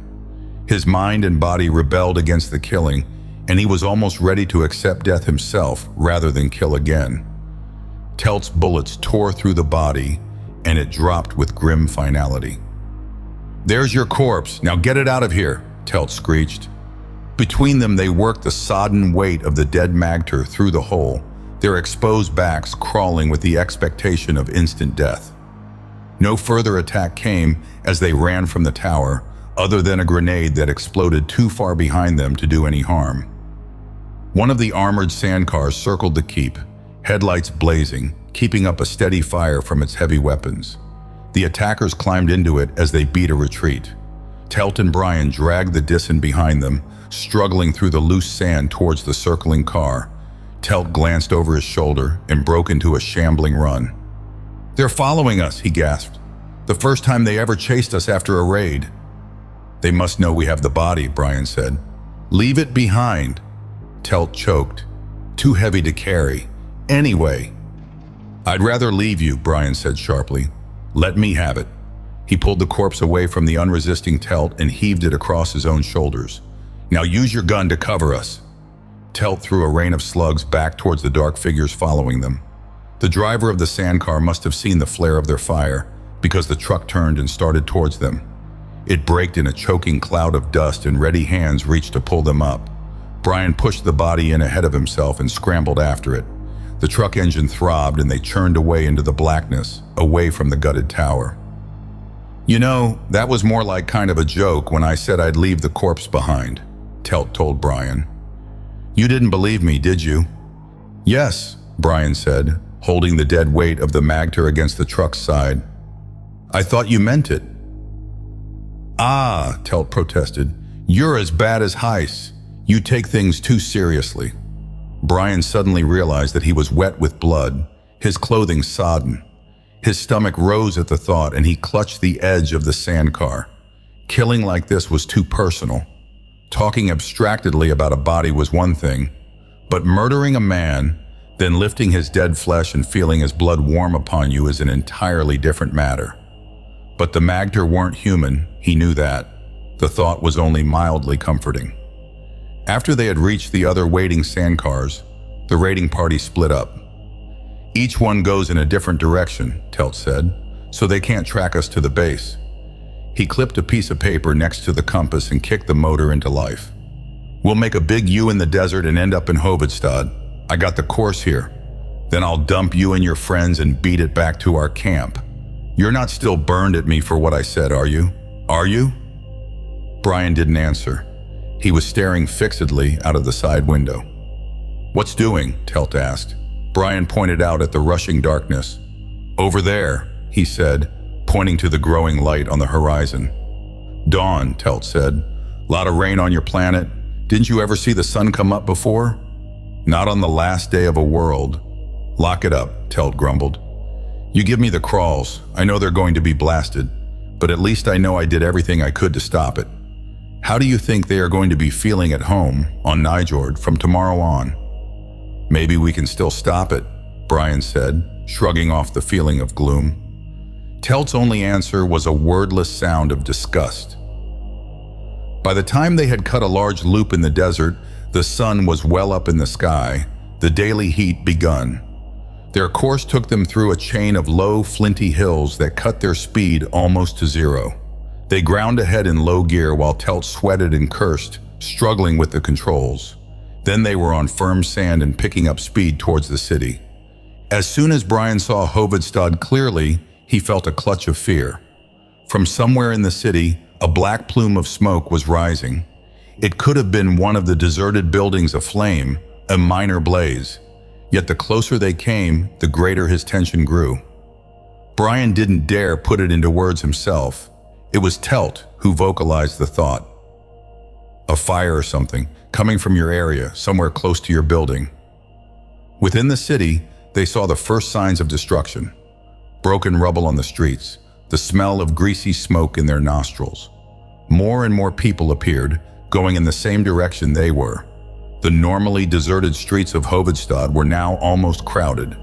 Decens, obvious by their bare shoulders, mixed with the few off-worlders who still remained. Brian made sure the tarpaulin was well wrapped around the body before they pushed the sandcar slowly through the growing crowd. I don't like all this publicity, Telt complained, looking at the people. It's the last day or I'd be turning back. They know our cars. We've raided them often enough. Turning a corner, he braked suddenly, mouth agape. Ahead was destruction. Black, broken rubble had been churned into desolation. It was still smoking, pink tongues of flame licking over the ruins. A fragment of wall fell with a rumbling crash. It's your building, the foundation building, Telt shouted. They've been here ahead of us, must have used the radio to call a raid. They did a job, explosive of some kind. Hope was dead. Dis was dead. In the ruin ahead, mixed and broken with other rubble, were the bodies of all the people who had trusted him. Leah, beautiful and cruelly dead Leah. Dr. Stein, his patients. Fossil, all of them. He had kept them on this planet, and now they were dead. Every one of them. Dead. Murderer. Chapter 14. Life was ended. Brian's mind contained nothing but despair and the pain of irretrievable loss. If his brain had been completely the master of his body, he would have died there, for at that moment there was no will to live. Unaware of this, his heart continued to beat, and the regular motion of his lungs drew in the dreadful sweetness of the smoke-tainted air. With automatic directness, his body lived on. "What you gonna do?" Telt asked, even his natural exuberation stilled by this. Brian only shook his head as the words penetrated. What could he do? What could possibly be done? "Follow me," a voice said in guttural Dissen through the opening of a rear window. The speaker was lost in the crowd before they could turn. Aware now, Brian saw a native move away from the edge of the crowd and turned to look in their direction. It was Ulv. "Turn the car, that way." He punched Telt's arm and pointed. "Do it slowly and don't draw any attention to us." For a moment there was hope, which he kept himself from considering. The building was gone, and the people in it all dead. That fact had to be faced. "What's going on?" Telt asked. "Who was that talked in the window?" "A native, that one up ahead. He saved my life in the desert, and I think he is on our side. Even though he's a native Dissen, he can understand facts that the Magter can't. He knows what will happen to this planet." Brian was talking to fill his brain with words so he wouldn't begin to have hope. There was no hope possible. Ulv moved slowly and naturally through the streets, never looking back. They followed, as far behind as they dared, yet still keeping him in sight. Fewer people were about here among the deserted off-world storehouses. Ulv vanished into one of these. Light Metals Trust Ltd., the sign read above the door. Telt slowed the car. "Don't stop here," Brian said. "Drive around the corner and pull up." Brian climbed out of the car with an ease he did not feel. No one was in sight now, in either direction. Walking slowly back to the corner, he checked the street they had just left. Hot, silent, and empty. A sudden blackness appeared where the door of the warehouse had been, and the sudden flickering motion of a hand. Brian signaled Telt to start and jumped into the already moving sand car. "Into that open door, quickly, before anyone sees us." The car rumbled down a ramp into the dark interior, and the door slid shut behind them. "Ove, what is it? Where are you?" Brian called, blinking in the murky interior. A gray form appeared beside him. "I am here." "Did you—" There was no way to finish the sentence. "I heard of the raid. The Magter called together all of us they could to help them carry explosive. I went along. I could not stop them, and there was no time to warn anyone in the building." "Then they are all dead?" "Yes," Ove nodded. "All except one. I knew I could perhaps save one. I was not sure who. So I took the woman you were with in the desert. She is here now. She was hurt, but not badly, when I brought her out." Guilty relief flooded through Brian. He shouldn't exult, not with the death of everyone in the Foundation still fresh in his mind. But at that instant, he was happy. "Let me see her," he said to Ulf. He was seized by the sudden fear that there might be a mistake. Perhaps Ulf had saved a different woman. Ulf led the way across the empty loading bay. Brian followed closely, fighting down the temptation to tell him to hurry. When he saw that Ulf was heading towards an office in the far wall, he could control himself no longer and ran on ahead. It was Leah, lying unconscious on a couch. Sweat beaded her face, and she moaned and stirred without opening her eyes. "I gave her Sover, then wrapped her in cloth so no one would know," Ulf said. Telt was close behind them, looking in through the open door. "Sover is a drug they take from one of their plants," he said. "We got a lot of experience with it. A little makes a good knockout drug, but it's deadly poison in large doses. I got the antidote in the car. Wait and I'll get it." He went out. Brian sat next to Leah and wiped her face clean of dirt and perspiration. The dark shadows under her eyes were almost black now, and her elfin face seemed even thinner, but she was alive. That was the important thing. Some of the tension drained away from Brian, and he could think again. There was still the job to do. After this last experience, Leah should be in a hospital bed. But this was impossible. He would have to drag her to her feet and put her back to work. The answer might still be found. Each second ticked away another fraction of the planet's life. "Good as new in a minute," Telt said, banging down the heavy med box. He watched intently as Ulf left the room.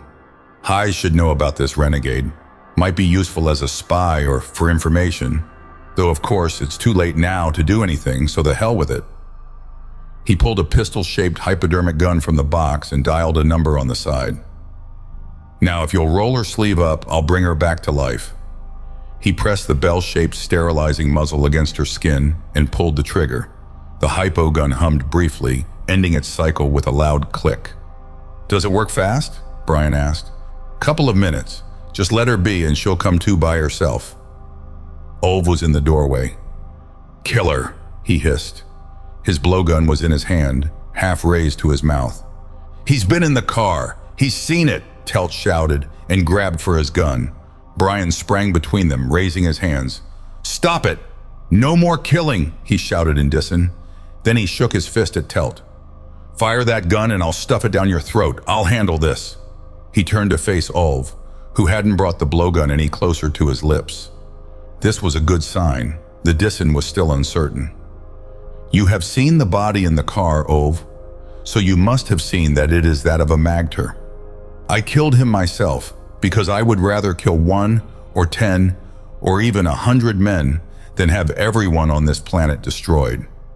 I killed him in a fair fight, and now I'm going to examine his body. There is something very strange and different about the Magter. You know that yourself.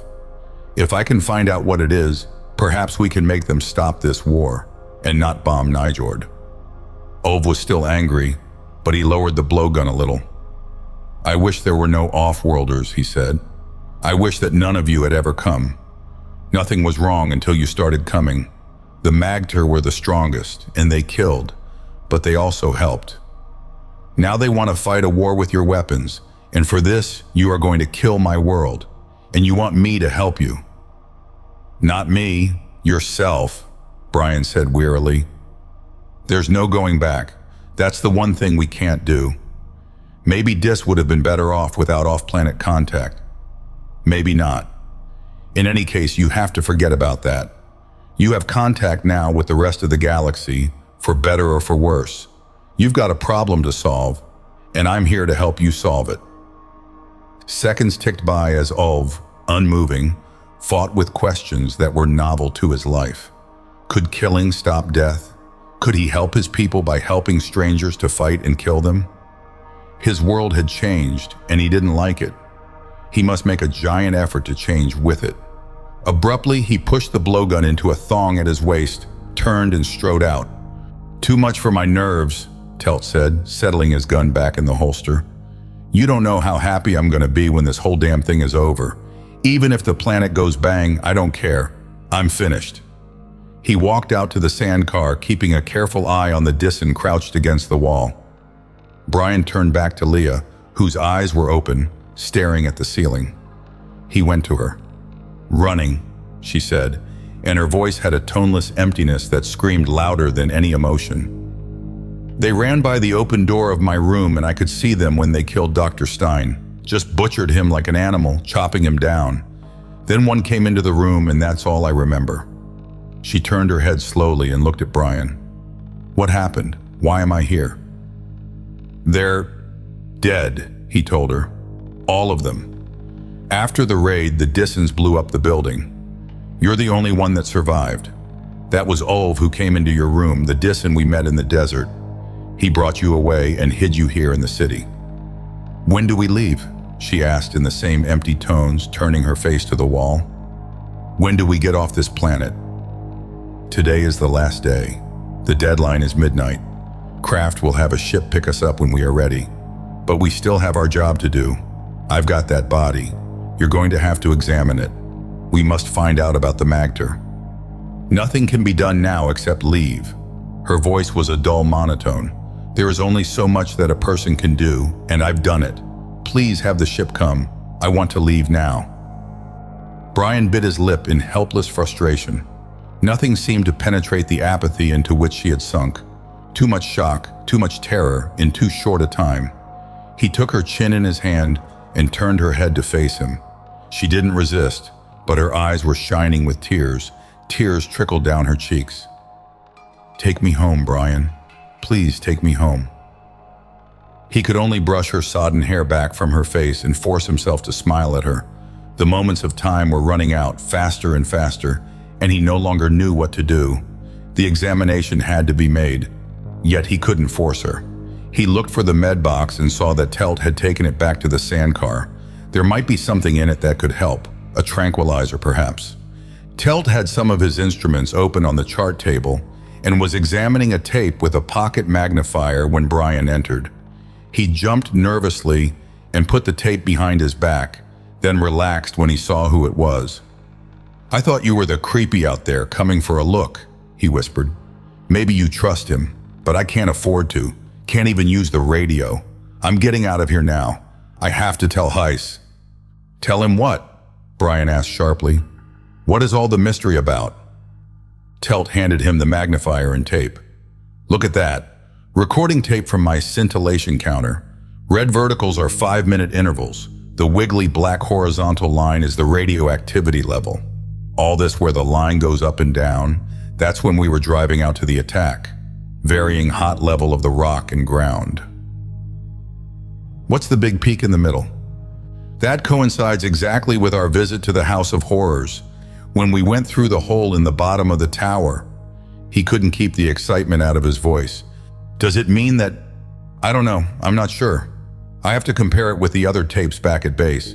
It could be the stone of the tower. Some of these heavy rocks have got a high natural count. There maybe could be a box of instruments there with fluorescent dials.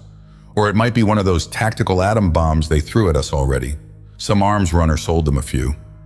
Or it could be the cobalt bombs. It could be. Telt said, packing his instruments swiftly. A badly shielded bomb, or an old one with a crack in the skin, could give a trace like that. Just a little radon leaking out would do it. Why don't you call Heiss on the radio and let him know? I don't want Granddaddy Kraft's listening post to hear about it. This is our job, if I'm right.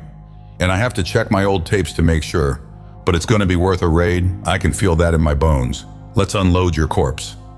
He helped Brian with the clumsy wrapped bundle, then slipped into the driver's seat. Hold it, Brian said. Do you have anything in the med box I can use for Leah? She seems to have cracked. Not hysterical, but withdrawn. Won't listen to reason, won't do anything but lie there and ask to go home. Got the potion here, Telt said, cracking the med box. Slaughter syndrome is what our medic calls it. Hit a lot of our boys. Grow up all your life hating the idea of violence, and it goes rough when you have to start killing people. Guys break up, break down, go to pieces, lots of different ways. The medic mixed up this stuff. Don't know how it works, probably tranquilizers and some of the Cortex drugs. But it peels off recent memories, maybe for the last 10, 12 hours. You can't get upset about what you don't remember. He pulled out a sealed package. Directions on the box. Good luck. Luck, Brian said, and shook the technician's calloused hand. Let me know if the traces are strong enough to be bombs. He checked the street to make sure it was clear, then pressed the door button. The sandcar churned out into the brilliant sunshine and was gone, the throb of its motor dying in the distance. Brian closed the door and went back to Leah. Ulv was still crouched against the wall. Chapter 15. Brian hurled himself backward and sprawled flat in the dust and filth of the road. No poison darts sought him out. The empty silence still reigned. Telt's murderers had come and gone. Moving quickly, using the bulk of the car as a shield, he opened the door and slipped inside. They had done a thorough job of destruction. All of the controls had been battered into uselessness. The floor was a junk heap of crushed equipment, intertwined with loops of recording tape bulging like mechanical intestines. A gutted machine, destroyed like its driver. It was easy enough to reconstruct what had happened. The car had been seen when they entered the city, probably by some of the Magter who had destroyed the Foundation building. They had not seen where it had gone, or Brian would surely be dead by now. But they must have spotted it when Telt tried to leave the city, and stopped it in the most effective way possible. A dart through the open window into the unsuspecting driver's neck. Telt dead. The brutal impact of the man's death had driven all thought of its consequences from Brian's mind. Now he began to realize. Telt had never sent word of his discovery of the radioactive trace to the Nyjord army. He had been afraid to use the radio and had wanted to tell Heiss in person and to show him the tape.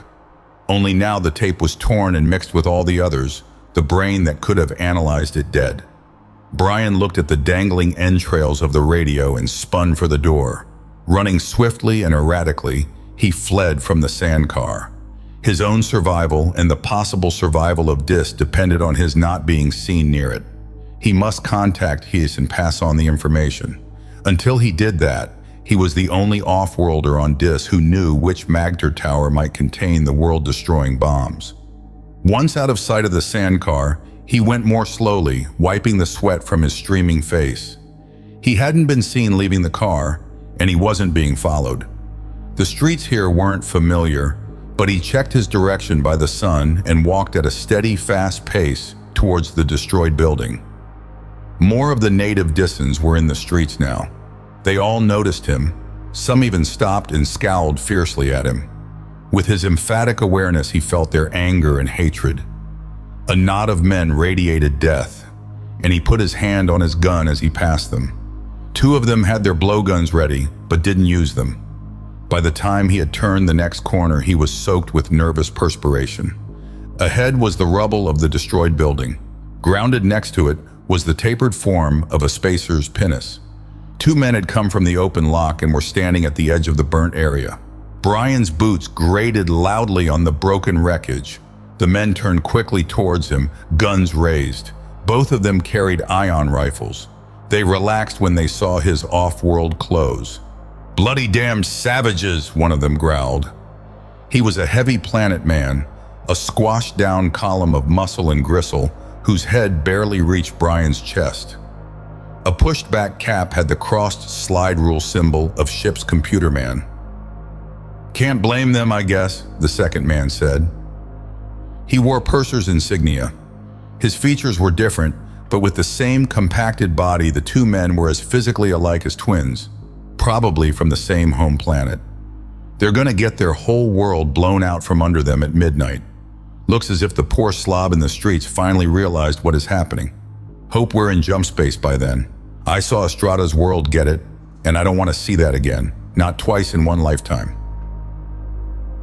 The computer man was looking closely at Brian, head tilted sideways to see his face.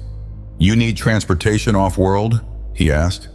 "We're the last ship at the port, and we're going to boil out of here as soon as the rest of our cargo is aboard. We'll give you a lift if you need it." Only by a tremendous effort at control did Brian conceal the destroying sorrow that overwhelmed him when he looked at that shattered wasteland, the graveyard of so many. "No," he said. "That won't be necessary. I'm in touch with the blockading fleet, and they'll pick me up before midnight." "You from Nyjord?" the purser growled. "No," Brian said, still only half aware of the men, "but there is trouble with my own ship." He realized that they were looking intently at him, that he owed them some kind of explanation. "I thought I could find a way to stop the war. Now, I'm not so sure." He hadn't intended to be so frank with the spaceman, but the words had been uppermost in his thoughts and had simply slipped out. The computer man started to say something, but his shipmate speared him in the side with his elbow. "We blast soon, and I don't like the way these Dissons are looking at us. The captain said to find out what caused the fire, then get the hell back. So let's go." "Don't miss your ship," the computer man said to Brian, and he started for the pinnace. Then he hesitated and turned. "Sure there's nothing we can do for you?" Sorrow would accomplish nothing. Brian fought to sweep the dregs of emotion from his mind and to think clearly. "You can help me," he said. "I could use a scalpel or any other surgical instrument you might have." Leah would need those. Then he remembered Telt's undelivered message. "Do you have a portable radio transceiver? I can pay you for it." The computer man vanished inside the rocket and reappeared a minute later with a small package. "There's a scalpel and a magnetized tweezers in here. All I could find in the med kit. Hope they'll do." He reached inside and swung out the metal case of a self-contained transceiver. "Take this, it's got plenty of range, even on the longer frequencies." He raised his hand at Brian's offer to pay. "My donation," he said. "If you can save this planet, I'll give you the whole pinnace as well. We'll tell the captain we lost the radio in some trouble with the natives. Isn't that right, moneybags?" He prodded the purser in the chest with a finger that would have punched a hole through a weaker man. "I read you loud and clear," the purser said. "I'll make out an invoice so stating back in the ship." They were both in the pinnace then, and Brian had to move fast to get clear of the takeoff blast. A sense of obligation. The spaceman had felt it too. The realization of this raised Brian's spirits a bit as he searched through the rubble for anything useful. He recognized part of a wall still standing as a corner of the laboratory.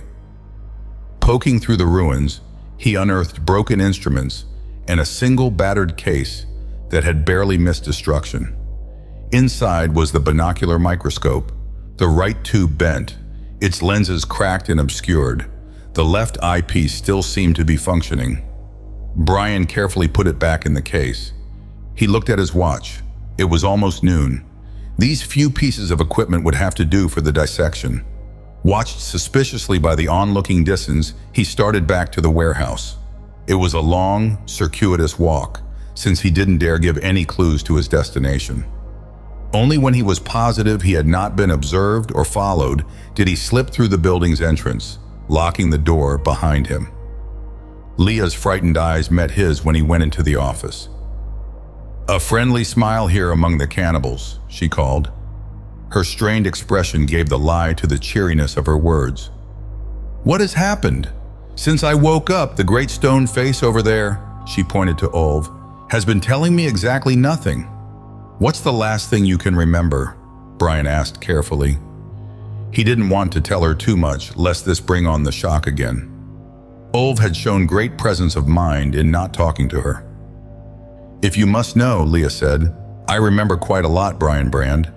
I shan't go into details since this sort of thing is best kept from the natives. For the record then, I can recall going to sleep after you left. And nothing since then. It's weird. I went to sleep in that lumpy hospital bed and woke up on this couch feeling simply terrible, with him just sitting there and scowling at me. Won't you please tell me what is going on? A partial truth was best, saving all of the details that he could for later. The Magter attacked the Foundation building, he said. They are getting angry at all off-worlders now. You were still knocked out by a sleeping drug, so Ulf helped bring you here. It's afternoon now. Of the last day? She sounded horrified. While I'm playing Sleeping Beauty, the world is coming to an end. Was anyone hurt in the attack or killed? There were a number of casualties and plenty of trouble, Brian said. He had to get her off the subject. Walking over to the corpse, he threw back the cover from its face. But this is more important right now. It's one of the Magter. I have a scalpel and some other things here. Will you perform an autopsy?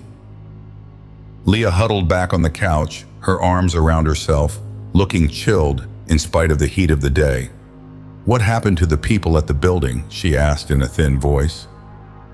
The injection had removed her memories of the tragedy, but echoes of the strain and shock still reverberated in her mind and body. I feel so exhausted. Please tell me what happened. I have the feeling you're hiding something. Brian sat next to her and took her hands in his, not surprised to find them cold. Looking into her eyes, he tried to give her some of his strength. It wasn't very nice, he said. You were shaken up by it. I imagine that's why you feel the way you do now. But, Leah, you'll have to take my word for this. Don't ask any more questions. There's nothing we can do now about it. But we can still find out about the Magter. Will you examine the corpse? She started to ask something, then changed her mind. When she dropped her eyes, Brian felt the thin shiver that went through her body. There's something terribly wrong, she said. I know that. I guess I'll have to take your word that it's best not to ask questions. Help me up, will you, darling? My legs are absolutely liquid. Leaning on him, with his arm around her supporting most of her weight, she went slowly across to the corpse. She looked down and shuddered. Not what you would call a natural death, she said. Ulf watched intently as she took the scalpel out of its holder. You don't have to look at this, she told him in halting Dissen. Not if you don't want to. I want to, he told her, not taking his eyes from the body. I have never seen a Magter dead before or without covering like an ordinary person. He continued to stare fixedly.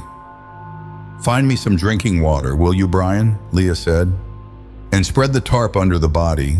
These things are quite messy. After drinking the water, she seemed stronger and could stand without holding onto the table with both hands. Placing the tip of the scalpel just below the Magter's breastbone, she made the long post-mortem incision down to the pubic symphysis. The great body-length wound gaped open like a red mouth. Across the table, Ulf shuddered but didn't avert his eyes. One by one, she removed the internal organs. Once she looked up at Brian, then quickly returned to work. The silence stretched on and on until Brian had to break it. Tell me, can't you? Have you found out anything? His words snapped the thin strand of her strength, and she staggered back to the couch and collapsed onto it. Her blood-stained hands hung over the side, making a strangely terrible contrast to the whiteness of her skin. I'm sorry, Brian, she said, but there's nothing at all. There are minor differences, organic changes I've never seen before. His liver is tremendous for one thing, but changes like this are certainly consistent within the pattern of Homo sapiens as adapted to a different planet. He's a man, changed, adapted, modified, but still just as human as you or I. How can you be sure? Brian broke in. You haven't examined him completely, have you? She shook her head. Then go on. The other organs, his brain, a microscopic examination. "Here," he said, pushing the microscope case towards her with both hands. She dropped her head onto her forearms and sobbed. "Leave me alone, can't you? I'm tired and sick and fed up with this awful planet. Let them die. I don't care. Your theory is false, useless. Admit that, and let me wash the filth from my hands." Sobbing drowned out her words. Brian stood over her and drew a shuddering breath. Was he wrong? He didn't dare think about that. He had to go on. Looking down at the thinness of her bent back, with the tiny projections of her spine showing through the thin cloth, he felt an immense pity, a pity he couldn't surrender to. This thin, helpless, frightened woman was his only resource. She had to work. He had to make her work. Igel had done it, used projective empathy to impress his emotions upon Brian. Now Brian must do it with Leah. He had had some sessions in the art, but not nearly enough to make him proficient. Nevertheless, he had to try. Strength was what Leah needed. Aloud, he said simply, "You can do it. You have the will and the strength to finish." And silently, his mind cried out the order to obey, to share his power now that hers was drained and finished. Only when she lifted her face and he saw the dried tears did he realize that he had succeeded. "You will go on?" he asked quietly. Leah merely nodded and rose to her feet. She shuffled like a sleepwalker jerked along by invisible strings. Her strength wasn't her own, and the situation reminded him unhappily of that last event of the 20s when he had experienced the same kind of draining activity. She wiped her hands roughly on her clothes and opened the microscope case. "The slides are all broken," she said. "This will do," Brian told her, crashing his heel through the glass partition. Shards tinkled and crashed to the floor. He took some of the bigger pieces and broke them to rough squares that would fit under the clips on the stage. Leah accepted them without a word. Putting a drop of the magter's blood on the slide, she bent over the eyepiece. Her hands shook when she tried to adjust the focusing. Using low power, she examined the specimen, squinting through the angled tube. Once she turned the substage mirror a bit to catch the light streaming in the window. Brian stood behind her, fists clenched, forcibly controlling his anxiety. "What do you see?" he finally blurted out. "Phagocytes, platelets, leukocytes, everything seems normal." Her voice was dull, exhausted, her eyes blinking with fatigue as she stared into the tube. Anger at defeat burned through Brian. Even faced with failure, he refused to accept it. He reached over her shoulder and savagely twisted the turret of microscope until the longest lens was in position. "If you can't see anything, try the high power. It's there. I know it's there. I'll get you a tissue specimen." He turned back to the disemboweled cadaver. His back was turned and he did not see that sudden stiffening of her shoulders or the sudden eagerness that seized her fingers as they adjusted the focus. But he did feel the wave of emotion that welled from her, impinging directly on his empathetic sense. "What is it?" he called to her, as if she had spoken aloud. Something here," she said, "in this leukocyte. It's not normal structure, but it's familiar. I've seen something like it before, but I just can't remember." She turned away from the microscope and unthinkingly pressed her gory knuckles to her forehead. "I know I've seen it before." Brian squinted into the deserted microscope and made out a dim shape in the center of the field. It stood out sharply when he focused, the white jellyfish shape of a single-celled leukocyte. To his untrained eye, there was nothing unusual about it. He couldn't know what was strange when he had no idea of what was normal. "Do you see those spherical green shapes grouped together?" Leah asked. Before Brian could answer, she gasped. "I remember now." Her fatigue was forgotten in her excitement. Eteria purchasei, that was the name, something like that. It's a coccid, a little scale insect. It had those same shapes collected together within its individual cells. "What do they mean? What is the connection with Dis?" "I don't know," she said. "It's just that they look so similar, and I never saw anything like this in a human cell before." In the coccids, the green particles grow into a kind of yeast that lives within the insect. Not a parasite, but a real symbiote. Her eyes opened wide as she caught the significance of her own words. A symbiote. And this was the world where symbiosis and parasitism had become more advanced and complex than on any other planet. Leah's thoughts spun around this fact and chewed at the fringes of the logic. Brian could sense her concentration and absorption. He did nothing to break the mood. Her hands were clenched, her eyes staring unseeingly at the wall as her mind raced. Brian and Ulv were quiet, watching her, waiting for her conclusions. The pieces were falling into shape at last. Leah opened her clenched hands and smoothed them on her sodden skirt. She blinked and turned to Brian. "Is there a toolbox here?" she asked. Her words were so unexpected that Brian could not answer for a moment. Before he could say anything, she spoke again. "Not hand tools, that would take too long. Could you find anything like a power saw? That would be ideal." She turned back to the microscope, and he didn't try to question her. Ulv was still looking at the body of the magter and had understood nothing of what they had said. Brian went out into the loading bay. There was nothing he could use on the ground floor, so he took the stairs to the floor above. A corridor here passed by a number of rooms. All of the doors were locked, including one with the hopeful sign, "Tool Room" on it. He battered at the metal door with his shoulder without budging it.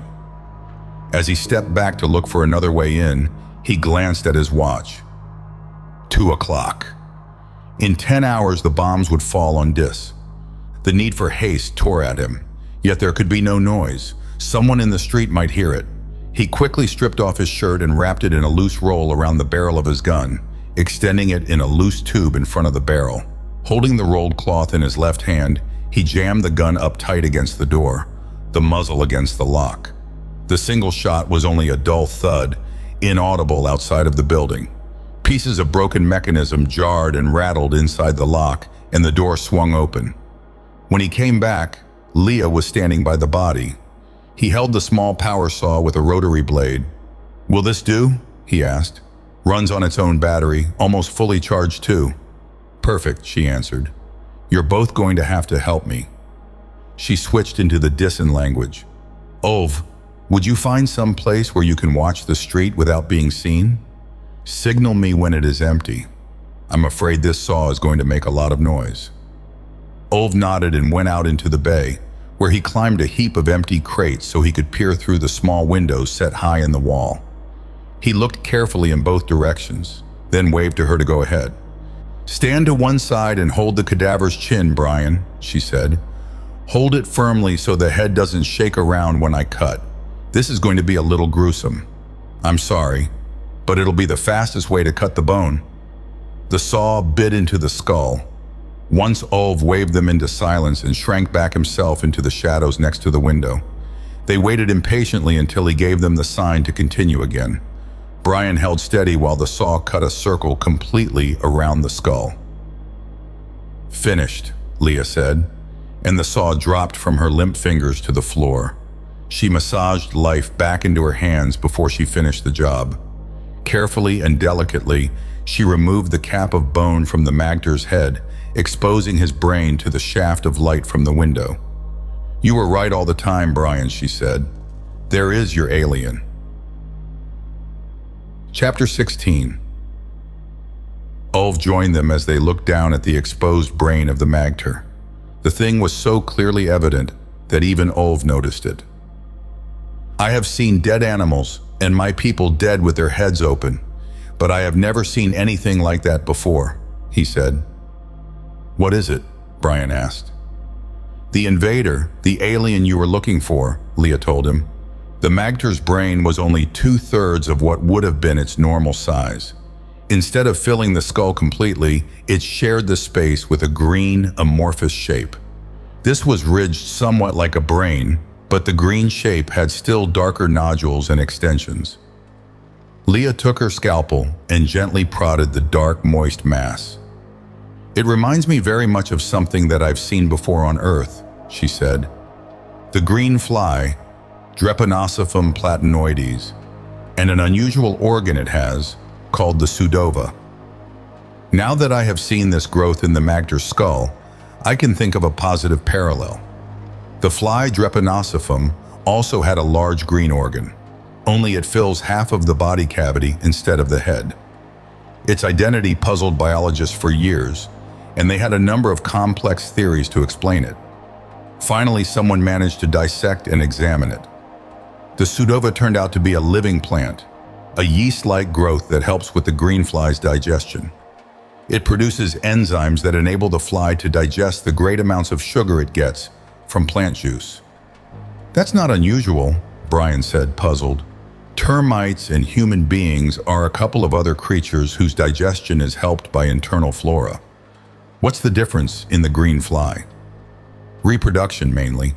All the other gut-living plants have to enter the host and establish themselves as outsiders, permitted to remain as long as they are useful.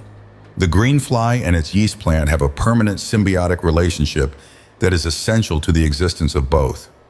The plant spores appear in many places throughout the fly's body, but they are always in the germ cells. Every egg cell has some, and every egg that grows to maturity is infected with the plant spores. The continuation of the symbiosis is unbroken and guaranteed. Do you think those green spheres in the magter's blood cells could be the same kind of thing? Brian asked. I'm sure of it, Leah said. It must be the same process.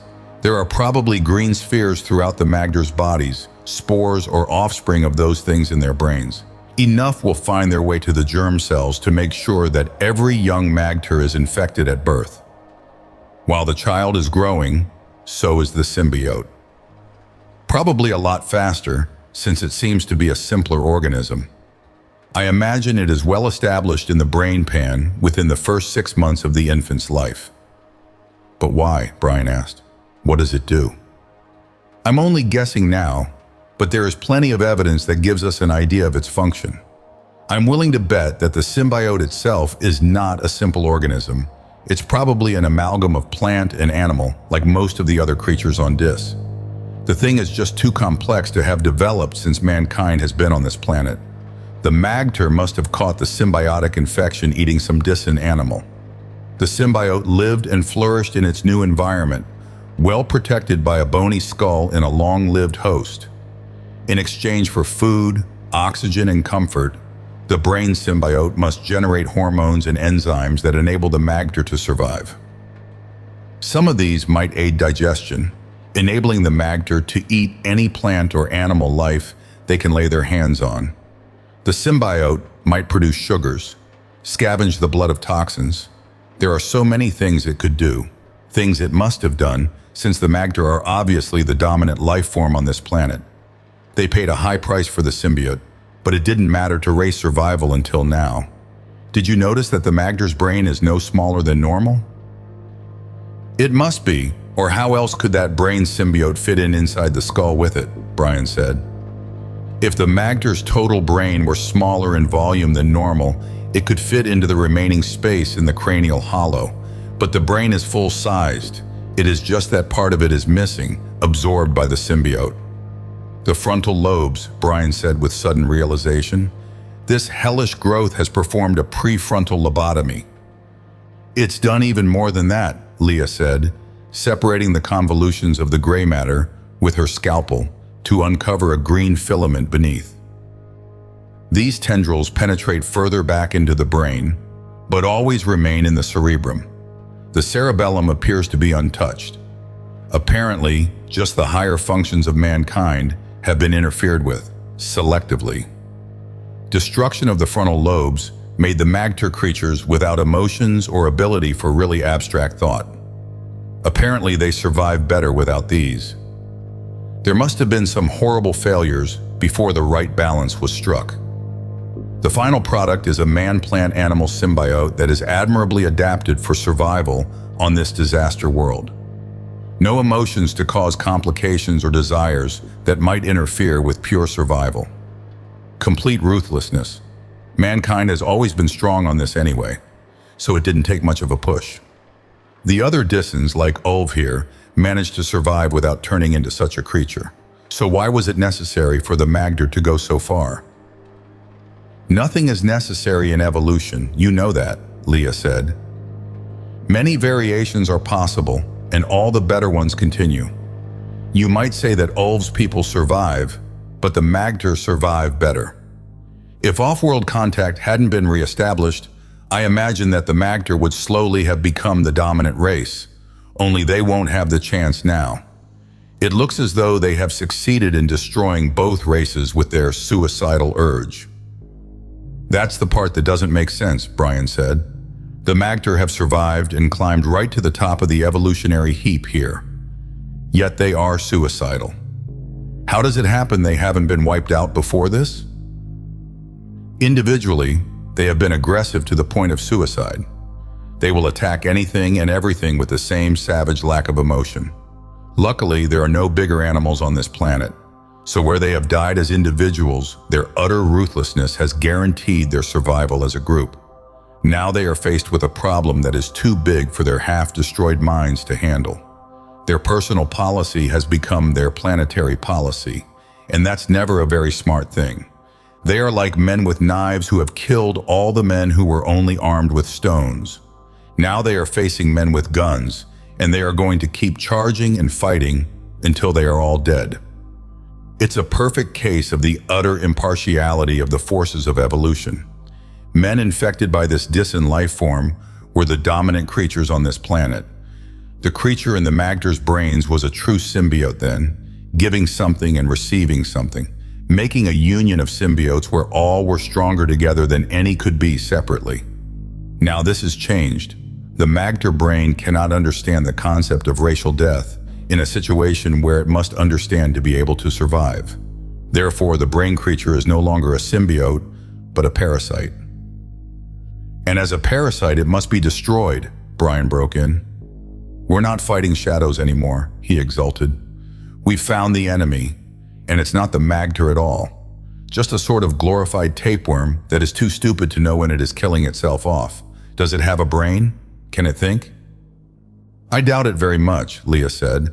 A brain would be of absolutely no use to it. So even if it originally possessed reasoning powers, they would be gone by now. Symbiotes or parasites that live internally like this always degenerate to an absolute minimum of functions. Tell me about it. What is this thing? Ulv broke in, prodding the soft form of the brain symbiote. He had heard all their excited talk but had not understood a word. Explain it to him, will you, Leah? As best you can, Brian said, looking at her, and he realized how exhausted she was. And sit down while you do it. You're long overdue for a rest. I'm going to try. He broke off when he looked at his watch. It was after 4 in the afternoon, less than 8 hours to go. What was he to do? Enthusiasm faded as he realized that only half of the problem was solved. The bombs would drop on schedule unless the Nijorders could understand the significance of this discovery. Even if they understood, would it make any difference to them? The threat of the hidden cobalt bombs would not be changed. With this thought came the guilty realization that he had forgotten completely about Telt's death. Even before he contacted the Nijord fleet, he must tell Heise and his rebel army what had happened to Telt in his sandcar. Also about the radioactive traces. They couldn't be checked against the records now to see how important they might be, but Heise might make another raid on the strength of the suspicion. This call wouldn't take long. Then he would be free to tackle Professor Commander Kraft. Carefully setting the transmitter on the frequency of the rebel army, he sent out a call to Heise. There was no answer. When he switched to receive, all he heard was static. There was always a chance the set was broken. He quickly twisted the transmitter to the frequency of his personal radio, then whistled in the microphone. The received signal was so loud that it hurt his ears. He tried to call Heise again and was relieved to get a response this time. Brian Brand here. Can you read me? I want to talk to Heise at once. It came as a shock that it was Professor Commander Kraft who answered. I'm sorry, Brian, but it's impossible to talk to Heise. We are monitoring his frequency and your call was relayed to me. Hiss and his rebels lifted ship about half an hour ago and are already on the way back to Nijord. Are you ready to leave now? It will soon become dangerous to make any landings. Even now I will have to ask for volunteers to get you out of there. Heiss and the rebel army gone. Brian assimilated the thought. He had been thrown off balance when he realized he was talking to Kraft. If they're gone, well, then there's nothing I can do about it, he said. I was going to call you so I can talk to you now. Listen and try to understand.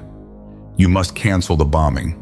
I found out about the Magter, found what causes their mental aberration. If we can correct that, we can stop them from attacking Nijord. Can they be corrected by midnight tonight? Kraft broke in. He was abrupt and sounded almost angry. Even saints get tired. No, of course not. Brian frowned at the microphone, realizing the talk was going all wrong, but not knowing how to remedy it. But it won't take too long.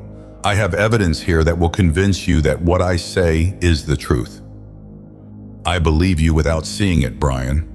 The trace of anger was gone from Kraft's voice now, and it was heavy with fatigue and defeat. I'll admit you are probably right.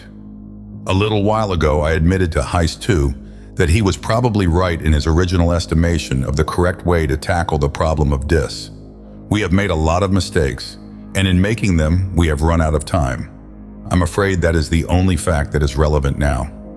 The bombs fall at 12, and even then they may drop too late. A ship is already on its way from Nijord with my replacement. I exceeded my authority by running a day past the maximum the technicians gave me. I realize now I was gambling the life of my own world in the vain hope I could save Dis. They can't be saved. They're dead. I won't hear any more about it. You must listen. I must destroy the planet below me. That is what I must do. That fact will not be changed by anything you say. All the off-worlders, other than your party, are gone. I'm sending a ship down now to pick you up. As soon as that ship lifts, I'm going to drop the first bombs. Now, tell me where you are so they can come for you. Don't threaten me, Kraft. Brian shook his fist at the radio in an excess of anger. You're a killer and a world destroyer. Don't try to make yourself out as anything else. I have the knowledge to avert this slaughter, and you won't listen to me. And I know where the cobalt bombs are. In the Magter tower that Heiss raided last night. Get those bombs, and there is no need to drop any of your own. I'm sorry, Brian, I appreciate what you're trying to do, but at the same time, I know the futility of it. I'm not going to accuse you of lying, but do you realize how thin your evidence sounds from this end? First, a dramatic discovery of the cause of the Magter's intransigency. Then, when that had no results, you suddenly remember that you know where the bombs are. The best-kept Magter secret. I don't know for sure, but there is a very good chance it is so, Brian said, trying to repair his defenses. Telt made readings. He had other records of radioactivity in this same Magter keep. Proof that something is there. But Telt is dead now. The record's destroyed. Don't you see? He broke off, realizing how vague and unprovable his case was. This was defeat. The radio was silent, with just the hum of the carrier wave as Kraft waited for him to continue. When Brian did speak, his voice was empty of all hope. Send your ship down, he said tiredly. We're in a building that belonged to the Light Metals Trust Limited. A big warehouse of some kind. I don't know the address here, but I'm sure you have someone there who can find it. We'll be waiting for you. You win, Kraft. He turned off the radio. Chapter 17. Do you mean what you said about giving up? Leah asked. Brian realized that she had stopped talking to Ulf some time ago and had been listening to his conversation with Kraft. He shrugged, trying to put his feeling into words. We've tried and almost succeeded. But if they won't listen, what can we do? What can one man possibly do against a fleet loaded with H-bombs? As if in answer to the question, Ulf's voice drowned him out, the harsh dissonant words slashing the silence of the room. Kill you, the enemy, he said. Kill you, Umedverk. He shouted the last word and his hand flashed to his belt. In a single swift motion, he lifted his blowgun and placed it to his lips. A tiny dart quivered in the already dead flesh of the creature in the Magter's skull. The action had all the symbolism of a broken lance, the declaration of war. Ulv understands it a lot better than you might think, Leah said. He knows things about symbiosis and mutualism that would get him a job as a lecturer in any university on Earth. He knows just what the brain symbiote is and what it does. They even have a word for it, one that never appeared in our Disan language lessons. A life form that you can live with or cooperate with is called Medvirk. One that works to destroy you is Umedvirk. He also understands that life forms can change and be Medvirk or Umedvirk at different times. He has just decided that the brain symbiote is Umedvirk and he is out to kill it. So will the rest of the Disans, as soon as he can show them the evidence and explain. "You're sure of this?" Brian asked, interested in spite of himself. "Positive. The Disans have an absolute attitude towards survival. You should realize that. Not the same as the Magter, but not much different in the results. They will kill the brain symbiotes, even if it means killing every Magter who harbors one." "If that is the case, we can't leave now," Brian said. With these words, it suddenly became clear what he had to do. "The ship is coming down now from the fleet. Get in it and take the body of the Magter. I won't go." "Where will you be?" she asked, shocked. "Fighting the Magter. My presence on the planet means that Kraft won't keep his threat to drop the bombs any earlier than the midnight deadline. That would be deliberately murdering me. I doubt if my presence past midnight will stop him, but it should keep the bombs away at least until then." "What will you accomplish besides committing suicide?" Leah pleaded. "You just told me how a single man can't stop the bombs. What will happen to you at midnight?" "I'll be dead. But in spite of that, I can't run away. Not now.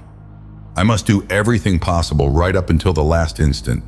Ulv and I will go to the Magter Tower, try to find out if the bombs are there. He will fight on our side now. He may even know more about the bombs, things that he didn't want to tell me before. We can get help from his people. Some of them must know where the bombs are, being native to this planet." Leah started to say something, but he rushed on, drowning out her words. "You have just as big a job. Show the Magter to Kraft. Explain the significance of the brain parasite to him. Try to get him to talk to Heiss about the last raid. Try to get him to hold off the attack. I'll keep the radio with me, and as soon as I know anything, I'll call in. This is all last resort, finger in the dike kind of stuff. But it is all we can do. Because if we do nothing, it means the end of Dis." Leah tried to argue with him, but he wouldn't listen to her. He only kissed her, and with a lightness he did not feel tried to convince her that everything would be all right. In their hearts, they both knew it wouldn't be, but they left it that way because it was the least painful solution. A sudden rumbling shook the building, and the windows darkened as a ship settled in the street outside. The Nijord crew came in with guns pointed, alert for anything. After a little convincing, they took the cadaver, as well as Leah, when they lifted ship. Brian watched the spacer become a pinpoint in the sky and vanish. He tried to shake off the feeling that this was the last time he would see any of them. "Let's get out of here fast," he told Ulv, picking up the radio, "before anyone comes around to see why the ship landed." "What will you do?" Ulv asked as they went down the street towards the desert. "What can we do in the few hours we have left?" He pointed at the sun, nearing the horizon. Brian shifted the weight of the radio to his other hand before replying. "Get to the Magter Tower we raided last night. That's the best chance. The bombs might be there, unless you know where the bombs are." Ulf shook his head. "I do not know, but some of my people may. We will capture a Magter, then kill him, so they can all see the Umedvirk. Then they will tell us everything they know." "The tower first then, for bombs or a sample Magter. What's the fastest way we can get there?" Ulv frowned in thought. "If you can drive one of the cars the off-worlders use, I know where there are some locked in buildings in this city. None of my people know how they are made to move." "I can work them. Let's go." Chance was with them this time. The first sand car they found still had the keys in the lock. It was battery-powered, but contained a full charge. Much quieter than the heavy atomic cars, it sped smoothly out of the city and across the sand.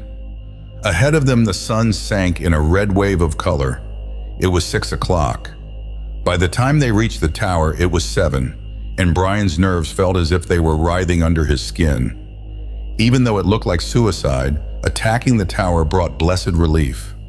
It was movement and action, and for moments at a time, he forgot the bombs hanging over his head.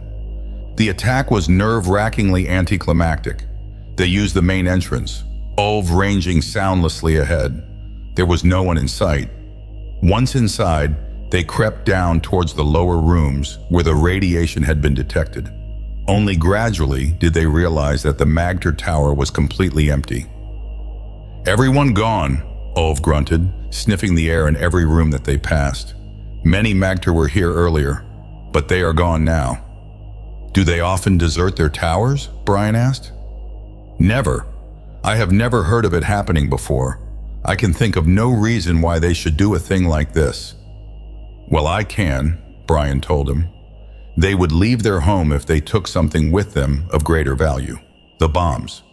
If the bombs were hidden here, they might move them after the attack." Sudden fear hit him. "Or they might move them because it is time to take them to the launcher. Let's get out of here the quickest way we can." "I smell air from outside," Ulv said. "Coming from down there. This cannot be, because the Magter have no entrances this low in their towers. We blasted one in earlier, that could be it. Can you find it?" Moonlight shone ahead as they turned an angle of the corridor, and stars were visible through the gaping opening in the wall. "It looks bigger than it was," Brian said, as if the Magter had enlarged it. He looked through and saw the tracks on the sand outside, as if they had enlarged it to bring something bulky up from below and carried it away in whatever made those tracks. Using the opening themselves, they ran back to the sandcar. Brian ground it fiercely around and turned the headlights on the tracks. There were the marks of a sandcar's treads, half obscured by thin, unmarked wheel tracks. He turned off the lights and forced himself to move slowly and to do an accurate job. A quick glimpse at his watch showed him there were 4 hours left to go. The moonlight was bright enough to illuminate the tracks. Driving with one hand, he turned on the radio transmitter, already set for Kraft's wavelength. When the operator acknowledged his signal, Brian reported what they had discovered and his conclusions. "Get that message to Commander Kraft now. I can't wait to talk to him. I'm following the tracks." He killed the transmission and stamped on the accelerator. The sandcar churned and bounced down the track. "They are going to the mountains," Ulv said sometime later, as the track still pointed straight ahead. "There are caves there, and many Magter have been seen near them. That is what I have heard." The guess was correct. Before 9 o'clock, the ground humped into a range of foothills, and the darker masses of mountains could be seen behind them, rising up to obscure the stars. "Stop the car here," Ulv said. "The caves begin not too far ahead. There may be Magter watching or listening, so we must go quietly." Brian followed the deep-cut grooves, carrying the radio. Ulv came and went on both sides, silently as a shadow, scouting for hidden watchers. As far as he could discover, there were none. By 9:30, Brian realized they had deserted the sandcar too soon. The tracks wound on and seemed to have no end. They passed some caves which Ulv pointed out to him, but the tracks never stopped. Time was running out, and the nightmare stumbling through the darkness continued. "More caves ahead," Ulv said. "Go quietly." They came cautiously to the crest of a hill, as they had done so many times already, and looked into the shallow valley beyond. Sand covered the valley floor, and the light of the setting moon shone over the tracks at a flat angle, marking them off sharply as lines of shadow. They ran straight across the sandy valley and disappeared into the dark mouth of a cave on the far side. Sinking back behind the hilltop, Brian covered the pilot light with his hand and turned on the transmitter. Ulv stayed above him, staring at the opening of the cave. "This is an important message," Brian whispered into the mic. "Please record." He repeated this for 30 seconds, glancing at his watch to make sure of the time, since the seconds of waiting stretched to minutes in his brain. Then, as clearly as possible without raising his voice above a whisper, he told of the discovery of the tracks in the cave. "The bombs may or may not be in here, but we are going in to find out. I'll leave my personal transmitter here with the broadcast power turned on so you can home on its signal. That will give you a directional beacon to find the cave. I'm taking the other radio in. It has more power. If we can't get back to the entrance, I'll try a signal from inside. I doubt if you will hear it because of the rock, but I'll try." End of transmission. Don't try to answer me because I have the receiver turned off. There are no earphones on this set and the speaker would be too loud here. He switched off, held his thumb on the button for an instant, then flicked it back on. "Goodbye, Leah," he said, and killed the power for good. They circled and reached the rocky wall of the cliff. Creeping silently in the shadows, they slipped up on the dark entrance of the cave. Nothing moved ahead, and there was no sound from the entrance of the cave. Brian glanced at his watch and was instantly sorry. 10:30. The last shelter concealing them was 5 meters from the cave. They started to rise, to rush the final distance, when Ulf suddenly waved Brian down. He pointed to his nose, then to the cave. He could smell the magter there. A dark figure separated itself from the greater darkness of the cave mouth. Ulf acted instantly. He stood up and his hand went to his mouth. Air hissed faintly through the tube in his hand. Without a sound, the magter folded and fell to the ground. Before the body hit, Ulf crouched low and rushed in. There was the sudden scuffling of feet on the floor, then silence. Brian walked in, gun ready and alert, not knowing what he would find. His toe pushed against a body on the ground, and from the darkness, Ulf whispered, "There were only 2. We can go on now." Finding their way through the cave was a maddening torture. They had no light, nor would they dare use one if they had. There were no wheel marks to follow on the stone floor. Without Ulf's sensitive nose, they would have been completely lost. The cave branched and rejoined, and they soon lost all sense of direction. Walking was almost impossible. They had to grope with their hands before them like blind men. Stumbling and falling against the rock, their fingers were soon throbbing and raw from brushing against the rough walls. Ulf followed the scent of the magter that hung in the air where they had passed. When it grew thin, he knew they had left the frequently used tunnels and entered deserted ones. They could only retrace their steps and start again in a different direction. More maddening than the walking was the way time was running out. Inexorably, the glowing hands crept around the face of Brian's watch until they stood at 15 minutes before 12. "There is a light ahead," Ulf whispered, and Brian almost gasped with relief. They moved slowly and silently until they stood, concealed by the darkness, looking out into a domed chamber brightly lit by glowing tubes. "What is it?" Ulf asked, blinking in the painful wash of illumination after the long darkness. Brian had to fight to control his voice, to stop from shouting. "The cage with the metal webbing is a jump space generator. The pointed silver shapes next to it are bombs of some kind, probably the cobalt bombs. We've found it."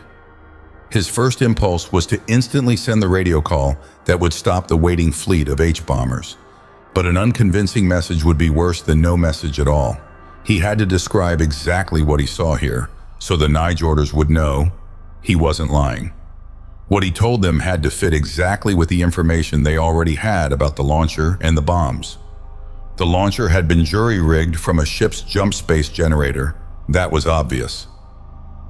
The generator and its controls were neatly cased and mounted. Cables ran from them to a roughly constructed cage of woven metal straps, hammered and bent into shape by hand. 3 technicians were working on the equipment. Brian wondered what sort of bloodthirsty war lovers the magter had found to handle the bombing for them. Then he saw the chains around their necks and the bloody wounds on their backs. He still found it difficult to have any pity for them. They had obviously been willing to accept money to destroy another planet, or they wouldn't have been working here. They had probably rebelled only when they had discovered how suicidal the attack would be. 13 minutes to midnight. Cradling the radio against his chest, Brian rose to his feet. He had a better view of the bombs now. There were 12 of them, alike as eggs from the same deadly clutch, pointed like the bow of a spacer. Each one swept smoothly back for its 2 meters of length to a sharply chopped off end. They were obviously incomplete, the warheads of rockets. One had its base turned towards him, and he saw 6 projecting studs that could be used to attach it to the missing rocket. A circular inspection port was open in the flat base of the bomb. This was enough. With this description, the Nijorders would know he couldn't be lying about finding the bombs. Once they realized this, they couldn't destroy Dis without first trying to neutralize them. Brian carefully counted 50 paces before he stopped. He was far enough from the cavern so he couldn't be heard, and an angle of the cave cut off all light from behind him. With carefully controlled movements, he turned on the power, switched the set to transmit, and checked the broadcast frequency. All correct. Then slowly and clearly, he described what he had seen in the cavern behind him. He kept his voice emotionless, recounting facts, leaving out anything that might be considered an opinion. It was 6 minutes before midnight when he finished. He thumbed the switch to receive and waited. There was only silence. Slowly, the empty quality of the silence penetrated his numbed mind. There were no crackling atmospherics nor hiss of static, even when he turned the power full on. The mass of rock and earth of the mountain above was acting as a perfect grounding screen, absorbing his signal even at maximum output. They hadn't heard him. The Nijord fleet didn't know that the cobalt bombs had been discovered before their launching. The attack would go ahead as planned. Even now, the bomb bay doors were opening. Armed H-bombs hung above the planet, held in place only by their shackles. In a few minutes, the signal would be given, and the shackles would spring open. The bombs dropped clear. "Killers!" Brian shouted into the microphone. "You wouldn't listen to reason. You wouldn't listen to Heiss or me or to any voice that suggested an alternative to complete destruction. You are going to destroy Dis, and it's not necessary. There were a lot of ways you could have stopped it. You didn't do any of them, and now it's too late. You'll destroy Dis, and in turn, this will destroy Nijord." Igel said that, and now I believe him. You're just another damned failure in a galaxy full of failures. He raised the radio above his head and sent it crashing into the rock floor. Then he was running back to Ulv, trying to run away from the realization that he too had tried and failed. The people on the surface of Dis had less than 2 minutes left to live. "They didn't get my message," Brian said to Ulv. "The radio won't work this far underground." "Then the bombs will fall?" Ulv asked, looking searchingly at Brian's face in the dim reflected light from the cavern. "Unless something happens that we know nothing about, the bombs will fall." They said nothing after that. They simply waited. The 3 technicians in the cavern were also aware of the time. They were calling to each other and trying to talk to the Magter. The emotionless, parasite-ridden brains of the Magter saw no reason to stop work, and they attempted to beat the men back to their tasks. In spite of the blows, they didn't go.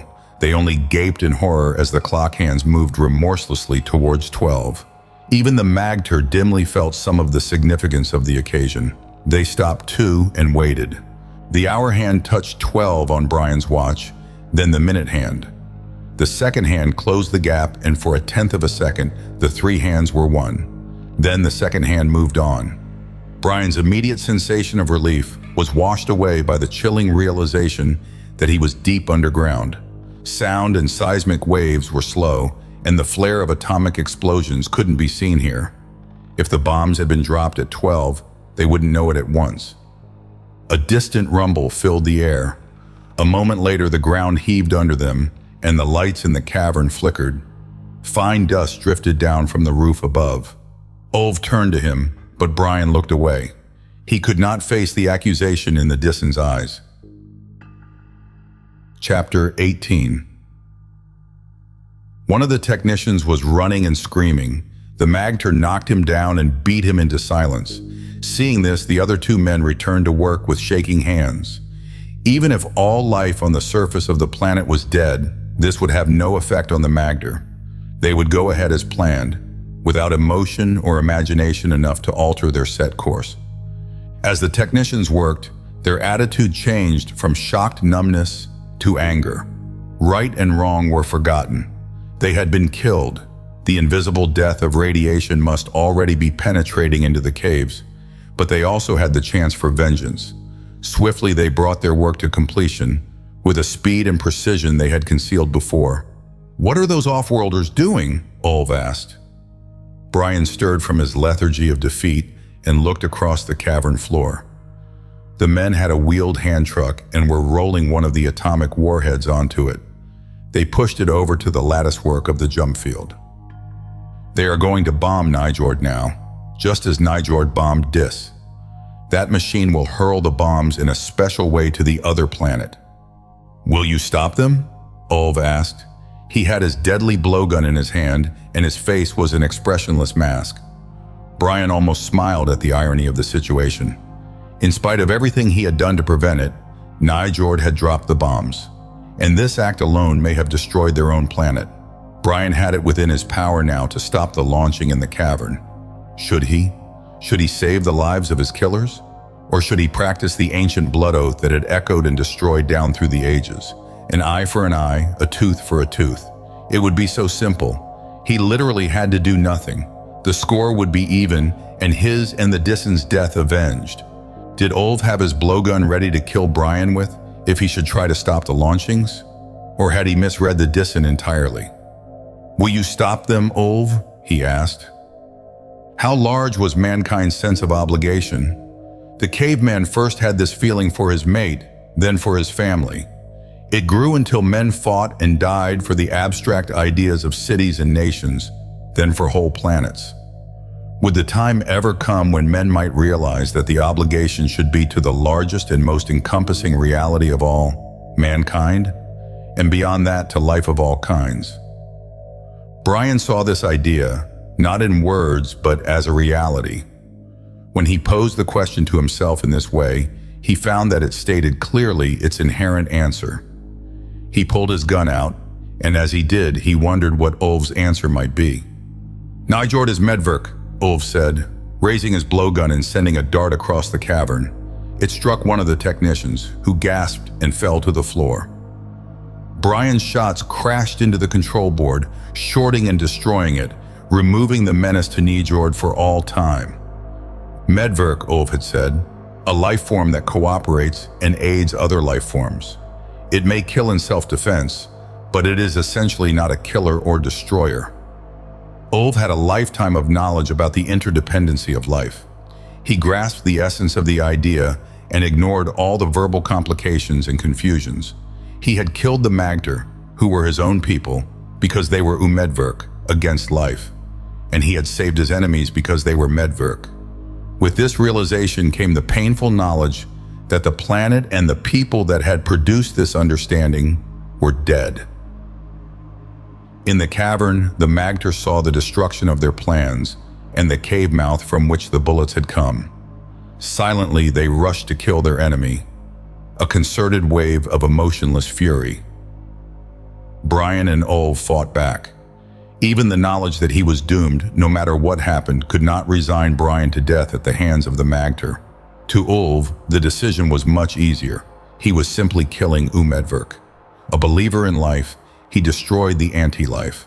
They retreated into the darkness, still firing. The Magter had lights and ion rifles and were right behind them. Knowing the caverns better than the men they chased, the pursuers circled.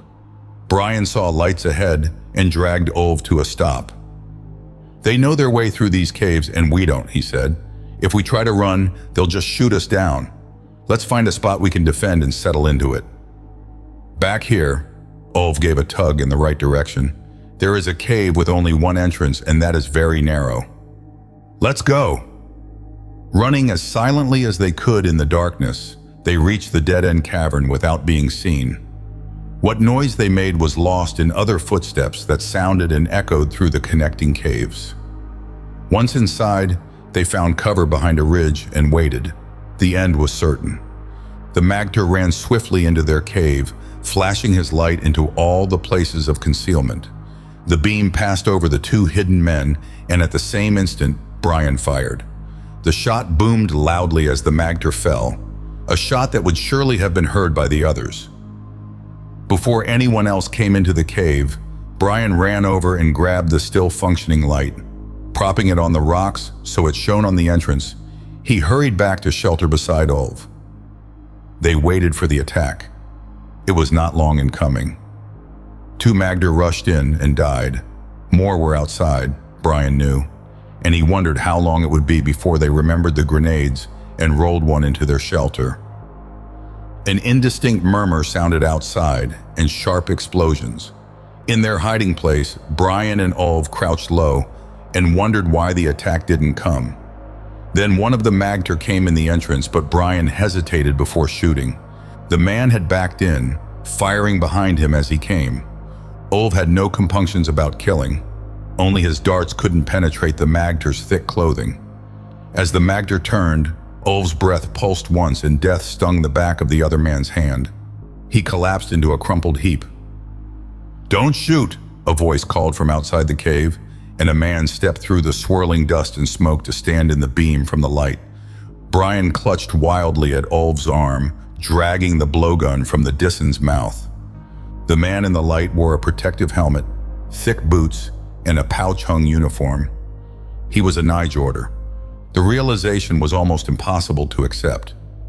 Brian had heard the bombs fall, yet the Nijord soldier was here. The two facts couldn't be accepted together. "Would you keep a hold on his arm, sir, just in case?" the soldier said, glancing warily at Ulv's blowpipe. "I know what those darts can do."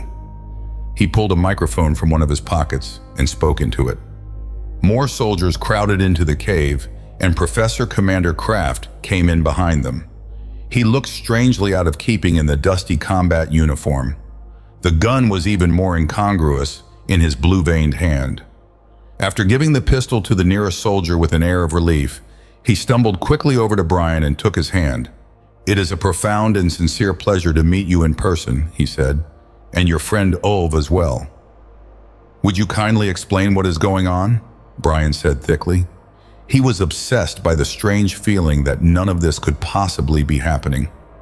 "We will always remember you as the man who saved us from ourselves," Kraft said, once again the professor instead of the commander. "What Brian wants are facts, Grandpa, not speeches," Heiss said. The bent form of the leader of the rebel Nijord army pushed through the crowd of taller men until he stood next to Kraft. "Simply stated, Brian, your plan succeeded. Kraft relayed your message to me, and as soon as I heard it, I turned back and met him on his ship. I'm sorry that Telt's dead, but he found what we were looking for. I couldn't ignore his report of radioactive traces. Your girlfriend arrived with the hacked-up corpse at the same time I did, and we all took a long look at the green leech in its skull. Her explanation of what it is made significant sense. We were already carrying out landings when we had your call about something having been stored in the magter tower. After that, it was just a matter of following tracks and the transmitter you planted." "But the explosions at midnight?" Brian broke in. "I heard them." "You were supposed to," Heiss laughed. "Not only you, but the magter in this cave. We figured they would be armed and the cave strongly defended. So at midnight we dropped a few large chemical explosive bombs at the entrance. Enough to kill the guards without bringing the roof down. We also hoped that the magter deeper in would leave their posts or retreat from the imagined radiation. And they did. It worked like a charm.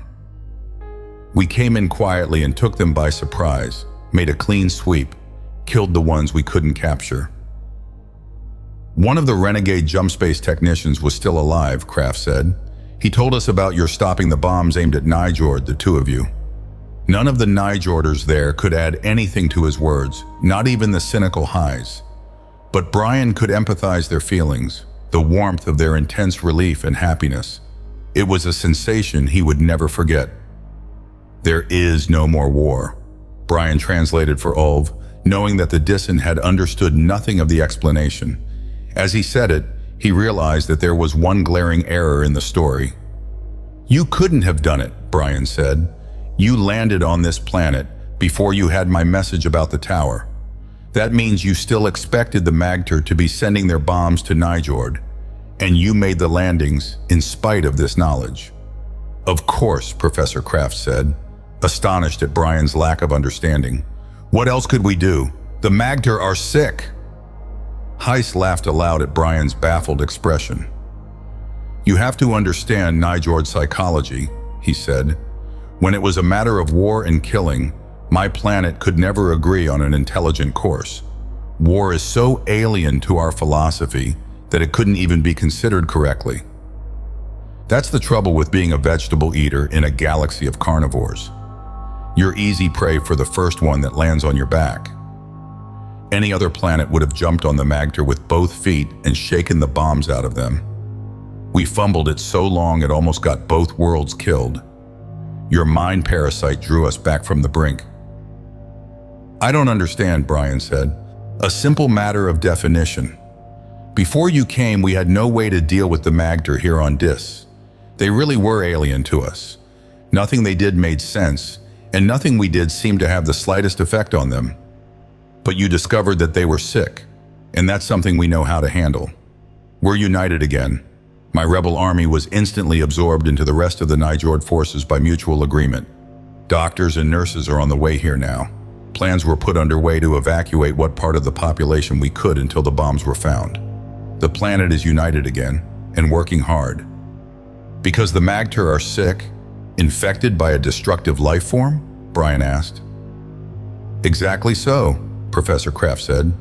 We are civilized after all. You can't expect us to fight a war, and you surely can't expect us to ignore the plight of sick neighbors. No, you surely can't, Brian said, sitting down heavily. He looked at Ulv, to whom the speech had been incomprehensible. Beyond him, Heiss wore his most cynical expression as he considered the frailties of his people. Hiss, Brian called out. You translate all that into Dissen and explain to Ulv. I wouldn't dare. Chapter 19. Dis was a floating golden ball, looking like a schoolroom globe in space. No clouds obscured its surface, and from this distance it seemed warm and attractive set against the cold darkness. Brian almost wished he were back there now, as he sat shivering inside the heavy coat. He wondered how long it would be before his confused body temperature controls decided to turn off the summer adjustment. He hoped it wouldn't be as sudden or as drastic as turning it on had been. Delicate as a dream, Leah's reflection swam in space next to the planet. She had come up quietly behind him in the spaceship's corridor, only her gentle breath and mirrored face telling him she was there. He turned quickly and took her hands in his. You're looking infinitely better, he said.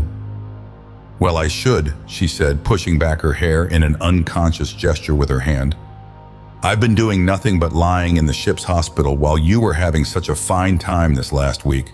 Rushing around down there, shooting all the Magter. Just gassing them, he told her. The Nijorders can't bring themselves to kill anymore, even if it does raise their own casualty rate. In fact, they are having difficulty restraining the Dissens led by Ulv, who are happily killing any Magter they see as being pure Umedverk. What will they do when they have all those frothing Magter madmen? They don't know yet, he said. They won't really know until they see what an adult Magter is like with his brain parasite dead and gone. They're having better luck with the children. If they catch them early enough, the parasite can be destroyed before it has done too much damage. Leah shuddered delicately and let herself lean against him. I'm not that sturdy yet. Let's sit down while we talk. There was a couch opposite the viewport where they could sit and still see Dis. I hate to think of a Magter deprived of his symbiote, she said. If his system can stand the shock, I imagine there will be nothing left except a brainless hulk.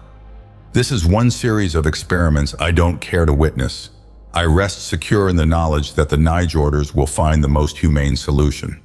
I'm sure they will, Brian said. Now what about us? She said disconcertingly, leaning back in his arms. I must say you have the highest body temperature of anyone I have ever touched. It's positively exciting. This jarred Brian even more. He didn't have her ability to put past horrors out of the mind by substituting present pleasures. Well, just what about us? He said with masterful inappropriateness. She smiled as she leaned against him. You weren't as vague as that the night in the hospital room. I seem to remember a few other things you said, and did. You can't claim you're completely indifferent to me, Brian Brand, so I'm only asking you what any outspoken Anvarian girl would. Where do we go from here? Get married? There was a definite pleasure in holding her slight body in his arms and feeling her hair against his cheek. They both sensed it, and this awareness made his words sound that much more ugly. Leah, darling, you know how important you are to me, but you certainly realize that we could never get married. Her body stiffened, and she tore herself away from him. Why, you great fat egotistical slab of meat. What do you mean by that? I like you, Leah.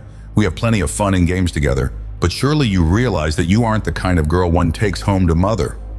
Leah, hold on, he said. You know better than to say a thing like that. What I said has nothing to do with how I feel towards you. But marriage means children, and you are biologist enough to know about Earth's genes.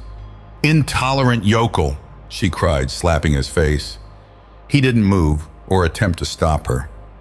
I expected better from you, with all your pretensions of understanding, but all you can think of are the horror stories about the worn-out genes of Earth. You're the same as every other big, strapping bigot from the frontier planets. I know how you look down on our small size, our allergies and hemophilia, and all the other weaknesses that have been bred back and preserved by the race. You hate. But that's not what I meant at all, he interrupted, shocked, his voice drowning hers out. Yours are the strong genes, the viable strains. Mine are the deadly ones. A child of mine would kill itself in you in a natural birth if it managed to live to term. You're forgetting that you are the original Homo sapiens. I'm a recent mutation. Leah was frozen by his words. They revealed a truth she had known, but would never permit herself to consider. Earth is home, the planet where mankind developed, he said. The last few thousand years you may have been breeding weaknesses back into the genetic pool. But that's nothing compared to the 100 millions of years that it took to develop man. How many newborn babies live to be a year of age on Earth? Why? Almost all of them. A fraction of 1% die each year. I can't recall exactly how many. Earth is home, he said again gently. When men leave home, they can adapt to different planets, but a price must be paid. A terrible price is in dead infants. The successful mutations live, the failures die. Natural selection is a brutally simple affair. When you look at me, you see a success. I have a sister, a success too. Yet my mother had 6 other children who died when they were still babies, and several others that never came to term. You know about these things, don't you, Leah? I know, she said, sobbing into her hands. He held her now, and she didn't pull away. I know it all as a biologist, but I am so awfully tired of being a biologist, and top of my class and a mental match for any man. When I think about you, I do it as a woman, and can't admit any of this. I need someone, Brian, and I needed you so much because I loved you. She paused and wiped her eyes. You're going home, aren't you? Back to Anvar. When? I can't wait too long, he said unhappily. Aside from my personal wants, I find myself remembering that I'm a part of Anvar. When you think of the number of people who suffered and died, or adapted, so that I could be sitting here now, well, it's a little frightening. I suppose it doesn't make sense logically that I should feel indebted to them. But I do. Anything I do now or in the next few years won't be as important as getting back to Anvar. And I won't be going back with you. It was a flat statement the way she said it, not a question. No, you won't be, he said. There is nothing on Anvar for you. Leah was looking out of the port at Dis, and her eyes were dry now. Way back in my deeply buried unconscious, I think I knew it would end this way, she said. If you think your little lecture on the origins of man was a novelty, it wasn't. It just reminded me of a number of things my glands had convinced me to forget. In a way, I envy you, your weightlifter wife-to-be, and your happy kitties. But not very much. Very early in life, I resigned myself to the fact that there was no one on earth I would care to marry. I always had these teenage dreams of a hero from space who would carry me off, and I guess I slipped you into the pattern without realizing it. I'm old enough now to face the fact that I like my work more than a banal marriage, and I'll probably end up a frigid and virtuous old maid with more degrees and titles than you have shot-putting records. As they looked through, the port disk began slowly to contract. Their ship drew away from it, heading towards Nijord. They sat apart without touching now. Leaving Dis meant leaving behind something they had shared. They had been strangers together there, on a strange world. For a brief time their lifelines had touched. That time was over now. "Don't we look happy?" Heiss said, shambling towards them. "Fall dead and make me even happier then," Leah snapped bitterly. Heiss ignored the acid tone of her words and sat down on the couch next to them. Since leaving command of his rebel Nijord army, he seemed much mellower. "Going to keep on working for the Cultural Relationships Foundation, Brian?" he asked. "You're the kind of man we need." Brian's eyes widened as the meaning of the last words penetrated. "Are you in the CRF?" "Field agent for Nijord," he said. "I hope you don't think those helpless office types like Fossil or Merv really represented us there. They just took notes and acted as a front and cover for the organization. Nijord is a fine planet, but a gentle guiding hand behind the scenes is needed to help them find their place in the galaxy before they are pulverized."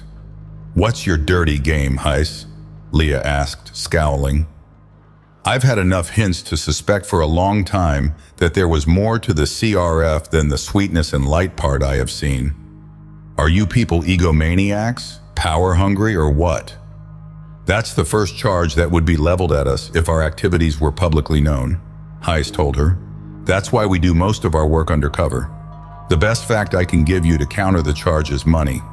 Just where do you think we get the funds for an operation this size?" He smiled at their blank looks.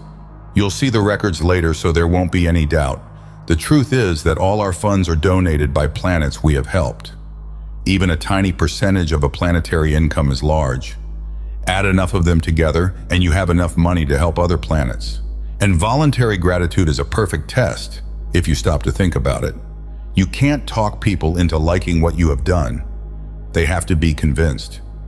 There have always been people on CRF Worlds who knew about our work and agreed with it enough to see that we are kept in funds." "Why are you telling me all this super secret stuff?" Leah asked. "Isn't that obvious? We want you to keep on working for us. You can name whatever salary you like. As I've said, there is no shortage of ready cash." Heiss glanced quickly at them both and delivered the clinching argument. "I hope Brian will go on working with us too. He is the kind of field agent we desperately need, and it is almost impossible to find." "Just show me where to sign," Leah said, and there was life in her voice once again. "I wouldn't exactly call it blackmail," Brian smiled, "but I suppose if you people can juggle planetary psychologies, you must find that individuals can be pushed around like chessmen. Though you should realize that very little pushing is required this time."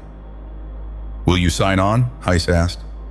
"I must go back to Anvar," Brian said, "but there really is no pressing hurry." "Earth," said Leah, "is overpopulated enough as it is. Dis was a harsh, inhospitable, dangerous place, and the Magter made it worse. They might have been human once, but they were something else now. The Magter had only one desire: kill. Kill everything. Themselves, their planet, the universe if they could." Brian Brand was sent in at the 11th hour. His mission was to save Dis, but it looked as though he was going to preside over its annihilation. The end.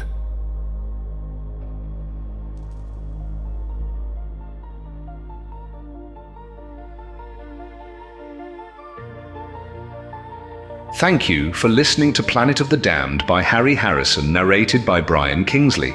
We hope you enjoyed this journey into classic science fiction.